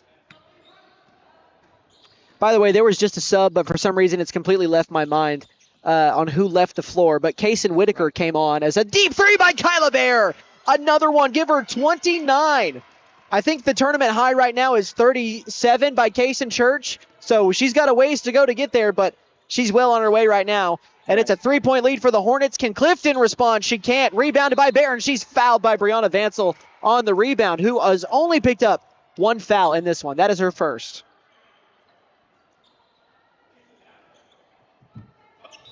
And Pfeiffer's going to tie her shoe. We've got an official's timeout for that. But what a game this has turned out to be. We were hoping to get a really good one, and we did. And I just hope the finish is just as good as the entire game has been. Imagine how much fun and awesome a buzzer beater 3 would be, or just a buzzer beater anything would be for the most part. And another foul. This one's going to go to Goostree. She knows it. She tried to jump the pass, and she was late. Didn't a Lady Dog hit one on Monday that it didn't have anything? It was maybe going into It was Brianna Vansel at the end of the first half. Yeah, she hit a pull-up 3 that banked in. You're exactly right. There was no weight to that moment, but still, I mean, she hit the shot. Okay, so they're actually going to say there was a foul there. So I don't know who they got it on. Or no, that's Goostree. Yeah, my bad. It was Goostree. And that is the 5th foul. And my goodness, that is the 5th foul in just 2 minutes here in the 4th, and we have re-entered first quarter territory as Stewart has free throws the rest of the quarter here every time they get fouled, as Jenna Haney makes that first free throw. She's got 5 points. That's her first point since the first quarter as well. It is a 4-point game now. If she makes this free throw, it goes to 5. And that did come to pass. She's got 6 points, and the lead is up to 5 now, 44-39. Lady Dogs with the basketball. Goostree right side, throws it into the corner. They did take a 39-38 lead, and since then it's been a 6-0 run by Stewart to reclaim it, and they're holding on to it. Yeah, and what an interesting game it really has been so far. I know, as you said, we've kind of entered back into first quarter territory with these foul calls, but I mean, hey, it really has been a great game all around. This has been a fantastic game, as now there is just under 6 minutes left in the game. This one not yet decided, obviously. We've got a good ways to go here. Parnell on the block. She's doubled, tries to dribble and spin. Her layup is swatted by Pfeiffer, and Parnell hits the deck and gets up slowly. She's going to have to get back, otherwise Savannah has a 5-on-4 advantage. And Goostree throws it to Vansel in the far corner. Pump fakes, and a pull-up long 2 is an air ball. Not a high percentage shot from there. I mean, she was open, but again, if you're going to take a 2, you'd like it to be a little bit closer, or just step back and take a 3 with how long that 2 was. Always look for that step back. Always pay attention to where the line is. Kyla Bear swings it over now, far side, to Emma Bear. Emma Bear up the left sideline, throws it over to Parnell on the block. She misses the layup, though, but Savannah can't hold on to the rebound. It's an offensive board. A long 2 by Kaysen Whitaker doesn't go either. Rebounded by the Lady Hornets. Whitaker top of the key. Swings it again to Parnell. Parnell, her hand at a 3. Can't get it to fall either. Bounces off the rim and then the backboard. Out of bounds. Savannah basketball. And that's what they needed as they're down by 5 with 4:47 left in the game. And every single lady on the floor right now just looks exhausted as this game is carried on for what feels like forever. And obviously we are behind. It's 8:03 and the final game is not going to start for at least another 20 minutes to 25, possibly even 30, depending upon how long this game ends. So it's going to be a little bit of a later night, but hey, that's what we're here for. If you guys need to run home, just turn on the YouTube stream as Goostree goes baseline and the floater misses, and we've got a jump ball on the rebound that'll favor Savannah. On your car ride home, you could tune in to Rock 105 and listen to us there as well. You definitely can. Baseline inbound for Savannah. They get it into Goose Tree, right wing 3, too strong. Offensive board, no, out of the hands of Pfeiffer, and Pfeiffer just commits a foul. That's something you really don't want to, do here. Stewart's in the bonus, and I really don't know what Pfeiffer was thinking. It looked like she intentionally committed that foul, as it was just frustration over not grabbing the rebound there. It may have been trying to force a jump ball. I don't know. I think it may have still been Stewart's possession hour there as well, though. So I'm not totally sure what she was thinking there. No, I think she wanted to rip the ball out, but again, it just ended up being a frustration play, which led to her getting her 4th foul. So she's got to be careful. And again, 6 fouls in the quarter. So every time Stewart gets fouled, they're shooting free throws, and right now they're paying off. As Jenna Haney is 3 for 3 from the line in the quarter. She's got 7. It's a 6-point lead, 45-39. Haney gets the second. She's pure from that free throw line. She now has as many points in the quarter as she did for the first 3 quarters. She's got 8 points, and right now it is an 8-0 run by Stewart as Pfeiffer is fouled, but it's on the floor. She did not get a shot off. It's by either Whitaker or Kyla Bear. It's Kyla Bear, her second foul. Speaking of Kyla Bear, she is going to be our Tannehill Furniture and Mattress top scorer when we get there. 29 points for her. She had 14 at the half, and she has 29 here, which means 15 in the second half. Savani Pfeiffer takes the inbound in the far corner, swings it over to Goose Tree on the right wing. She gives it to Clifton in the corner for 3. Misfires. Vansel gets a board, and she's fouled on the way up by Kyla Bear. And that's what you're looking here right now. If you're Savannah, you're looking to stop the clock, get some free throws, and kind of just grab your bearings here as you go into the last portion of this game.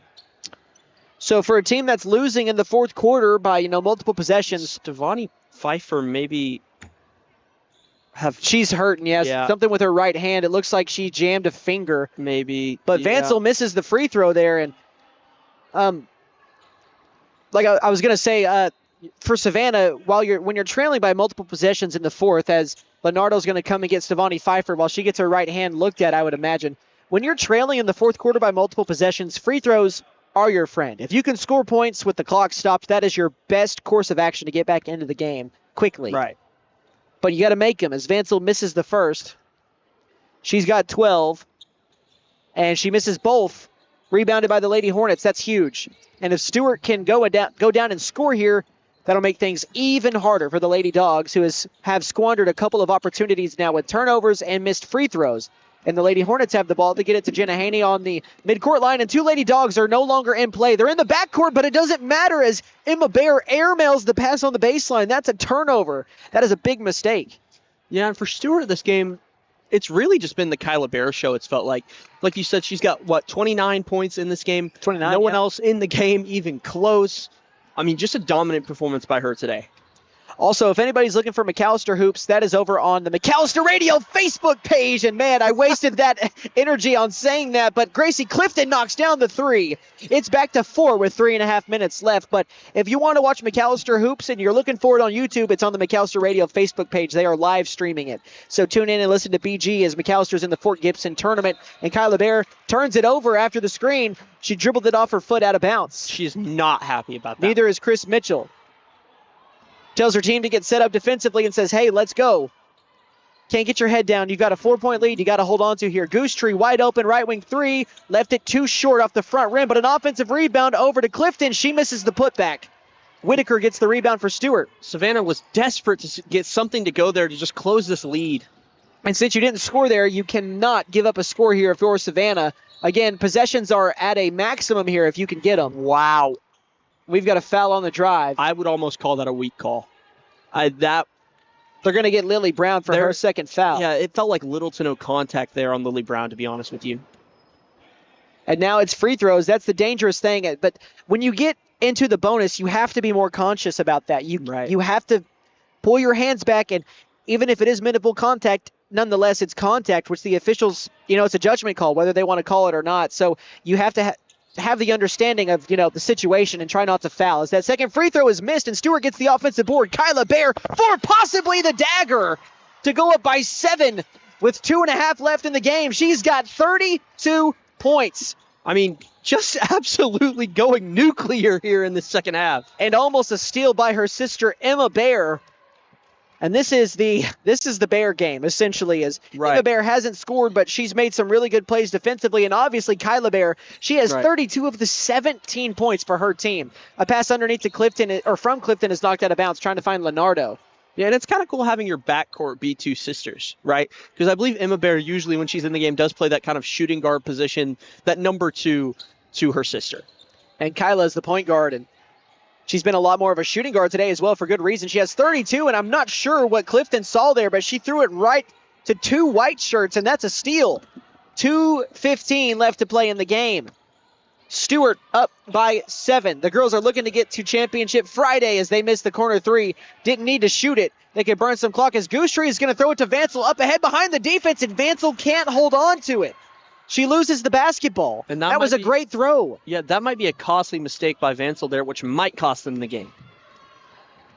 Already down by 7, so I don't know if the word cost is the right one to use there. Maybe it's making it a lot harder for them to come back in this one, because that was a chance to cut it down to 5, and now you completely squandered it, and now you've got a swing of possibly 4 points as Kyla Bear is going to go shoot free throws there. Right. And so that's huge, partner. It's really, really huge. As you mentioned, I mean, it could have been really big. And now, well, Kyla Bear misses that first free throw, so it hasn't hurt you yet. The only thing that hurt you is Brianna Vansel picked up her second foul. Let's see if Kyla Bear can bury this one. She misses both, so it ended up being not a bad foul, but again, they still missed out on points the last time around, did Savannah. So they've got to go down by 7. For the Lady Hornets, this would be a huge win for them after going 0-2 in the Pitt 8 tournament last season, as Savannah turns it over and Lily Brown fouls. And we've got free throws. And partner, could you notify me is Kyla Bear sitting on a tournament high for everyone, or for all genders this tournament? No, Kaysen Church had 37 last night. 37, yes. Okay. I knew it was in the 30s for him. I didn't know exactly where it was. It was either 37 or 38, and I'm sorry if I accidentally brought my hand over the scoreboard camera there. I wasn't even paying attention to that when I moved. But Bear with 32, missed 2 in a row. She gets right back in the scoring column as she makes that first free throw. It's back up to 8 with 92 seconds left in the game, and Savannah really just wasn't able to put it all together here, and unless something crazy happens as Kyla Bear makes both free throws, Stewart is going to be going to Championship Friday for the first time in at least a year, as they didn't make it last season. They went 0-2, and now they're trying to obviously get to Championship Friday. Savannah just looking for a shot here. Vansel gets down the lane and tries to get it off the glass, but her angle just left it too strong, and she missed it.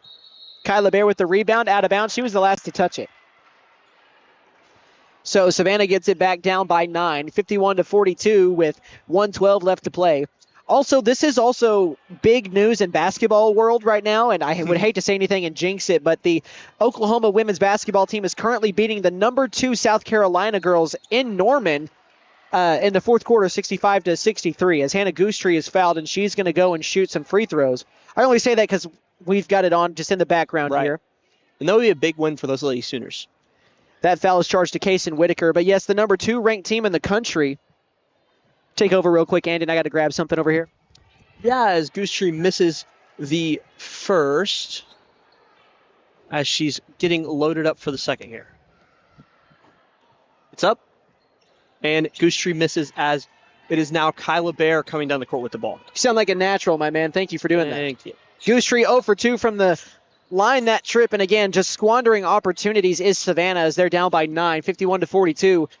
And right now they're looking at their 16th loss of the season. And for Stewart, they're looking to get to 8-11 as Lainey Parnell essentially ices this game. She has 10 points to join Kyla Bear in double figures. She's the only other one with double figures right now. And that was scoring. An important 10 points out of her. Goostree misses the 3. Rebound by Stewart. It's Jenna Haney. She's tied up. Ball's loose, and it's grabbed by Kyla Bear. And they don't have to shoot it again if they don't want to. It's 53-42. And Stewart is going to go to Championship Friday. And the girls are going to be taking on Canadian tomorrow morning at 10 a.m. in a game that I don't think they've played yet. They've actually already played once this year, and Canadian beat Stewart. So we're going to be getting a rematch tomorrow morning at 10 a.m. We still have the formality of playing out the final 10 minutes here, as we've got a foul that will lead to free throws for Kyla Bear. Yeah, she tried driving in the lane there. Kind of just stat padding there a little bit, but it's all right as Kyla Bear is going for 35 and 36 right here. Thank you for finishing my sentence there. I knew you were going to be looking for it. Yeah. And she misses the first. 53-42, 10 seconds left in the game. I would imagine this final game is going to start as quickly as humanly possible. And she made the second, putting her at, what would it be now? 35. 12-point lead, 5 seconds left. Clifton, corner 3, air ball. Stewart has it with 1 second, and that'll do it. 54-42 as Stewart moves on to Championship Friday. Coach Chris Mitchell gets her first win in the Pitt 8 tournament as the Stewart Lady Hornets head coach. And we've kind of got this down to a science now, man. I send it over to you. Share your thoughts while I tally up the final stats here. Yeah, I mean, it was really like we said, kind of the Kyla Bear show for the Lady Hornets today. I mean, as she absolutely dominated this game with 35 points, could not be stopped on realistically either side of the ball. I mean, she might have had 37 points, but you also got to think about the fact that she played, or 35 points, I'm sorry. You got to think about the fact she played some absolutely great defense today as well. So did the rest of this Stewart Lady Hornet team. I mean, they really just were able to knock the Lady Dogs out of this game in the fourth quarter due to, some great defense and obviously some great offense. As Chase is still tallying up. Okay, I got it. I got it all done. Hey, man, when somebody scores 35, I got to make sure I got it right. So 54-42 is the final tally in this one. Kyla Bear had 35 points unofficially. As always, all of our stats are unofficial. She is our Tanny Hill Furniture and Mattress top scorer. There's no H in that word. Tanny Hill Furniture and Mattress is having their mega tax refund sale. All in-stock furniture and mattresses drastically reduced. Don't miss this tax refund mega sale. Ask for details. Tanny Hill Furniture and Mattress, 5 South 5th Street in McAllister. So Savannah, they're going to see their trek here in the Pitt 8 tournament come to an end on the girls' side as they fall to 2-16. The Lady Hornets now improve to 8-11 on the season, and they'll play Canadian in a rematch tomorrow morning for the Consolation Championship at 10 a.m. 9 minutes until tip-off of the nightcap here for the boys' side. That is going to be Savannah or Haleyville and Indy, I'm all over the place. Haleyville and Canadian for our final game. We're going to take a 5-minute break and come back for the nightcap. Stay tuned. You're listening to our Pitt 8 coverage live from the Southeast Expo Center. The law office of Jeff Contreras will fight for your rights. We believe in developing a relationship of trust with our clients, and we litigate our cases with passion. Mr. Contreras is a skilled trial attorney who provides skilled representation in the areas of family law, personal injury, and criminal defense. Contreras Law is conveniently located 1 block west of the Pittsburgh County Courthouse, 25 East Carl Albert Parkway in McAllister, or you may call 918-420-5900. When you free up time in your day, you make space for the world of possibility. A world where all those wishes, all those to-do notes become day-to-day realities. Whatever you dream of, First Bank wants to be a part of it. Open a checking account here. It only takes a few minutes, and realize more time for what's possible. First Bank, here for possibilities. Visit firstbank-ok.com. Member FDIC. New year means new resolutions and the perfect time to trade in and trade up at Bent Nissan of McAllister. Why settle for last year's ride when you can drive something with more tech, more comfort, and more style? Turn your trade-in into an upgrade you'll love because your resolutions deserve the best ride. Fulfill your new year with a resolution you'll keep, a new Nissan from Bent Nissan of McAllister. And don't forget to tell them Maddie sent ya. Bent Nissan is your best deal dealer. Shop us online now at bentnissan.com. Southeastern Oklahoma Realty, our group of specialized brokers, has a deep understanding of the value of land, soil, woodlands, wildlife habitat, water, the environment, and all aspects of good land stewardship. We understand the value of land and outdoor properties, making us the best professionals to consult when selling or buying countryside real estate. Southeastern Oklahoma Realty. Call 918-424-3264. That's 918-424-3264. Canadian Valley Broadband would like to wish the best of luck to all the teams participating in the Pitt 8 basketball tournament. For all your telecommunications needs, from wireline to wireless, you can trust in Canadian Valley Broadband. For more information and to get connected, call Canadian Valley Broadband at 918-334-3700. Canadian Valley Broadband, a proud sponsor of the Pitt 8 basketball tournament. At Vigorous Power Sports, we ride what we sell, so we know what works. U-Force U10 XL Pro Highland, sealed cab with HVAC, ride sync, and a power dump box. Year-round ready C-Force 950 Sport, V-Twin Muscle Sport Suspension, carves hard, lands soft. C-Force 1000 Overland, top-tier fit finish and firepower in a quad. Count on us for parts and service long after the sale. CF Moto, experience more. Vigorous Power Sports, 1904 South Main, 918-423-3306. Motorcycles and off-road vehicles can be dangerous to operate. Review all safety information before operating. Wear your safety gear and never operate a CF Moto vehicle under the influence. Visit cfmotousa.com for complete training. Caring Hands Healthcare Center is a federally qualified healthcare center. But what does that actually mean? It means that we are a local healthcare provider that is able to provide excellent care, regardless of whether you're covered by insurance, sliding scale fees, or Sooner Care. From dentistry and family practice to our new women's clinic services and everywhere in between, you and your family are always in caring hands.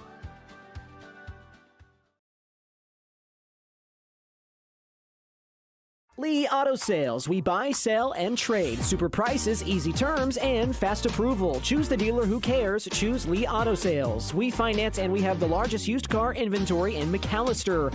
Dude, where's my car? Where's your car, dude? Come by 2431 North George Nye Expressway in McAllister and let us show you why we have been voted the #1 choice for the best pre-owned car lot. Lee Auto Sales. We sell quality, not quantity. Let us help you. Call 918-423-7887. Visit us online at leautosalesok.com. So go see Chan the man. Who can? Chan can.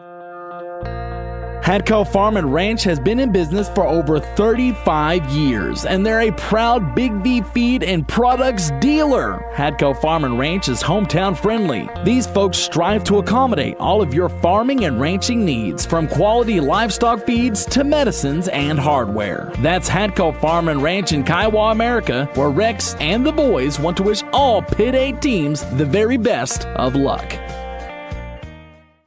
McAllister Direct Primary Care offers 24/7 access to your provider, deeply discounted rates on labs and imaging, more time with your provider, same day or next day appointments, and even home visits for a flat monthly membership fee. We now offer hormone replacement therapy and DOT physicals in addition to our other services. We are excited to announce that we have opened a new location in Longtown, and we are accepting new patients. McAllister Direct Primary Care at 6th and Carl Albert, or give us a call at 918-233-6522.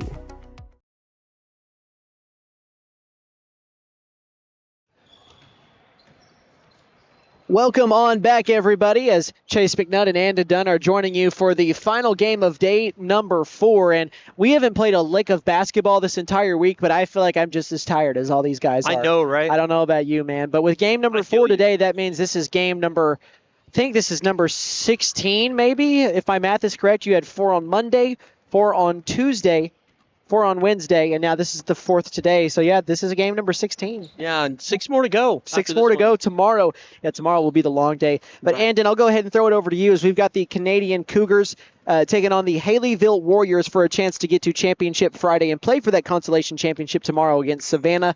What are your keys for both sides? Yeah, for Canadian, it's going to be to stay out of foul trouble. They had 19 team fouls versus Kiowa and had 2 players foul out, that being A.J. Tabb and Austin Haney. The key for them is to not get frustrated. Like I said, no frustration fouls. They need to stay consistent through this game and play consistent defense and consistent offense and allow themselves time to score. They need to get hot from beyond the arc. They had 5 made threes beyond the arc last game. That's a team total. And our player to look out for is going to be Eli Jones, the freshman. He had 24 points versus Kiowa. And when I was talking about those threes, he made 3 of those 5. So we're going to need a little bit more help for him if they want to stay in this game. For Haleyville, it's going to be to push it offensively. They only had 19 first half points last game. That's not going to cut it with a team like Canadian on the other side of the ball. And they're going to have to play hard defense.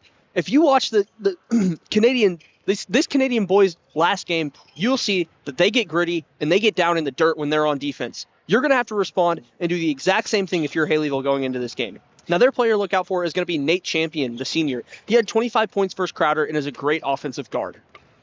And this is a matchup between 2 teams that have already played once this season. Canadian got that win over, Haleyville got the win over Canadian 45-39. And so right now it's Canadian looking for some revenge. Right now the boys are 8-7 on the season. They've lost 4 straight games, but for Canadian, 8 wins this season is the most wins they've had in a season since 2019. So regardless of, they're in a rough stretch right now, this is still by far the best season they've had in the better part of not a decade, but over half a decade. And so it's good to see them kind of getting back into some contention here, and they do have a chance to make it to championship Friday of the Pitt 8 tournament after not making it last year. The last time that Canadian won the Pitt 8 tournament was in 2020. Before that, you got to go all the way back to 2002. Were you alive in 2002? No, I was not. 2006 was the year I was born. Oh, my God. Chase, what do you remember about the year 2002, you old head?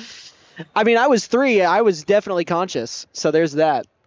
I was living in McAllister. So yeah. All right. Both teams are going to go to their sidelines, and we're going to get starting lineups for both sides. So we're going to go ahead and send things over to the PA table. Without further ado, here is the starting lineups for the Haleyville Warriors, wearing their road blues with white numbering and lettering trimmed in gold. Game this evening featuring the Haleyville Warriors and the Canadian Cougars. Visitors on the scoreboard will be the Haleyville Warriors. Starting tonight. At guard, 6' junior, number 10, Dustin Labor.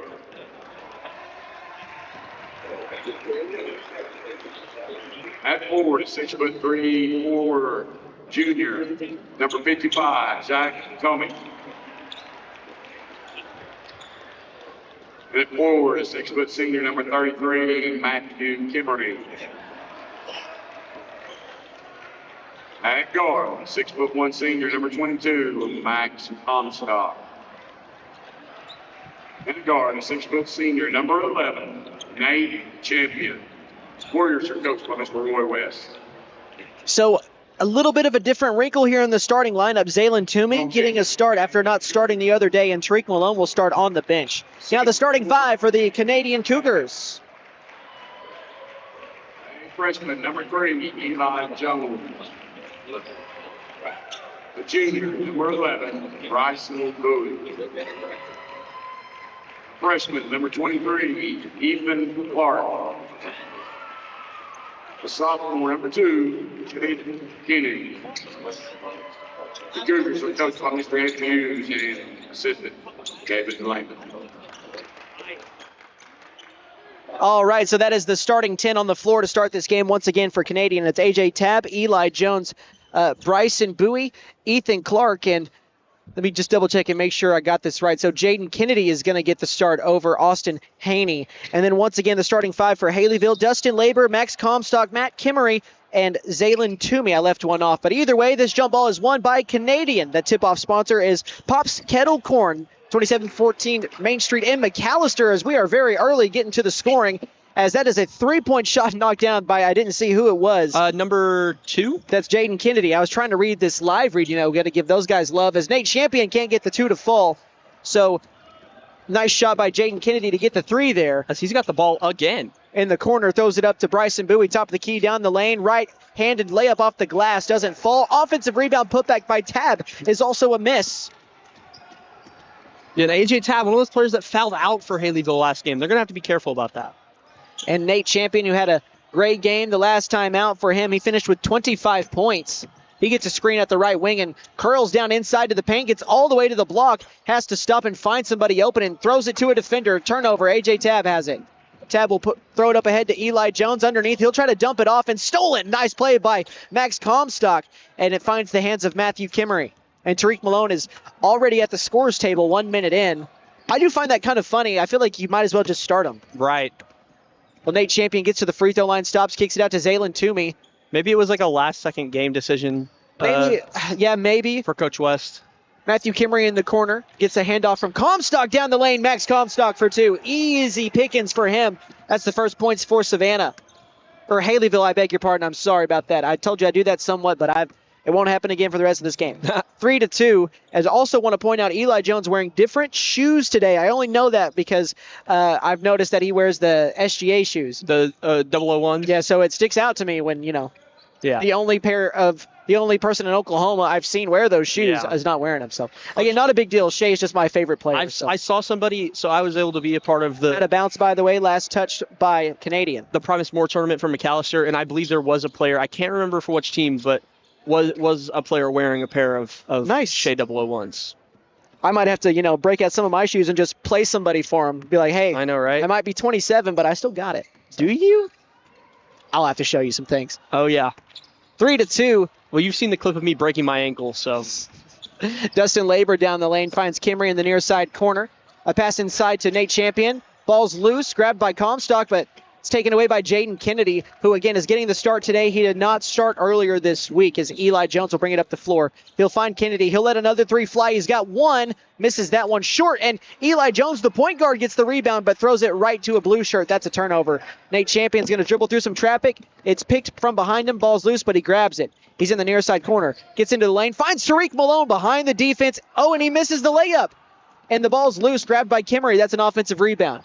Still 3-2. Champion down the lane. Gets to the free throw line. Step back, and Bryson Bowie falls. Nate Champion cashes that in for two. And that was dirty by Nate Champion. Just a little bit of a push-up there, but hey, they didn't call it. 1 point game is now Haleyville. I told you, I promise, guys, I'm sorry. It's the colors that throw me off. Haleyville takes a lead, though, down the lane, and it's going to be a foul by Bryson Bowie. He's going to go and shoot two. That foul is charged to Nate Champion, his first foul. Yeah, and I mean, what a game we have so far here. It's 4-3 with 4:56 left in the first. As Bryson Bowie's at the line? Yes, sir. Bryson Bowie will go for his first free throws of the game. And this first free throw trip, as he makes the first, is brought to you by Davis Propane. Family owned and operated for over 40 years as a full-service propane company and delivery service. Serving Pittsburgh County and the surrounding areas. Davis Propane in Savannah. Give them a call at 918-423-0945 as Bryson Bowie misses that second free throw. 4-4 is the score. Haleyville with it. Labor down the lane. Tries to get a falling away jump shot to go, and he can't. Moving to his left, shooting to his right. Off kilter, out of bounds. Last touched by a Warrior. And man, oh man, South Carolina ended up taking the lead on Oklahoma here with 30 seconds left. So that would not be good. That's what I get for talking about the game. I know, right? And now with the ball, Canadian has it. Bryson Bowie, far sideline over here to A.J. Tabb. Back to Bowie. Near the midcourt line. So no, Oklahoma did just tie the game back up. And Tabb back here, left wing extended. Gives it over now to Ethan Clark, right wing. Gives it up now to Eli Jones, being guarded closely by Dustin Labor. He spins, goes down the lane, gets to the block, and he's fouled by either Kimmery or Labor. Let's see who they get there. They're going to get Matthew Kimmery. That is his first foul. Yeah. And so Eli Jones will go and shoot two. Looking for his first points of the game, and he's got them. As he has a great free throw form, I feel like. I love rating like free throw forms. And he makes the second one. Yeah. 2 points for him. 3 of 4 from the line for the Cougars here. 6-4 game, and Tariq Malone dribbles it off the leg of a defender, and Dustin Labor cleans it up on the offensive board, I guess. He picked up a loose ball and went up and scored. Not really an offensive rebound, but grabbed the loose ball. Right. Eli Jones is picked from behind, and I think he's the last to touch it. Out of bounds. Turnover. Substitution checking in. I think that's Blaine Hurd. That's a guess without looking. It is. That's Blaine Hurd, and he will sit down Ethan Clark. Good looks there, buddy. Thank you. Appreciate that. Gonna fist bump myself there. There we go. Sorry, I was not looking in your direction. No, you're fine. 6-all is the score. 3:50 in the first quarter is what's left as Nate Champion is fouled on the way up from the left block. Think they're going to get Bryson Bowie. They are. They signaled that very quickly. It's 6-all here with 3:47 to go in the first. First team foul against Canadian. 2 against Savannah so far. Champion's first free throw is good. Give him 3. See if you can tilt this Haleyville lead a little bit further here as it's up. And that one rims out. Grabbed by Bryson Bowie on the rebound. Bowie will bring it up the floor. Crossing over and slips, but gets to the block, picks up his dribble, throws it to a cutting tab. It finds Eli Jones instead. And now left wing Bowie for 3 off the rim. Rebounded off the noggin of a Cougar, but a Haleyville Warrior was the last to touch it. So that's going to stay underneath the basket here on the inbound. Cougars looking around Eli Jones as they trail it by 1, 6-7. A lob pass, a dangerous pass, finds Jaden Kennedy. He'll give it up to Hurd. Corner 3, left it short. Tariq Malone with the board. And Eli Jones, tall, dude. he's very tall. Eli Jones trying to, I guess, tie it up or steal the rebound, but he couldn't. And now Haleyville in the front court. Nate Champion crossing over Bowie. Gives it over now to Dustin Labor, who crosses over his defender, gets inside, finds Malone. Wide open for a corner three, but that's not his range, so he'll drive and kick it out to Nate Champion, who recovers the loose ball. He's going to shoot a pull-up three. Hand in his face, left it just short or maybe a bit long. Either way, he missed it. We've got a foul on the rebound now by Dustin Labor. As the Oklahoma Lady Sooner game is now in overtime. Headed to overtime. Probably shouldn't have gone to overtime, though, as they were up by, I think 6 with just over a minute left. But, hey, at least it's not a loss. Right? Yet. Yet. Not saying it will be. Hopefully it won't be, but the Lady Sooners need a win in the biggest way. They've lost, I think, 3 in a row now. Either way, Canadian with the ball down by 1 here in the nightcap, trying to get to Championship Friday tomorrow. Remember, the first game starts at 10 a.m. tomorrow morning. Do not forget that. Do not miss out. I got a feeling like the streaming numbers might be a little bit lower tomorrow morning because some people might forget. Some people are going to be at work. Obviously, we have the weather situation. We will just play that by ear. Bryson Bowie, right wing 3, just off. But Blaine Hurd, an offensive rebound for the Cougars. He gives it up to Kennedy, gets it right back. Hurd in the corner, gives it up to Bryson Bowie now. And it will be, I'm assuming, both consolation championships, girls first, boys second. Into the third place games, girls first, boys second, into finally the championship games. As Nate Champion gets a turnover from Canadian, and he lays it up with the right hand on the left side. He's got 5 points, and it's a 9-6 advantage for the Warriors. Yeah, and they're just trying to baby kind of this lead that they've had that they're kind of just holding on to here with what feels like the fingertip of their nail. And now a pass inside to a cutting Kennedy is a swat from Tariq Malone. Came out of nowhere to send that flying out of the way, and a rebound by Haleyville.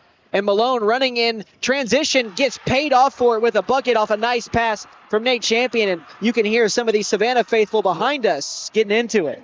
Yeah, and another Haleyville player, number 33, I'm not sure exactly who that is, was trying to celebrate with Tariq Malone. And he told him, hey, get back on defense. Go guard the ball.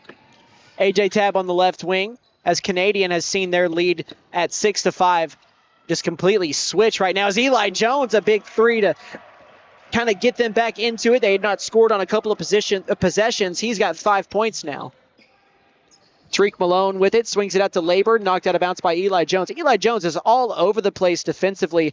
He's got to be careful, though, because he got really close to fouling out last time. AJ Tabb and Austin Haney both fouled out the last time they played. And also, a notable thing, I don't see Austin Haney suited up on the bench. So I'm assuming he's not playing as Nate Champion gets to the rack with ease on the finish.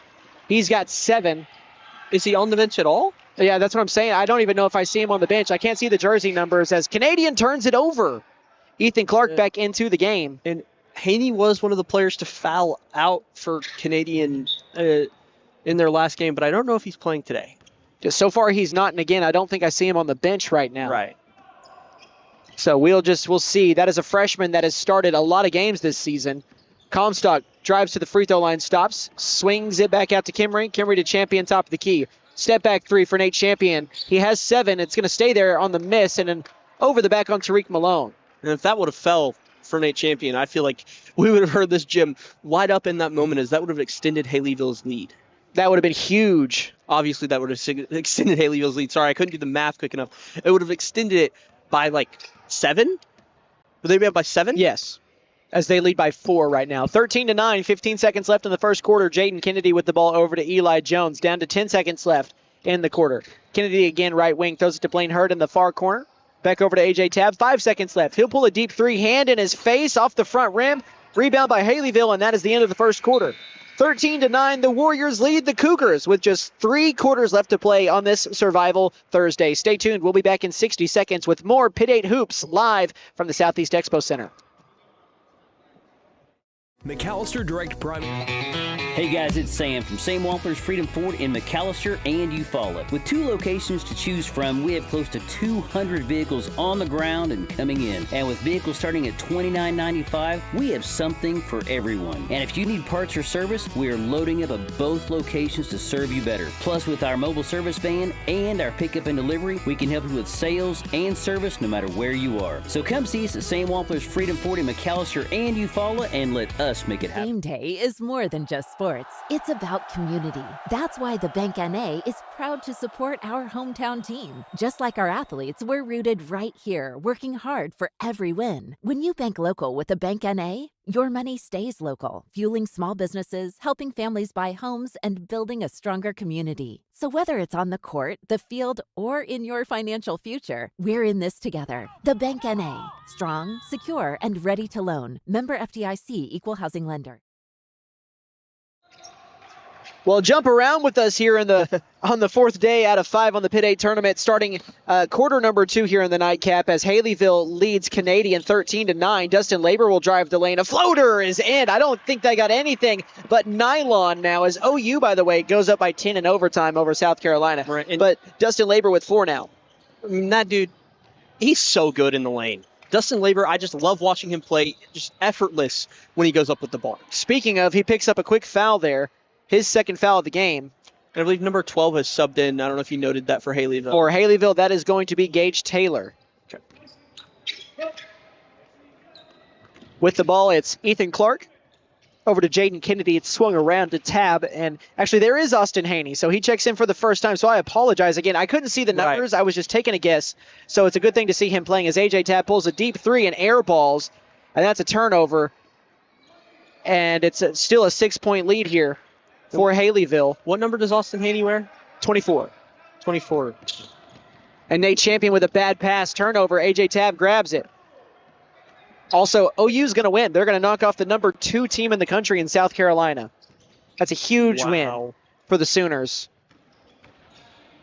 And AJ Tab takes a lot of contact, wants a call, but instead Canadian gets the offensive rebound. Bryson Bowie wide open, takes his time for 3, but can't dial it in. Gets his own rebound. A long shot leads to a long rebound as Bowie gets the second chance opportunity to miss again. So normally you don't get to get the payoff there if you're Haleyville after giving up that many rebounds, but they got out unscathed.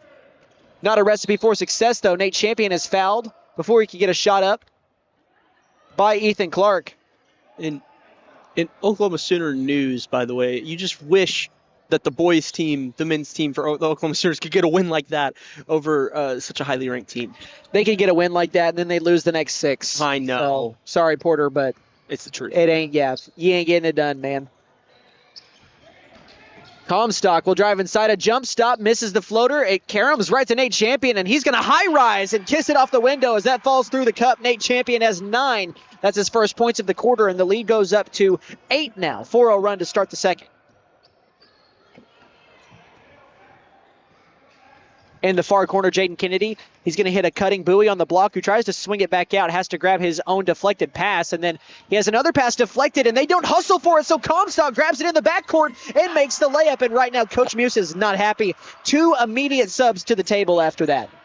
Yeah, I mean, Coach Muse does not deal with kind of, problems like that with his team. If you're not playing well for him, he will sub you out real quick. That was just a lazy play. Nobody going for the ball in the backcourt, and it led to 2 more points there for Haleyville. And that's what I was looking for. Thank you, partner. Laziness. Yes. As Canadian misses another 3. Kennedy was able to hit the first, but he's missed his last 2 from deep. Nate Champion's going to go all the way down the lane, misses the layup. He gets his own rebound, though. He'll swing it back over to Comstock. Back to Nate Champion, left wing, a lot of room, a deep 3, and guess what? Nothing but net for Nate Champion. Give him 12. He scored 5 in a row. 22-9. It is a 9-0 run to start this second quarter as we are 3 minutes into the second quarter. Canadian is struggling right now. They're also on a 4-game losing streak, and they're trying to get out of that, but another turnover. It looks like Haleyville has come more prepared to play in this one, at least so far. You seem to be right, partner. Nate Champion drives the lane. A nice dump off to Tariq Malone. I think that might have been a no-look pass. He faked like he was going to go up for the floater and just dumped it off with ease. And Nate Champion just told Malone on the walk back, you like that? You like that? Little Kirk Cousins-esque. What a nice play by him. He's got 12 of the 24, and Ethan Clark is fouled on the way up by Nate Champion. Sometimes good, sometimes maybe bad. Can't always make good plays. Right. And now it's going to be Ethan Clark going to the line. His first free throws of the game. And he misses the first, the freshman. And Blaine Hurd and Eli Jones will check in. AJ Tab and Bryson Bowie will sit down. A couple of substitutions as Coach Roy West wants to deploy some game plan here to kind of match Eddie Muse. Nate Champion will sit down, I would assume for not very long. Dustin Labor will sit down as well. Checking in is Eric Patton, also Shooter Lardy for Haleyville. Second free throw is good by Ethan Clark. And what a great game so far by Haleyville. Yeah, they are coming out commanding here in the second quarter. They're outscoring Canadian, 11-1 in the quarter. With the ball, it's Shooter Lardy. Gives it to Comstock in the corner, drives and swings it back out to Lardy. And Shooter with the pass over to Malone. Near side to Patton. Patton a lob inside to Taylor, and it's tied up between him and Ethan Clark or Austin Haney. Jump ball will favor Haleyville. Yeah, and I don't know that that pass was meant for number 12 on Haleyville, if you can remind me of his name. I think it was meant for number Gage Taylor. And it was meant for number 22. Which is Max Comstock. But Taylor got in the middle of that one, and it caused the mishap. Far corner, Blaine Hurd for three. Hand in his face, can't get it to fall. He wanted that one, but Shooter Lardy with the rebound. And with a big lead like this, you can afford to sit guys like Nate Champion if you're Roy West. Right. And you're going to need to sit him because you're going to have to turn around and play tomorrow at 11:30 in the morning. So you're going to need these guys rested. I mean, that's less than a 15-hour turnaround. That's like 14 and a half hours from now as the corner three from Lardy doesn't fall. Rebound by Blaine Hurd, and he'll spin before going up the sideline. And he's stopped and trapped right as soon as he crosses midcourt, picks up his dribble, and a dangerous pass is grabbed by Eli Jones. Back over to Ethan Clark. Yeah. Over to Eli Jones, a deep three straight away. Missed it, gets his own rebound. Kicks it back out to Jaden Kennedy.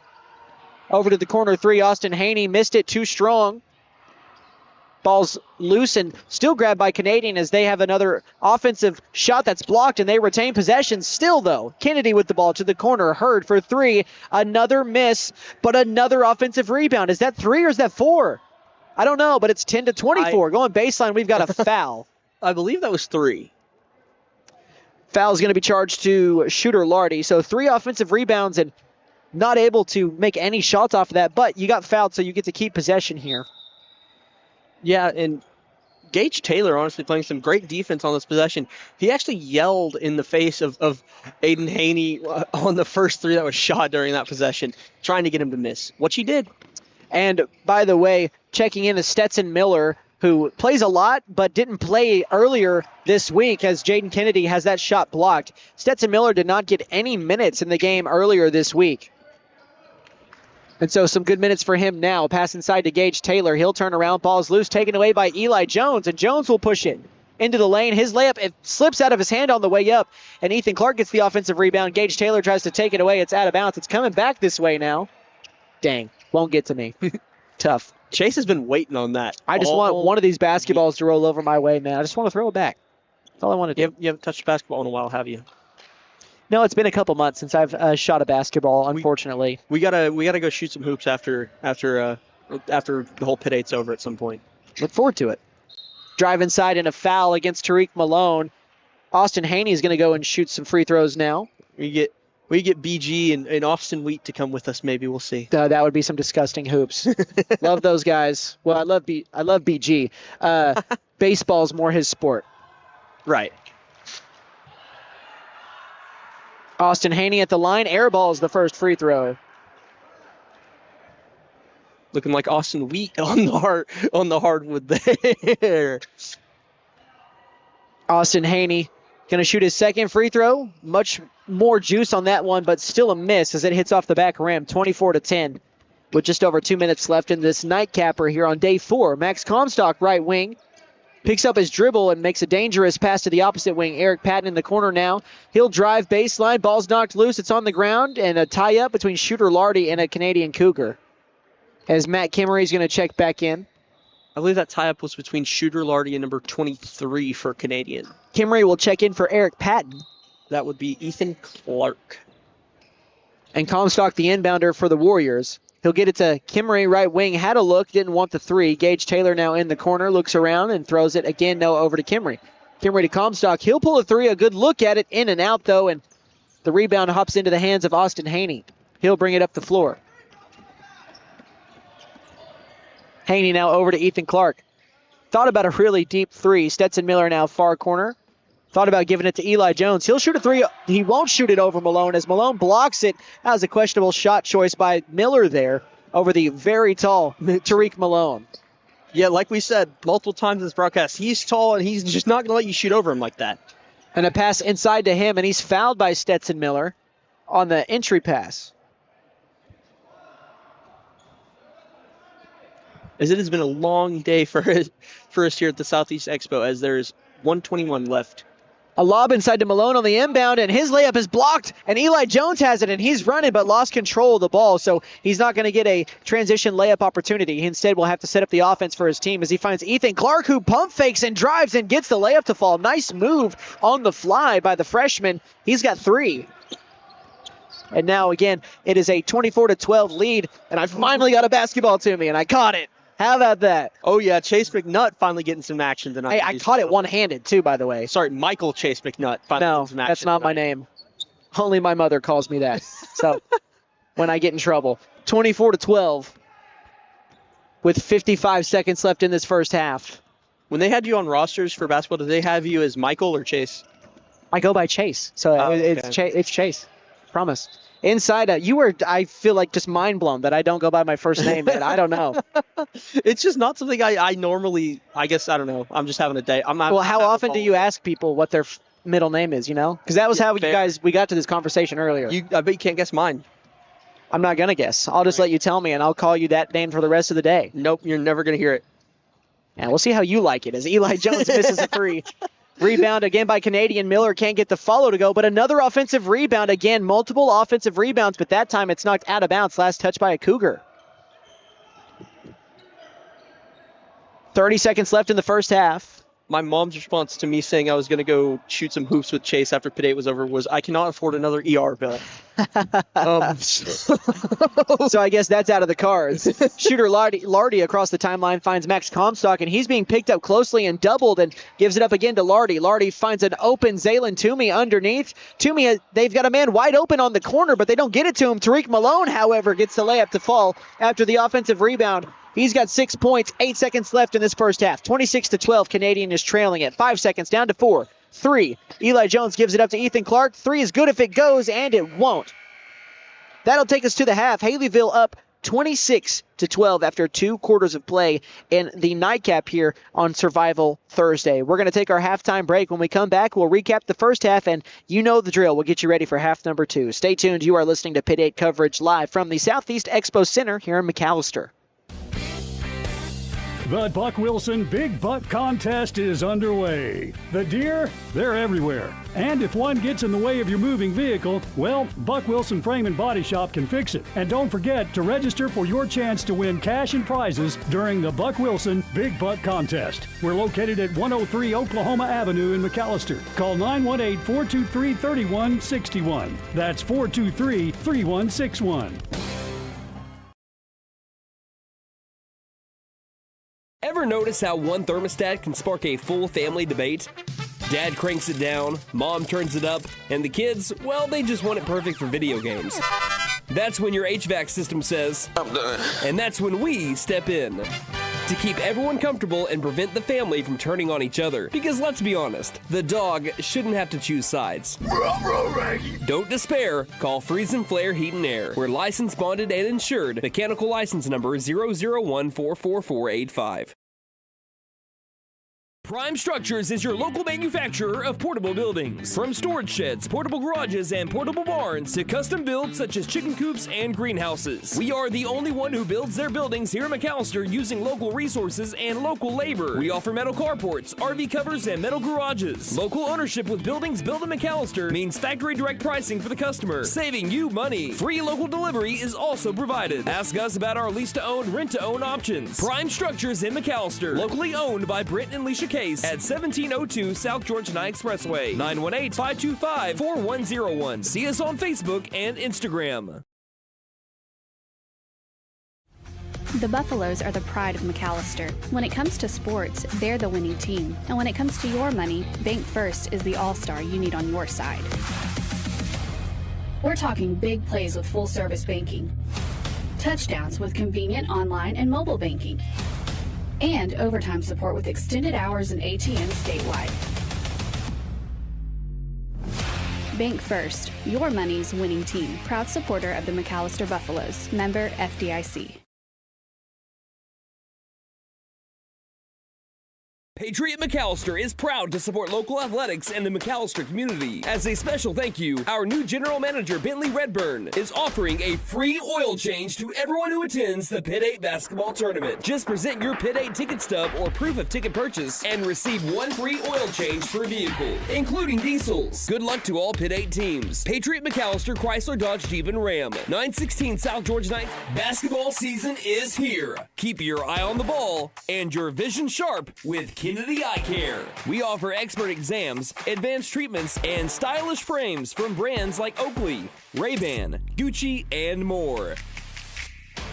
Visit us in McAllister, Shakota, or Atoka today. Or give us a call at 918-429-1400. Kennedy Eye Care. Your vision is our focus. The law office of Jeff Contreras will fight for your rights. We believe in developing a relationship of trust with our clients, and we litigate our cases with passion. Mr. Contreras is a skilled trial attorney who provides skilled representation in the areas of family law, personal injury, and criminal defense. Contreras Law is conveniently located 1 block west of the Pittsburgh County Courthouse, 25 East Carl Albert Parkway in McAllister, or you may call 918-420-5900. When you free up time in your day, you make space for the world of possibility. A world where all those wishes, all those to-do notes become day-to-day realities. Whatever you dream of, First Bank wants to be a part of it. Open a checking account here. It only takes a few minutes, and realize more time for what's possible.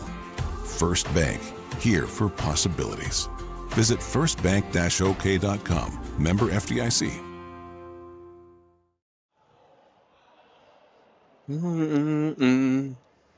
Welcome back to the halftime break, and that's the most energy I've seen from you today. Really? No, it's not. Oh. But yeah, we're here for the halftime break of the final game of the day, and it's been a long week, man. I cannot lie. It has been a long week, but it's been a fun week as well. I mean, there are worse ways to spend a week than calling a bunch of basketball games. That's the truth. So we are really lucky to get to do what we do, and we appreciate all 150 of you that are watching right now currently, and then obviously we'll see what it is at the end of the day, but I think we've been well over at least 11 to 1,200 views per day. I think the first day we were near 3,000, so which is just awesome. You guys are awesome. Please keep watching, and I know a lot of the players that are playing in this game or in these games for this tournament are going back and watching. I hope you guys are enjoying everything that we're bringing for you guys. If not, hey, I apologize. Yeah, day 1 we had 3,000. Day 2 is now up to 3,000. Dang. And day 3 is sitting at 2.4. Dang, guys, we're going to be over 10,000 for the week easily. Yeah, and I think compared to last Pitt 8. We were pretty close last Pitt 8 to the same, I think. No, it was about 1,000 views per stream, except for Championship Saturday had 3. So you're averaging what you had max. So it's about half. Yeah. Last year is what we had. Dang. Yep. You guys are awesome. Thank you guys so much. Anyways, let's talk about. That's great. Let's talk about the score at the half right now. Haleyville leads at 26-12 over Canadian.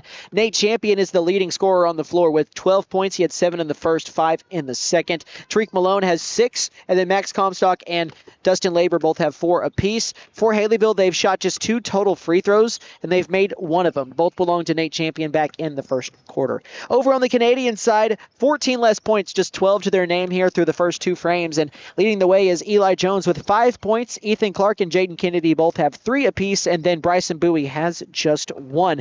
Canadian has hit 2 3-pointers, which is one more, or excuse me, no, yeah, that's right, which is one more than what Haleyville has hit, but they are 4 of 8 from the free throw line in a game where you trail by 14. So obviously 4 doesn't really mitigate the huge deficit. It makes it a bit easier, though, and you're going to need all the points you can get in a game that you trail by double figures at the half. So, Andon, not going to call you by your middle name, even though I was just given information as to what it was. So you tried to play it off like it wasn't your middle name, but it's okay. You're still trying, but it's okay. I won't do it to you because I'm the bigger man. All right. We're going to go ahead and let you share your thoughts on that first half and your keys as we head into the second half. Yeah, I mean, for Canadian, it's going to be definitely to put some more points on the board, obviously, as any team would want to do in the situation that they are in right now. But they need really somebody to just pop off and stop. I mean, they've spread the love a lot here. With Eli Jones having 5 points, you want him to really start popping off, and you really need to light up from beyond the arc if you want to get yourself back into this game. Play some strong defense, and you'll find yourself hopefully in a good matchup here to put yourself into the Consolation Championship tomorrow. Now, for Haleyville, it's going to be to continue the success that they've had so far in this game. I mean, just a pretty great, all-around performance from everybody on this Haleyville team. I believe, I'm not sure who their leading scorer is right now, if you could tell me. It's Nate Champion with 12. Yeah, Nate Champion just having a day for himself right now. So hopefully their success continues into the second half. Well, that is your halftime look as it's once again 26-12 in favor of Haleyville over Canadian in the nightcap. A spot in the Consolation Championship tomorrow morning at 11:30 is on the line. We're going to take our final halftime break of the day. It's going to be a 2-minute timeout. We'll be back with the second half of Pit 8 Hoops live on Rock 105 and on our YouTube page. New year means new resolutions and the perfect time to trade in and trade up at Pitt Nissan of McAllister. Why settle for last year's ride when you can drive something with more tech, more comfort, and more style? Turn your trade-in into an upgrade you'll love because your resolutions deserve the best ride. Fulfill your new year with a resolution you'll keep, a new Nissan from Pitt Nissan of McAllister. And don't forget to tell them Maddie sent ya. Pitt Nissan is your best deal dealer. Shop us online now at pittnissan.com.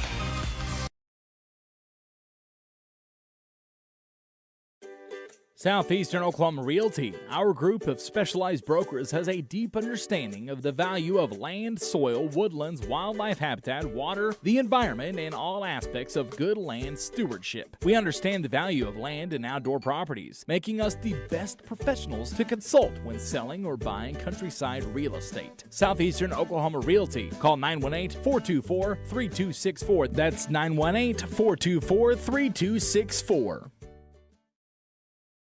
Canadian Valley Broadband would like to wish the best of luck to all the teams participating in the Pit 8 basketball tournament. For all your telecommunications needs, from wireline to wireless, you can trust in Canadian Valley Broadband. For more information and to get connected, call Canadian Valley Broadband at 918-334-3700. Canadian Valley Broadband, a proud sponsor of the Pit 8 basketball tournament.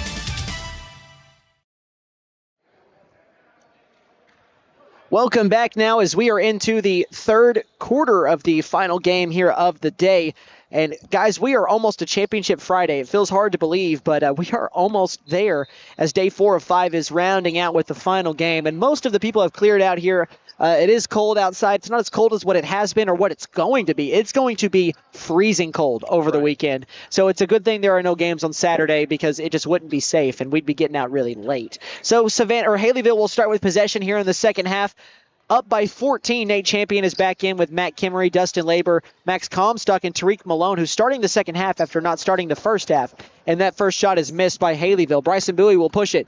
He's going to go down the lane, get around the defender, and the scoop layup with the right hand on the left side. And Bryson Bowie now has 3 points. That's his first field goal of the game. Yeah, that was a clean lay by Bryson Bowie. And Dustin Labor, a lazy pass is taken away, and now Eli Jones has it. He's going to go down the lane. Nate Champion playing good defense, but better offense from Eli Jones, who has 7 points now. Yeah, and the lead's down to 10. Haleyville just needing to calm down here and find their way around this Canadian defense. And Tariq Malone with a bullet pass to Matthew Kimmery, who was right there and couldn't hold on to it. And Shooter Lardy's going to check in immediately, and he's going to come and get Dustin Labor. Yeah, and it's just Haleyville needing to take their time on offense here. I know the Canadians in this press defense, they just got to find their way around it. So just over 1 minute into this game, or this third quarter of this game. And this one has gotten more interesting already as it's a 4-0 run for Canadian, and they can make it even more here as Ethan Clark is fouled on the penetration from the top of the key. He's fouled by Nate Champion. That is Champion's third foul, which is very noteworthy. We'll have to watch how that unfolds the final 2 frames here. Right, especially as Haleyville's leading scorer in this game. Inbound to A.J. Tabb. Didn't really set his feet or get control of the ball, but got a layup up that was left short, and Nate Champion gets the rebound, and he shoves off Eli Jones. That is a clear-as-day offensive foul, and Nate Champion just picked up his 4th foul. He's going to have to sit. You don't have a choice if you're Coach Roy West. I mean, you do, but you really don't, and that is just going to hurt Haleyville, and that's huge for Canadian, who is down by 14 to start the quarter. And now it's down to a 10-point game. And with Haleyville's best player on the bench for the rest of the third quarter, I mean, you got to imagine he's not going to play again in this third quarter. You really just hate to see that if you're Haleyville. Yeah, you hate to see that as well, just as a spectator. Right. To see one of the best players not available right now. I mean, honestly, it's his own fault, though, with especially that last foul. It was just unnecessary. It was a clear-as-day push-off as Bryson Bowie is fouled on the way up. But now Champion will have some time to sit over there and really catch his breath, even though he probably doesn't need it after the halftime break. I don't know that was a foul. I think that was all ball. Just then? Yeah. No, yeah, that was clean. That was a swat. You said foul. And oh, my bad. I must have meant Nate. I was talking about Nate Champion and his foul. So that was a block, not a foul. As Zaylen Toomey will check in. You are correct. That was not a foul. That was a misspeak on my part. As Matt Kimmery will sit down. Shooter Lardy on the floor with Dustin Labor, Zaylen Toomey, Max Comstock, and Tariq Malone. And this is a very unique lineup. Not one that we saw earlier this week when Haleyville played the first time. Yeah, I would say Tariq Malone got all ball on that. And Ethan Clark is fouled by Dustin Labor, who bit on the pump fake on a pass underneath. And you almost want Dustin Labor to stay out of the way on that one, as Tariq Malone has honestly been dominant down there in the post. You kind of just want to let him work. Dustin Labor also with 3 fouls now. So Labor and Champion both in foul trouble. Labor has 1 more to work with before you're really in danger with only 3. But obviously Nate Champion sitting with 4 as Ethan Clark makes the first free throw. He's got 4 points. Yeah, and if you're Roy West right now, you really got to be thinking about how you're going to work your way around this lineup with 2 guys in foul trouble like this. And right now we get a lineup of Shooter Lardy, Zaylen Toomey, Tariq Malone, Dustin Labor, and Max Comstock as that second free throw falls. From Ethan Clark, he's got 5 points. Almost as many points as he had in the first half. As Labor turns it over, unless that was off of a Cougar, it was not.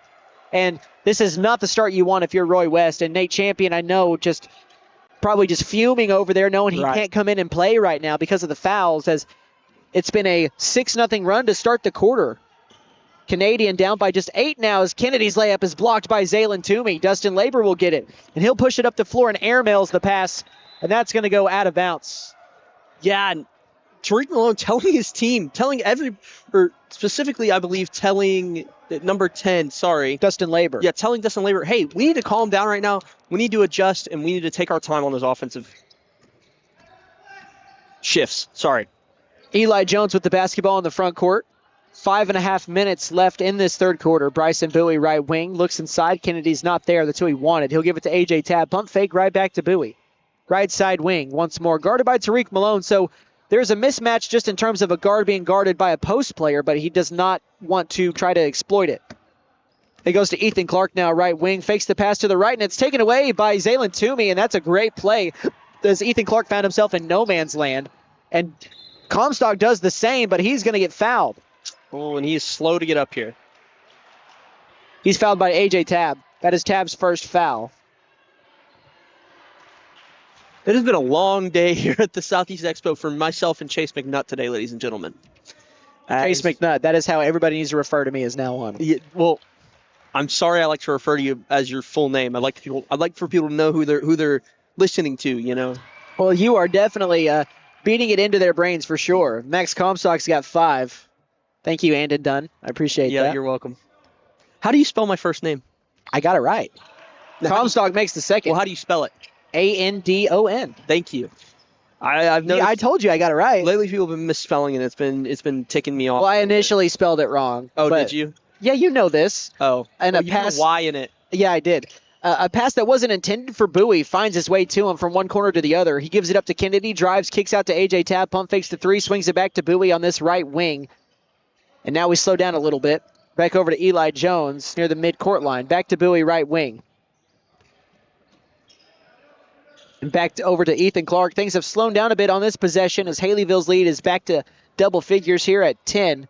And Canadian kind of just taking their time here, looking for the best shot. And a steal by Haleyville. Dustin Labor is running but can't control the ball, so that will stymie the transition opportunity, and the Warriors will just set up offensively. Comstock with a quick pass inside to Malone. He'll rise up and get the and one. Tariq Malone, go ahead and give him 8 points. As the foul is charged to A.J. Tabb, and now he'll get a chance to get 3 points the old-fashioned way. 2 fouls against Tabb, and that is now the second team foul against the Warriors in the quarter. Haleyville has 3 team fouls against them with 4 minutes left, so 2 more, and Canadian is shooting free throws. Malone, the and one is good. So he's got 9. And that was a great adjustment by Coach Roy West to give Malone the start here in the second half. You're going to need other people to pick it up while Nate Champion's on the bench. A missed three by Tab. Eli Jones gets the rebound, and he's fouled on the turnaround shot. I think Max Comstock is called for the foul. No, it's going to be on shooter Lardy, and they're trying to tell him, hey, man, just keep your hands up, because I think he came down, and that's where they got the foul called at. Because, again, you're allowed to get body contact on somebody going up for a shot as long as you're straight up. If your hands go down, that's where you get in trouble every single time. And there are now 4 total team fouls for Haleyville in this quarter, which means one more would send Canadian into the bonus, which if you're Haleyville, you do not want that right now. Second free throw, no good by Jones, but an offensive rebound and a foul, and there you go, partner. They're now in the bonus. Wow. That foul charged to Dustin Labor, and this has just been a nightmare start. Do they realize it? Oh, there we go. The ref had to take a second to look at the scoreboard there. This has just been a nightmare start to the quarter for Haleyville, as now Canadians in the bonus. And they've cut into this deficit. They're going to cut into it even more. They are down by 12. This game is not over by any stretch of the word. And Nate Champion has not played really any longer than about, I think, 30 seconds, maybe a minute in this quarter, as Ethan Clark is now 3 for 3 from the line in this quarter. He's got 6 points. And it kind of just feels like Haleyville is helping Canadian out of the hole that they dug them in the first half. Misses the second free throw, and that helps that you've got a guy like Tariq Malone that can sky in and get that rebound as Comstock crosses the midcourt line, picks up his dribble in a really bad spot, but gives it up to Malone. Finds Labor now on the right side, and that's a foul on Eli Jones. Eli Jones picks up his first foul. That's a good sight to see that it's only one on him. Again, he almost fouled out earlier this week. This is Labor out of the game. Comstock will throw it in from the sideline in front of his own bench. You get the inbound over to Eric Patton. Patton in there with shooter Lardy and Zaylen Toomey. Tariq Malone and Max Comstock. Toomey takes the pass at the free throw line, finds Malone on a pass who can't control it. Ball's loose and saved by the Cougars. Bryson Bowie has it. He'll give it up to Eli Jones. Jones, a nice bounce pass inside to the block and a foul. Ethan Clark will go and shoot 2 free throws. Yeah, and again, you just do not want to be sending Canadian to the line right now, and that's exactly what Haleyville is doing. Well, this has turned into a foul fiesta here in the third quarter. Foul fiesta, I like that. 31-20. Ethan Clark makes the first free throw. That's his first point of the game as well, as Jaden Kennedy, no, I beg your pardon, that's Blaine Hurd, who will check in for Jaden Kennedy for the Canadian Cougars. By the way, this free throw trip is brought to you by Davis Propane, family owned and operated for over 40 years as a full-service propane company and delivery service, serving Pittsburgh County and the surrounding areas, as both free throws are good. Davis Propane in Savannah, give them a call, 918-423-0945. 2 points for Ethan Clark after those free throws are made. The lead is cut down to 9, 31-22 in what was a 14-point game at the half, and almost a steal there for Canadian. I thought that ball was coming right back at you again, Chase. I had to lock in for a second. Haleyville with the basketball, up by 9, and the clock is kind of your friend, but also not, especially if you're not going to get a lot of buckets. They've scored just 5 points to 10 here in the quarter for Canadian. And that's correct. 5 points to 10, as the lead has gone down to 9. Left wing, Comstock for 3.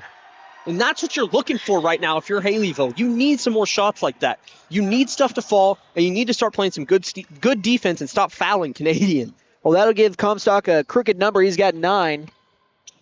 And it's a 12-point lead and a jump stop down the lane, and a nice reverse layup that time by Blaine Hurd. And that's his first points of the game. Beautiful rotation that ball had as it fell in. And a pass up to Eric Patton Jr. He'll move it up ahead to shooter Lardy, and they find Toomey on the block, and he found himself in no man's land and had to save it and throw it off a Cougar. Checking in is Matthew Kimmery. Yeah, it felt like Toomey for Eric Patton. Maybe got ahead of himself a little bit there and tried to get the ball to Tariq Malone, and it just couldn't work. Baseline inbound now for the Warriors. It's stolen. Canadian gets it back. Bryson Bowie takes it away, and Eli Jones with a bad pass. Both of these teams just cannot help themselves in terms of turnovers when they both have really good opportunities. Both teams have their fair share of them in this one. And Tariq Malone telling his team again, trying to be a leader here and telling them, hey, calm down. We got this in the bag. Matt Kimmery will bring the ball up. Eli Jones is just slapping his arm all over the place, and that's not a smart play. He's going to pick up his second foul. Jones is just a freshman. He has a tendency to foul just in games that I've called, and that'll be something that he learns as he goes along in his high school career, but just a little bit overtly aggressive.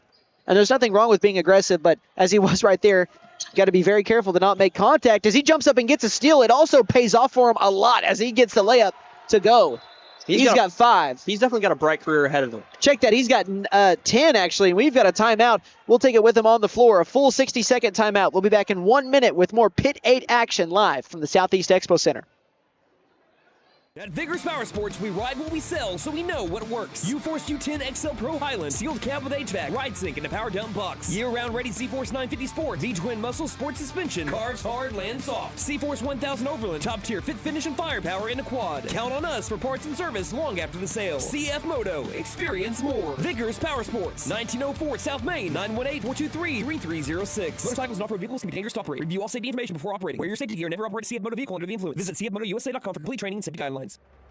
Caring Hands Healthcare Center is a federally qualified healthcare center. But what does that actually mean?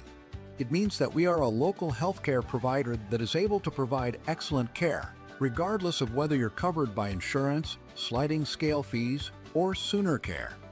From dentistry and family practice to our new women's clinic services and everywhere in between, you and your family are always in caring hands.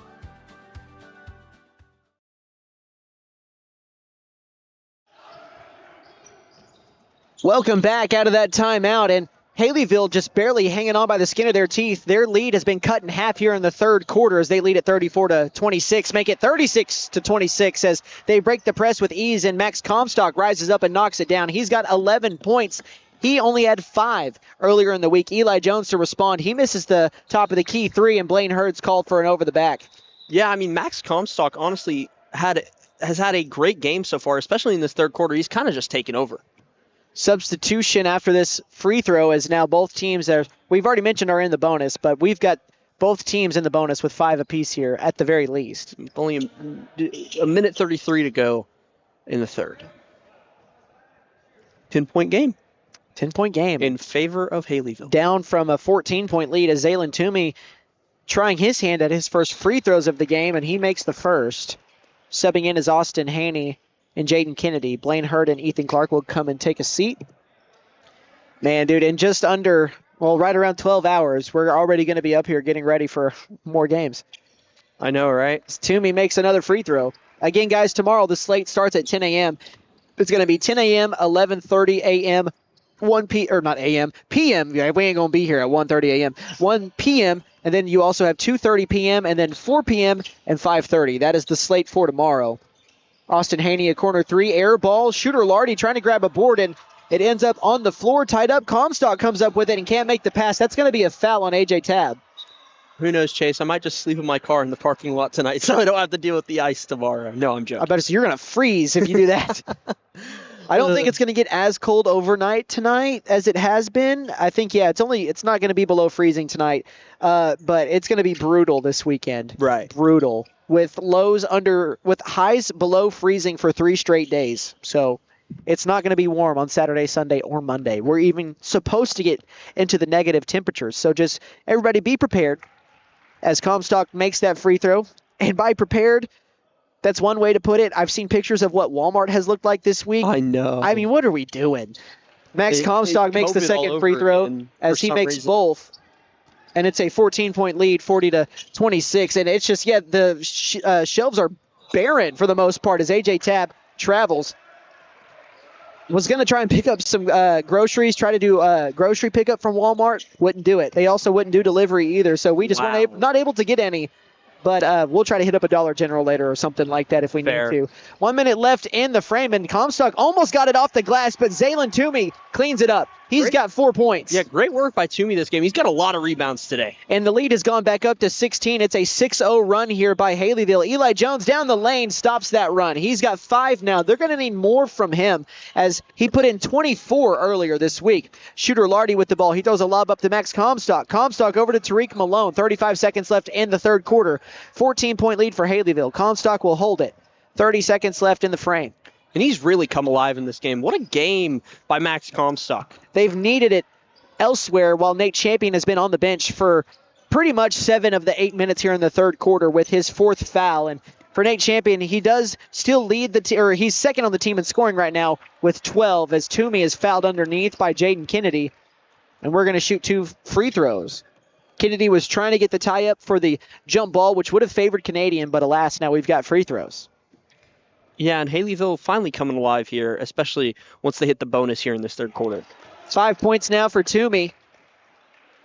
Looking for 6. That lead swells to 15. This is the largest lead of the night.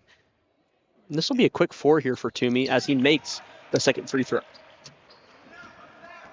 16-point lead, 10 seconds left in the quarter. Canadian down with 7 seconds left, down to 5. Bryson Bowie with it, gives it to Eli Jones. Jones looks left over to A.J. Tabb. He'll pull a very deep 3 at the buzzer, and it's good. And that'll cut it down to 13 as we head to the final frame. 44-31 with Haleyville trying to get to the consolation championship for the second straight year. We'll be back in 60 seconds with the final quarter of Pitt 8 basketball on this Thursday. Lee Auto Sales. We buy, sell, and trade. Super prices, easy terms, and fast approval. Choose the dealer who cares. Choose Lee Auto Sales. We finance and we have the largest used car inventory in McAllister. Dude, where's my car?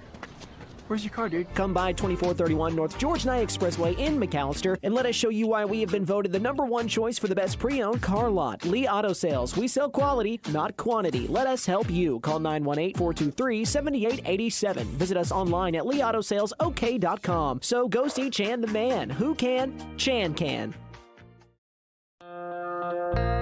Hadco Farm and Ranch has been in business for over 35 years, and they're a proud Big V feed and products dealer. Hadco Farm and Ranch is hometown friendly. These folks strive to accommodate all of your farming and ranching needs, from quality livestock feeds to medicines and hardware. That's Hadco Farm and Ranch in Kiowa, America, where Rex and the boys want to wish all Pitt 8 teams the very best of luck.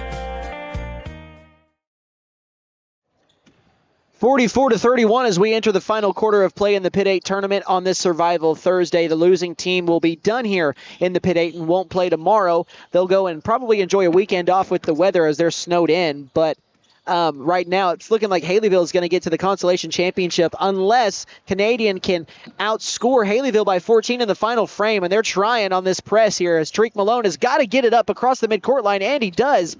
Jumps and just throws it out of bounds. Here's another Bon Jovi quote. It's the same one I mentioned yesterday. That was living on a prayer. So, was not able to cash that one in as it was a errant pass. Toomey would have been there to cash in the 2, though, if it would have been a little bit more on target. He had to jump a little bit more. That's Van Halen. Appreciate that. As Eli Jones, the pass to him is errant out of bounds. And that's going to be a turnover. So Canadian's going to have to really pressure this entire quarter. I would assume that we may end up in foul trouble at some point with them being down by 13. Obviously, unless Haleyville just absolutely runs away with it here. And Comstock gets it to Toomey behind the defense. He'll lay it up with the left hand. It doesn't go, but Malone's rebound put back. He's fouled by, I think, A.J. Tabb. No, they're going to get, is that 14 that he just held up? If it's 14, it's not a 14 on the floor. So it's got to be. There's a 2-4 on the floor. So it's got to be Austin Haney. Right. That's his first foul. Yeah, and that'll be the first foul of the entire quarter here as there's 7:10 to go in the fourth. Tariq Malone now has 10 points. Haleyville holding on to a 45-31 lead. Second free throw is good by Tariq Malone. He's got 11. 3 players in double figures now, for the Warriors, including Max Comstock, Nate Champion, and Tariq Malone, as Canadians down by 15. Again, these teams have played each other once already, and Canadian lost that game by 6, 45-39, as Bryson Bowie's jump shot almost falls in off the top of the backboard, but an offensive rebound by Ethan Clark, and he's fouled on the way up. Yeah, I thought that jumper was going in by Bryson Bowie there. I think Max Comstock picked up the foul, and that's his second. And Ethan Clark will go back to the line. He's got 6 points in this one, trying to get 7 and 8. Misses the first. The lead stays at 15, 46-31.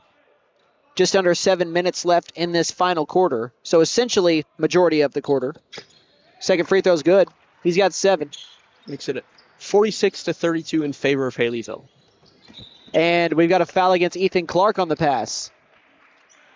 His second foul. Comstock took a little bit of a tumble there, but I think he's okay. I wonder when we'll see Nate Champion. I think they're trying to think Roy West wants to wait as long as he can. He may just be resting him in general here. Because they're going to have to play tomorrow morning at 11:30. Right. So Matthew Kimmery's pass to Toomey finds its way to him somehow. Comstock down the lane. The layup misses Malone there to clean it up. And he misses the layup on the putback, and then he commits a foul.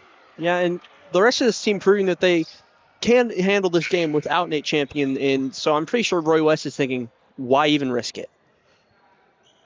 Second foul on Tariq Malone as Gage Taylor checks in. Bryson Bowie takes the pass, right wing three, doesn't fall. That's the best look he's had all day. Rebounds on the floor. We're going to get a jump ball.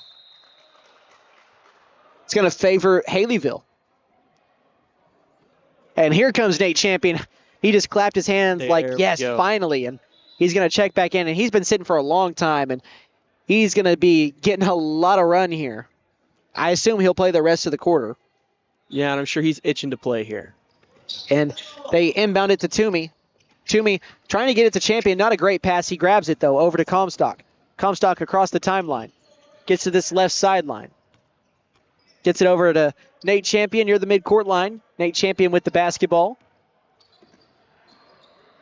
Swing it over to Comstock. Comstock lobs it over now to Taylor. It's over to Tariq Malone, short corner. Nate Champion wants it on the wing, and he will get it. Eyeballs inside. Throws it to Malone in the corner. 5:50 left in the game. 46-32. Canadian needs not a miracle, but they need a lot to happen here to win this game in the fourth as they trail it by 14. And nice move by Toomey, but misses the layup. And a rebound by Eli Jones for Canadian, and they'll push it, going left to right on your radio dial here in the second half. Jones down the lane. The floater is blocked by Comstock. Rebounded by Taylor, but Bryson Bowie rips it out of his hands. Finds Eli Jones on the far corner for three. Too strong. Toomey with the board. Finds Nate Champion. Nate Champion dribbling around a defender, and Eli Jones picks up a frustration foul. That's his third. Yeah, and Eli Jones, all three of his fouls have seemed to be, like you said, frustration fouls. As we talked about earlier, only a freshman. He's going to learn not to be making those. And that's the third team foul as well against Canadian in the quarter, so two more, and Haleyville is going to the line the rest of the way for every foul, regardless of shooting or not. Nate Champion takes the inbound, and he lobs it to Toomey here on the sideline. Toomey goes down the lane, tries to get a scoop pass over to Malone, somehow does, and Tariq Malone has another one. He's got 13. 5 minutes left in the game. Down the lane, Bowie has his layup swatted by Tariq Malone. That'll stay with Canadian, though, and the ball has gone back out into the concourse. That's happened a lot today. Ice Chase has spun another coin here on our media table. It's my ring. Oh, it's your ring. Okay, his wedding ring. That is my wedding ring. Shout out Chase's wife. The only reason I take it off is to spin it, so in case Carson is listening. She knows I love to spin my wedding ring on tables and stuff. I've gotten really good at it. It actually looks really cool when it happens. Thanks. Oh, yeah. I bet you I can get like a full minute or two. Really? That's skilled, huh? Well, this isn't a hardwood table, so it might be a little bit harder. But Haleyville with the ball up by 16. On the inbound, they find Malone, and they get it back now over to Shooter Lardy into the game again. Max Comstock up the left sideline. Picks up his dribble, gets it to Nate Champion near the midcourt line. Champion crossing over. Gives it back to Comstock. In the corner, it's Lardy. Back inside, Toomey misses the layup, gets his own rebound, and the putback. Zaylen Toomey give him now 10 points. 8 points. Yeah, he's really had a crucial part in today's game. Leads up to 18, and Haleyville has pretty much secured their spot in the consolation chip tomorrow morning, as that's a layup for Max Comstock off of the steal. And Comstock just effortless on those fast breaks.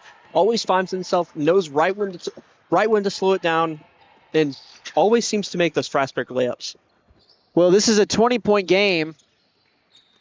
So Haleyville really did a lot of their work and their damage this half without Nate Champion. So if you're Coach Roy West, that has to be a positive, as Haleyville is going to grab their 7th win of the season.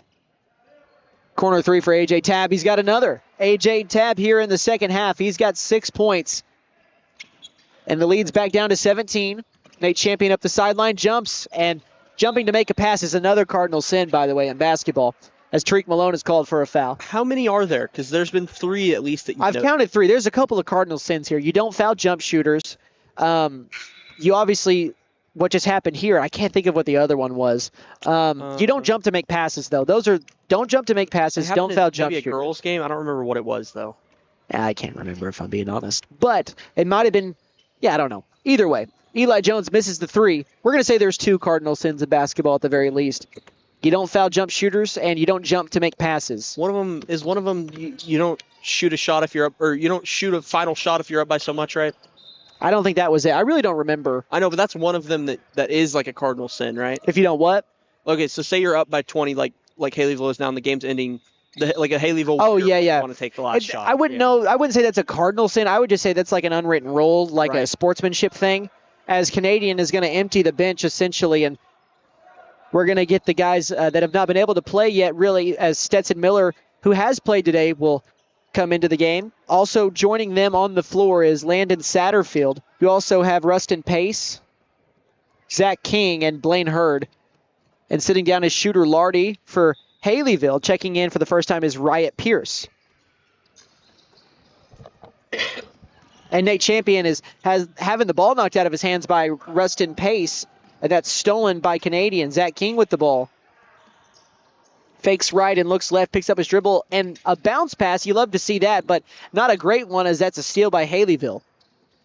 3 minutes left in this game, and we've got a substitution timeout. Checking in for Haleyville is going to be Hunter Arnold and Eric Patton, and Nate Champion might be done, or we'll see how this rolls along. He's hunting him. I mean, they're going to have to turn around here and play in just over 12 hours. As Toomey and Champion have just come out of the game. So all the games are set, by the way. We just have the formality of 3 minutes here to burn this one down, as we're going to be done with day 4. But Haleyville is going to be taking on Savannah tomorrow at 11:30. So the 2 schools I mix up all the time are going to be playing each other. That'll be fun. Oh, yeah, that'll be a great game. Inside, past baseline now over to Hunter Arnold. It's swung back around. Comstock finds Malone at the free throw line, and he'll just shoot a jump shot with 2 defenders on him. It doesn't matter. And with that, that is how he will exit this game. Tariq Malone will finish with 15 total points in this game. Yeah, and I mean, a great game for Tariq Malone in general. A great game if you're Roy West. Just the way this team played, obviously, with Nate Champion in foul trouble, the way they've, just been able to secure this game for you. I mean, you just have to be happy if you're Roy West. And another steal for Haleyville. Shooter Lardy will push it fast in transition. The layup is good. Shooter Lardy, his first points of the game, and let me double check and make sure. Yeah, his first points of the tournament. Wow. 2 minutes left in this ball game. Riot Pierce down the lane, and he's fouled.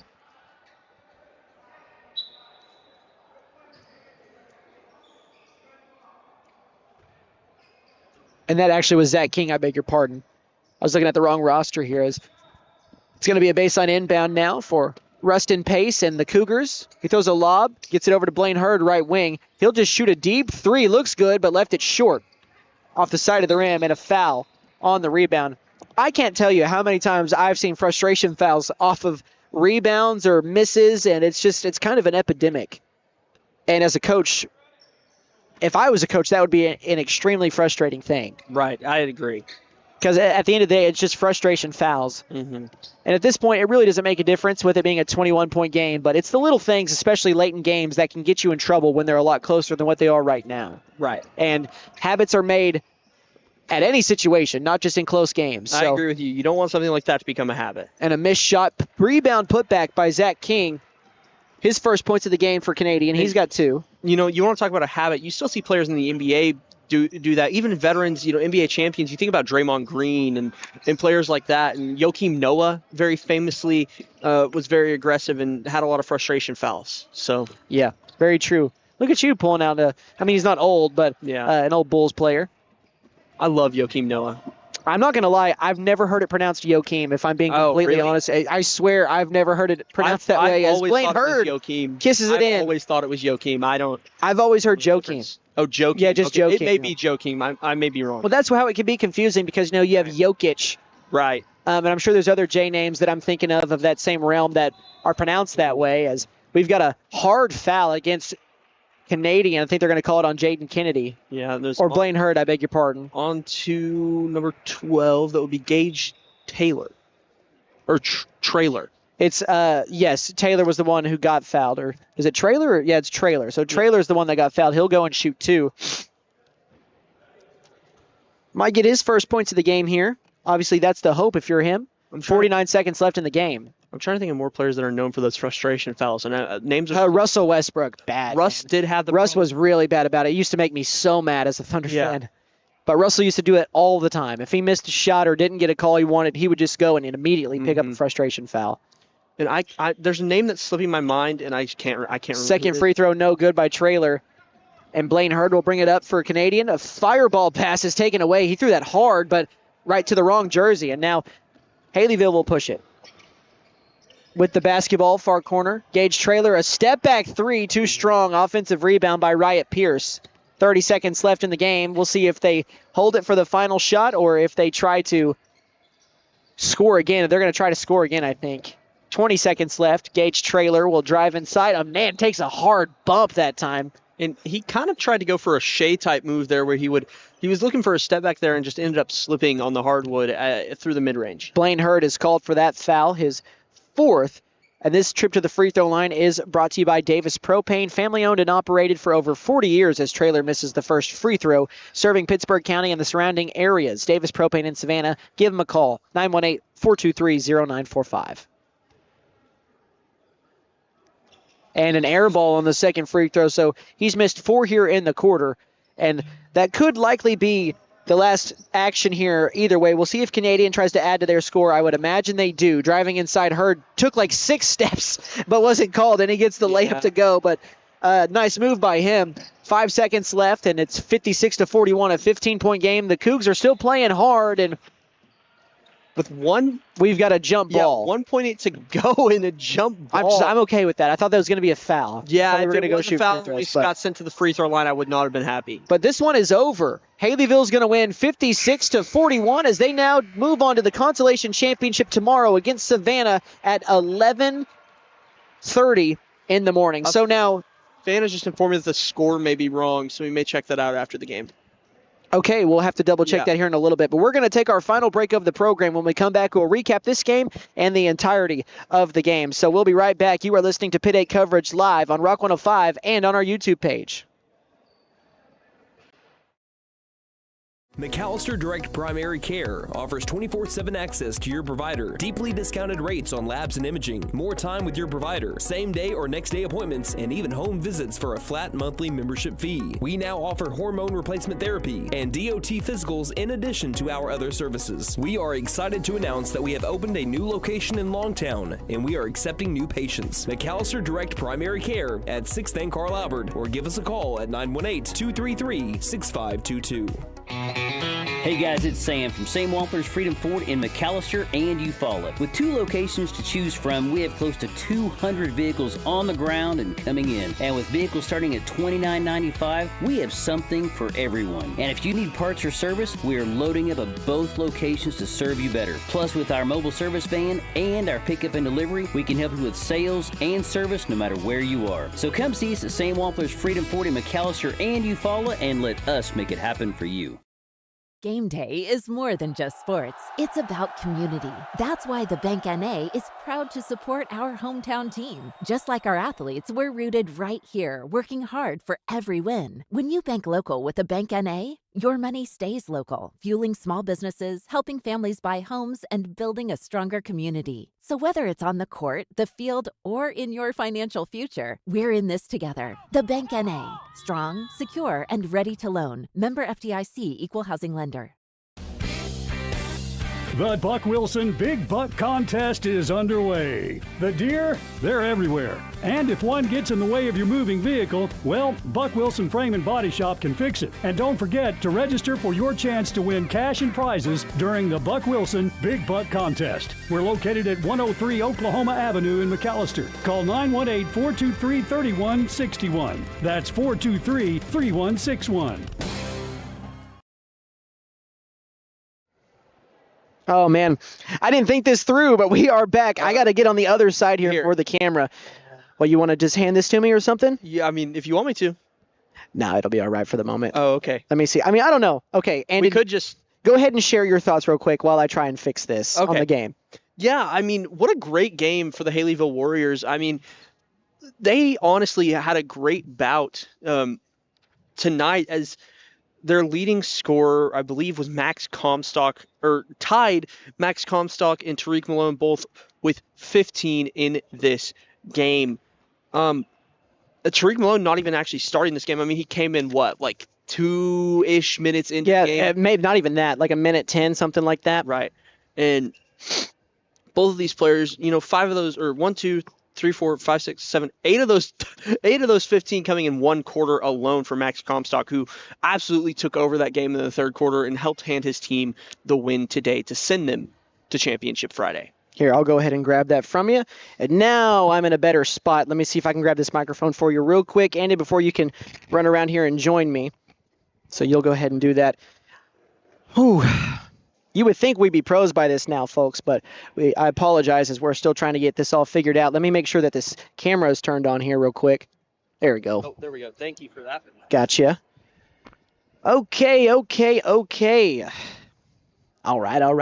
By the way, I think Matthew McConaughey trademarked that. Not that that means anything to anybody, but I thought about that. It's kind of random. I think it's because of AI, so nobody... Anyways, I'm getting way too far off. So anyways, we are done with Day 4 of the Pitt 8 tournament. Survival Thursday is over, and now we have Championship Friday as the final game ends with Haleyville winning 56-41, and our Tannehill Furniture and Mattress top scorer in this one, Canadian... Let me see here. Actually, for Haleyville, it's going to be, Max Comstock and Tariq Malone. They both scored 15 apiece. So congratulations to them on being our Tannehill Furniture and Mattress top scorers. Tannehill Furniture and Mattress is having their mega tax refund sale. All in-stock furniture and mattresses drastically reduced. Don't miss this tax refund mega sale. Again, it's a mega sale. Ask for details at the store, Tannehill Furniture and Mattress, 5 South 5th Street in McAllister. So, and another day is done, and now all we've got is Championship Friday, man. What is your thoughts on what the week has led up to and what we've got waiting on us tomorrow? Yeah, what a great week of games, honestly. It's been a great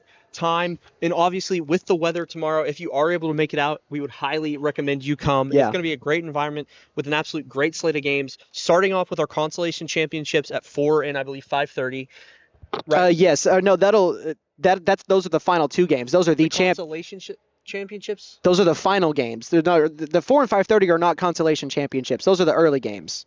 Yes, that's what. Yeah, because you said 4 and 5:30. Oh, I'm sorry. No, yeah, you said 4 and 5:30. It starts at 10 a.m. Yeah, it starts at 10 a.m. Okay, Yeah, we do not start at 4 tomorrow. Yeah, we start at 10 a.m. tomorrow morning. I know some of you are going to be at work, so tune in on the YouTube stream. We'll be here as long as we can. We don't know what tomorrow's going to look like, folks. We just don't. We've tried to talk to some of the people here. They also don't know. We're going to play it by ear. They're going to try and play the games. Obviously, once we get after, I think, 12 to 2 o'clock, something like that, I think that's when some of the precipitation is supposed to start moving in possibly, and the weather is just going to start to drop and get colder and colder. So again, just keep up with us. Everything we find out, we'll let you guys know live on the air, McAllister Radio YouTube page, and live on the radio side of things on Rock 105.1. So you want to recap today real quick? Yeah. Not just you, but just in general, both of us. Okay, yeah. Because I've got a picture of all the games here, so we don't have to remember it. Just start walking over there. Well, the 2 pictures I just took are gone. So real quick, let me go ahead and make sure I've got this. So we had another set of 4 games today. Obviously, things started earlier this morning with the girls, and that one featured Haleyville and Canadian. And, of course, Canadian is going to move on and play in that game. And that was a really good game to really set the pace for today. We were really kind of spoiled with the games that we got today. We really were. Comparatively to, what yesterday was as well. So let's go ahead and just look at the scores here. Again, first game of the day was between Stewart. Actually, it was between Stewart and Savannah. I was looking at the wrong score. So Stewart was able to win that game 54-42 over Savannah, and they're going to be playing Canadian tomorrow, as Canadian got the win over Haleyville. I did not write the score down on the sheet, so I'm sorry about that. I know it was a closer game. Yeah, it was definitely closer, but again, Canadian won that game, and they're going to be moving on to play tomorrow for a consolation championship. And then right after that, back on the boys' side, obviously we had Indianola and Savannah. Savannah got that win 43-35, as they're going to move on to the consolation championship tomorrow at 11:30. And then the final game, the nightcap here, Haleyville got the win over Canadian 56-41. So the schedule real quick for tomorrow, we're just going to go all the way through it, and as long as things go off the way they're supposed to, it'll be like this. Canadian girls and Stewart, gosh, I'm going to have to turn my rotation lock off or just make sure it doesn't do that again. So, okay, so Canadian girls and Stewart girls at 10 a.m. tomorrow for the Consolation Championship. And then you have the Savannah and Haleyville boys tomorrow morning at 11:30 a.m. for the Consolation Championship. And then the third place game for the girls between Crowder and Indianola, that'll be at 1. And then the third place game for the boys will be at 2:30 between Pittsburgh and Crowder. And then we get to the finale, the championship game for the girls. That'll be at 4 p.m. And again, that is if we are playing games that late into the day. It'll be between Kiowa and Pittsburgh. And then the final game on the boys' side will be Stewart and Kiowa. So Kiowa has a chance to come home as a double champion today. And I'll have to look up and see the last time that happened. And I think I actually can check that real quick because Brandon Green, BG, you guys know who he is. He hooked me up with a lot of really good information as we were trying to get things ready. Let me double check here. So the last time a school won both the boys and the girls side of it was Savannah, and that was in 2018 and 2017. The Savannah girls actually won it 3 straight years, 16, 17, and 18. But again, the boys also won it in 17 and 18. And I remember a lot of the guys playing in that area. They were bringing it. They did it back to back. I believe Chasten Bolding was a part of that team, a really good team back in the day. Those were just guys that were around my age back then, so I kind of knew them. But anyways, before we close things out here and obviously go through all of our sponsors to thank them once more for the 4th of 5 days, what are your final thoughts on day 4? I'm excited for tomorrow. I think tomorrow is going to be an amazing day. Hopefully you guys are able to come out and hopefully, we get some good games tomorrow, as I think even everything from the third place games to the Consolation Championships to obviously the finale in those championships are going to be some great games and some great matchups. You better be watching. I'm really looking forward to the girls' championship game between Pittsburgh and Kiowa.